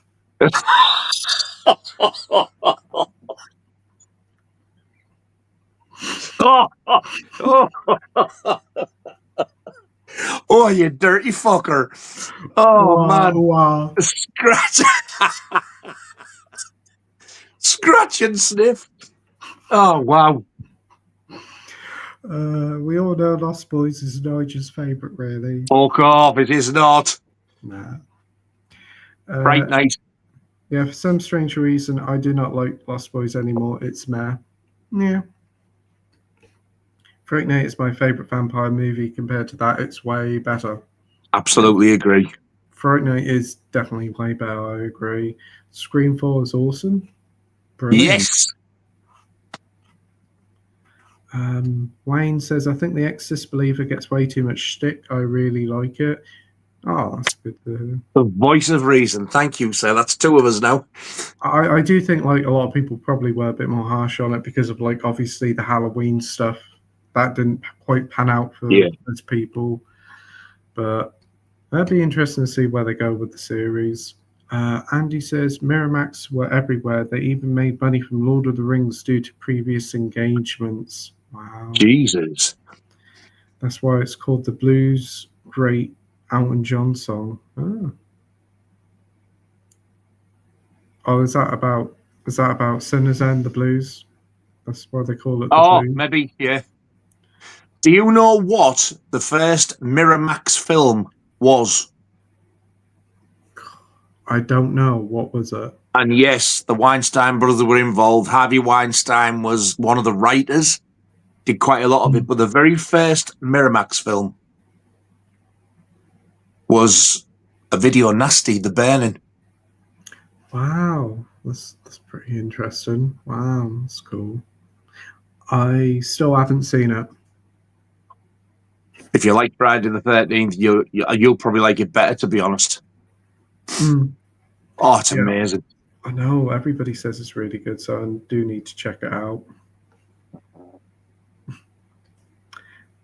But that's another Scream Factory Blu-ray I've got on eBay. But I've got the 4K now. Oh, wow, they did a 4K of it. Wow, that's cool. Oh, my God, it is absolutely stunning. It has no right looking as good as what it does. So, can I ask, is all your stuff on eBay very reasonably priced? Well, it depends, because some of the records are quite sort of rare, but if you want to buy the Black Sabbath box set, it'll only cost you like £620. And I'm one of the cheapest on eBay, believe it or not. Really? Wow. So somebody's got their right. Mine is numbered from 1 to 1,000 because it's got a limited art print in it. They released some more after that, up to 6,000 without the limited art print. Somebody's got one on there for over £1,000, and he sent me an offer. Still over £1,000. I was like, I'm selling one. I don't want another fucker. Mine's rarer than yours. I've sold my Bowie box set for 700. His is sealed. Mine's opened, but mint. Wow. It's just been, I opened it, played one record, it's been on the shelf ever since, and... Oh my God. What do you think about that, then? Yeah, it's there. And I've got some of these bloody soundtracks as well. Nobody there. Oh, yes. I've got Jurassic World. That's up on coloured vinyl. And Jurassic World Fallen Kingdom. The remake of Carrie. I've already told you them ones. Yes. But they're not very reasonably priced because they are worth money. All available on Nigel's eBay page. It feels like we're doing a bit of a QVC segment here. Yeah.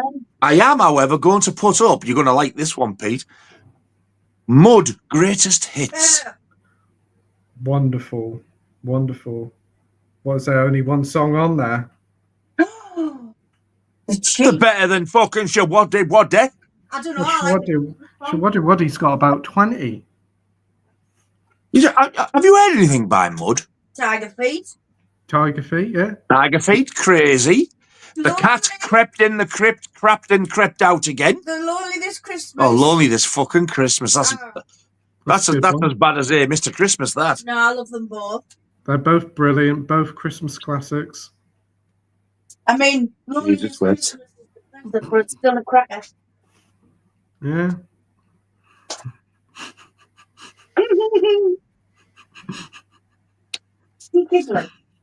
Yeah. He's like he's giggling. Oh dear. He's going to get 9 wives of a 9 wives. 9 wives of a wet pussy and scratch and sniff. By Anal Ferrara. Anal Ferrara. Told you, it's pure 70s. It's pure 70s bush. What are you eating? Dessert. 70s bush. Carry on, proceed. Right. I was just I'm just thinking about the 70s bush included on the Blu-ray. And you always know Pass your photo. it has that music. My photo of who? Of them, Bill and Silent Bill. James Silent Ted. Bill and Silent Ben. You'll have to wait because that's Ralph Fiennes and Jason Isaacs. Oh, is it? Yeah. She's got one with Jason Isaacs and Ralph Fiennes as well. Harry Potter. Oh yeah, Jason Isaacs. That's cool. Bub from Day of the Dead and Big Daddy from Land of the Dead will be at Weekend of the Dead. Need their signatures on my posters. I've only seen Land of the Dead once or twice, and it really bored me. Yeah. Oh, that's amazing. Wow, he does look really thin, don't he? Yeah. Look at the dog. Oh. Oh, you're on about Kevin Smith, aren't you? Yeah. Yeah. That's a different one. Look, they were too busy fanning about with the dog, so There's 3 pictures. Another one in there. that's the better one, I think. Well, is his name Jason Mewes? He still looks the same, really. Yeah, just with the haircut. Oh, and there's the old one with the Wow. Voldemort and what do they call the other one? The Malfoy's father, Fine. isn't it? Malfoy, yeah. I might have cried before I had that one done. He smiled at me. I was walking off with the doggies going at me. I have one with Melissa Joan Hart and the 2 aunties out with Sabrina as well. She's met Sabrina, for fuck's sake. Oh, that's cool. That was It always was amazing. Always enjoyed watching that as a kid. That was a fun series. Yes. Did you see that video last year where me and John were in Edinburgh? I think so, yeah. I can't remember you did one, yeah. So while me and John were walking around Edinburgh, she was meeting Sabrina and the aunties. And I met Dog Poo. The dog with the massive tongue. Oh, yeah. Did you get your photo took with it? Yeah, but it's on my phone. Got a photo took with the dog. Fucking dog. Meeting a dog.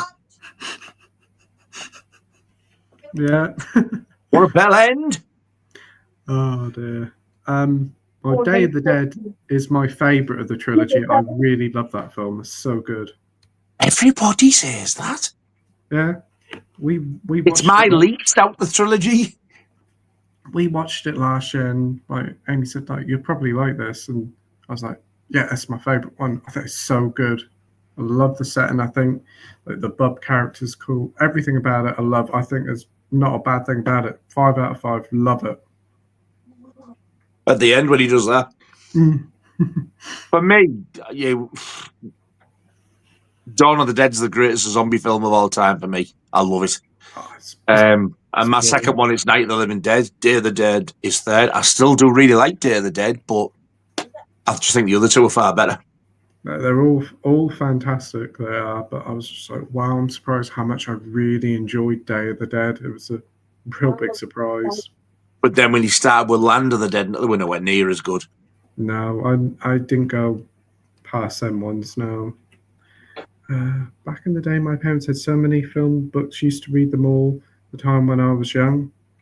Awesome. My sister gave me, I don't have it anymore, unfortunately, she gave me the film tie-in novel of The Shining. It had that lovely yellow cover, and it had photos of the film on the inside.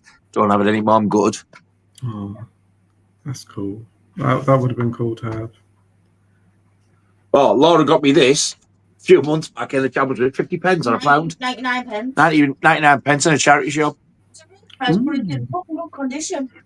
Introduction by Simon Pegg. Ooh. Yeah. Cool. He hated that, of course.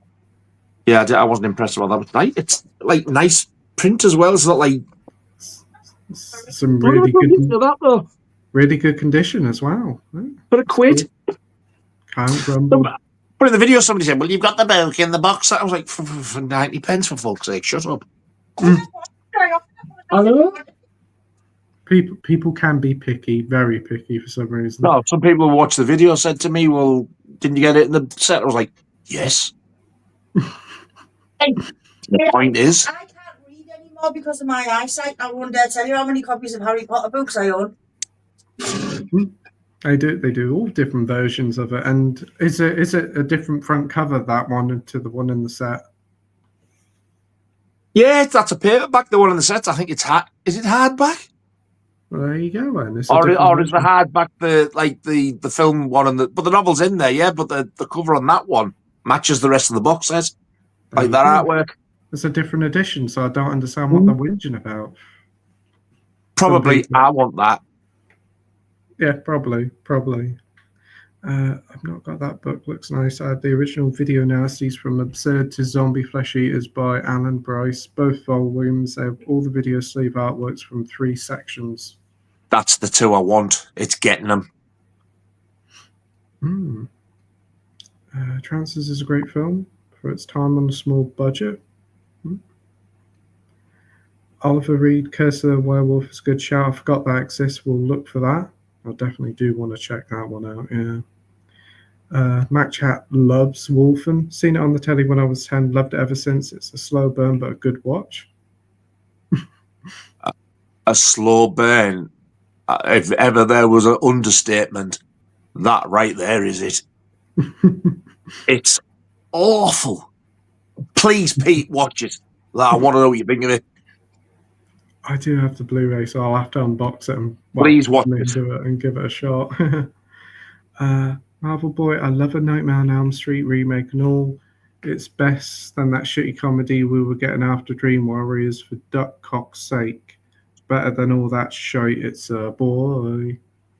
I love the Nightmare on Elm Street remake. I do not get the hate. It's all right. I think the Friday remake's way better. It's really good. The Friday one is. I don't. I like the Elm Street one better.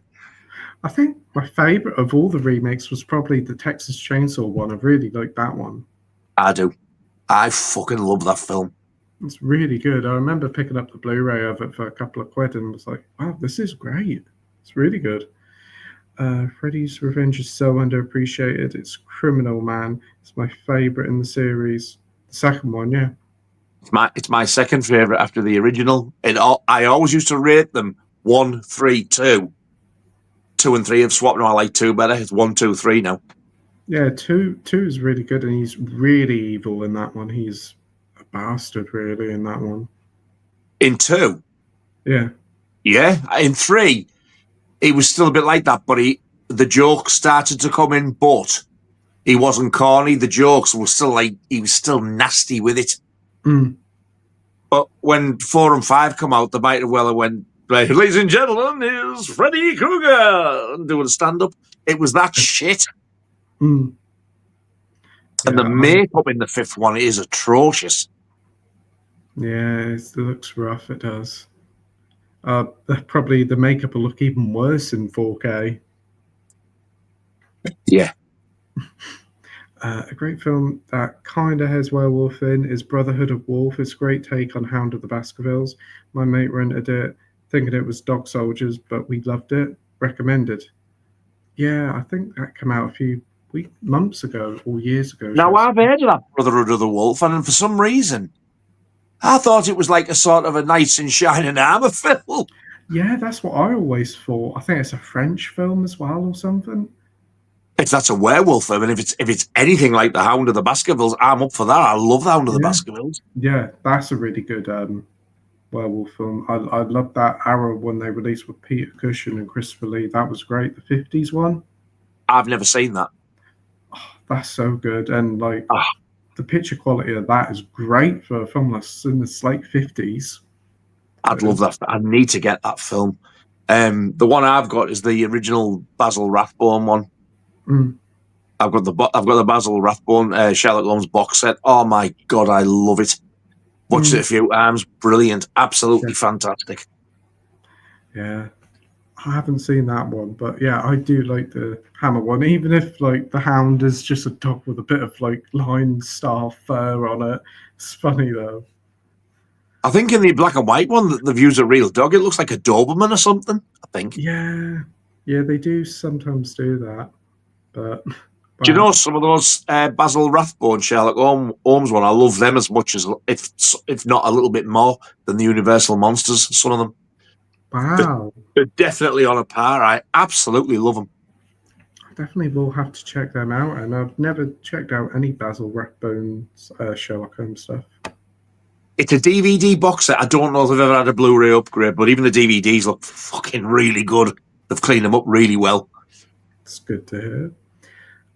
I think Doctor Sleep is better than The Shining. Sorry, it's my favourite. What it's called, Halloween 3 is probably the best film in the series. It's my favourite. Doctor Sleep is an absolutely amazing sequel, but it's got to be the director's cut. It's got to be the director's cut. It is fantastic. I don't quite like it as much as the original, but my God, it's close. Mm. And only recently, I've said exactly the same thing. I now think Halloween 3 has taken over the original as my favourite. Wow. Really? All my life, I've always liked the original, but now I absolutely love Halloween 3. Love it. It's definitely a unique film out of it, and I do like what they were trying to do, like a sort of on its own tale. No Michael Myers, just telling a creepy Halloween story, and it does work as that.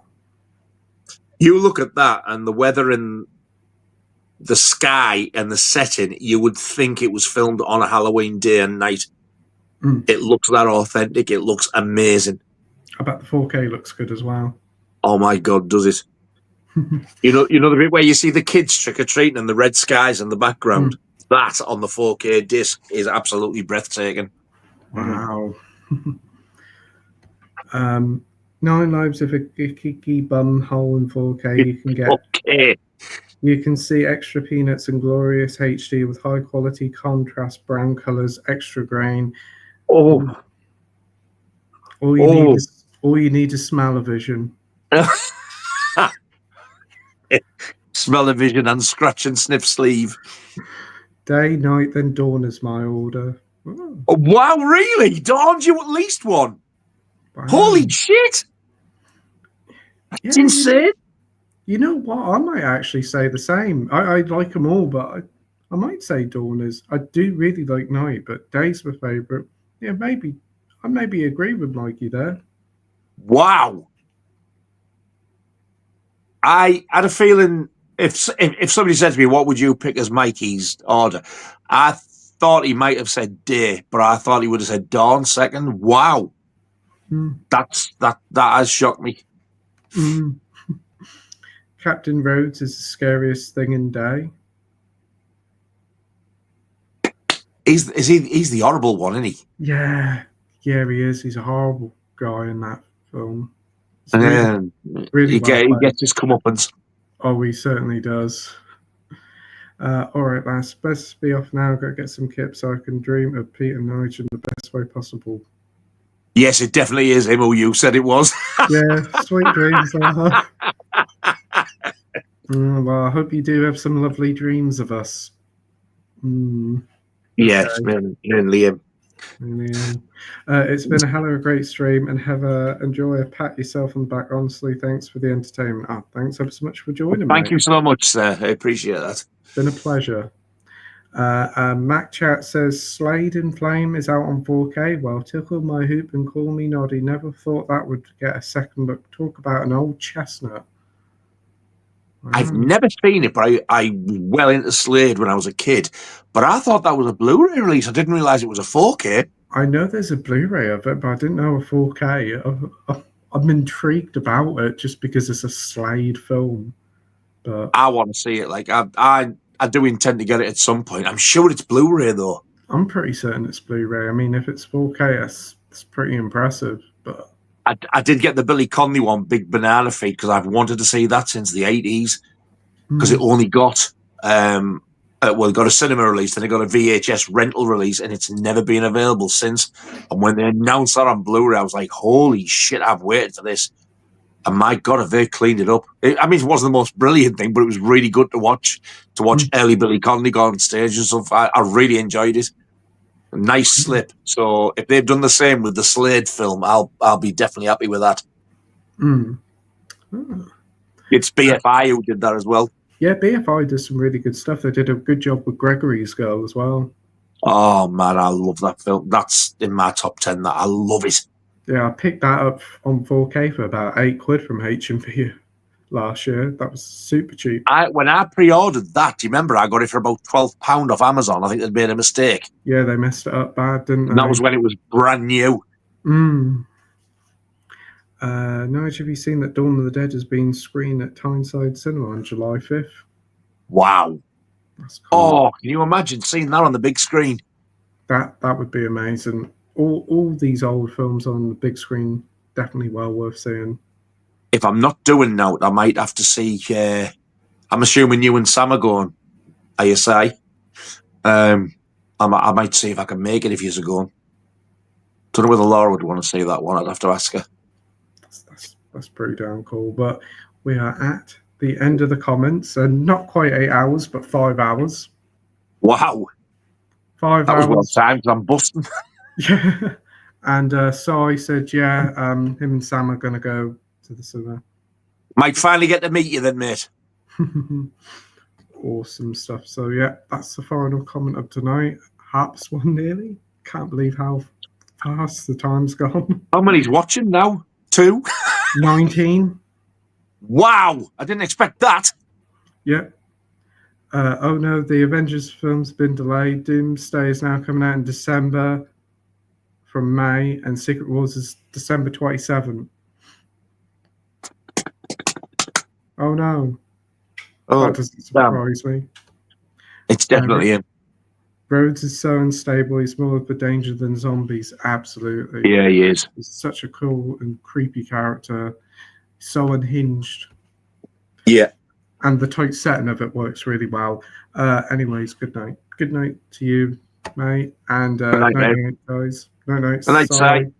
So anyway, that'll do it for tonight. Thank you to the 20 people now watching at home. Really do appreciate you commenting and all that. Be sure to subscribe to Nigel's channel. His link is in the description down below. And hopefully be back with a stream in the next week or two. Hopefully Thursday night or either Saturday night. But you take care, everybody, and I'll see you all soon. Bye. See you later. Bye. Bye.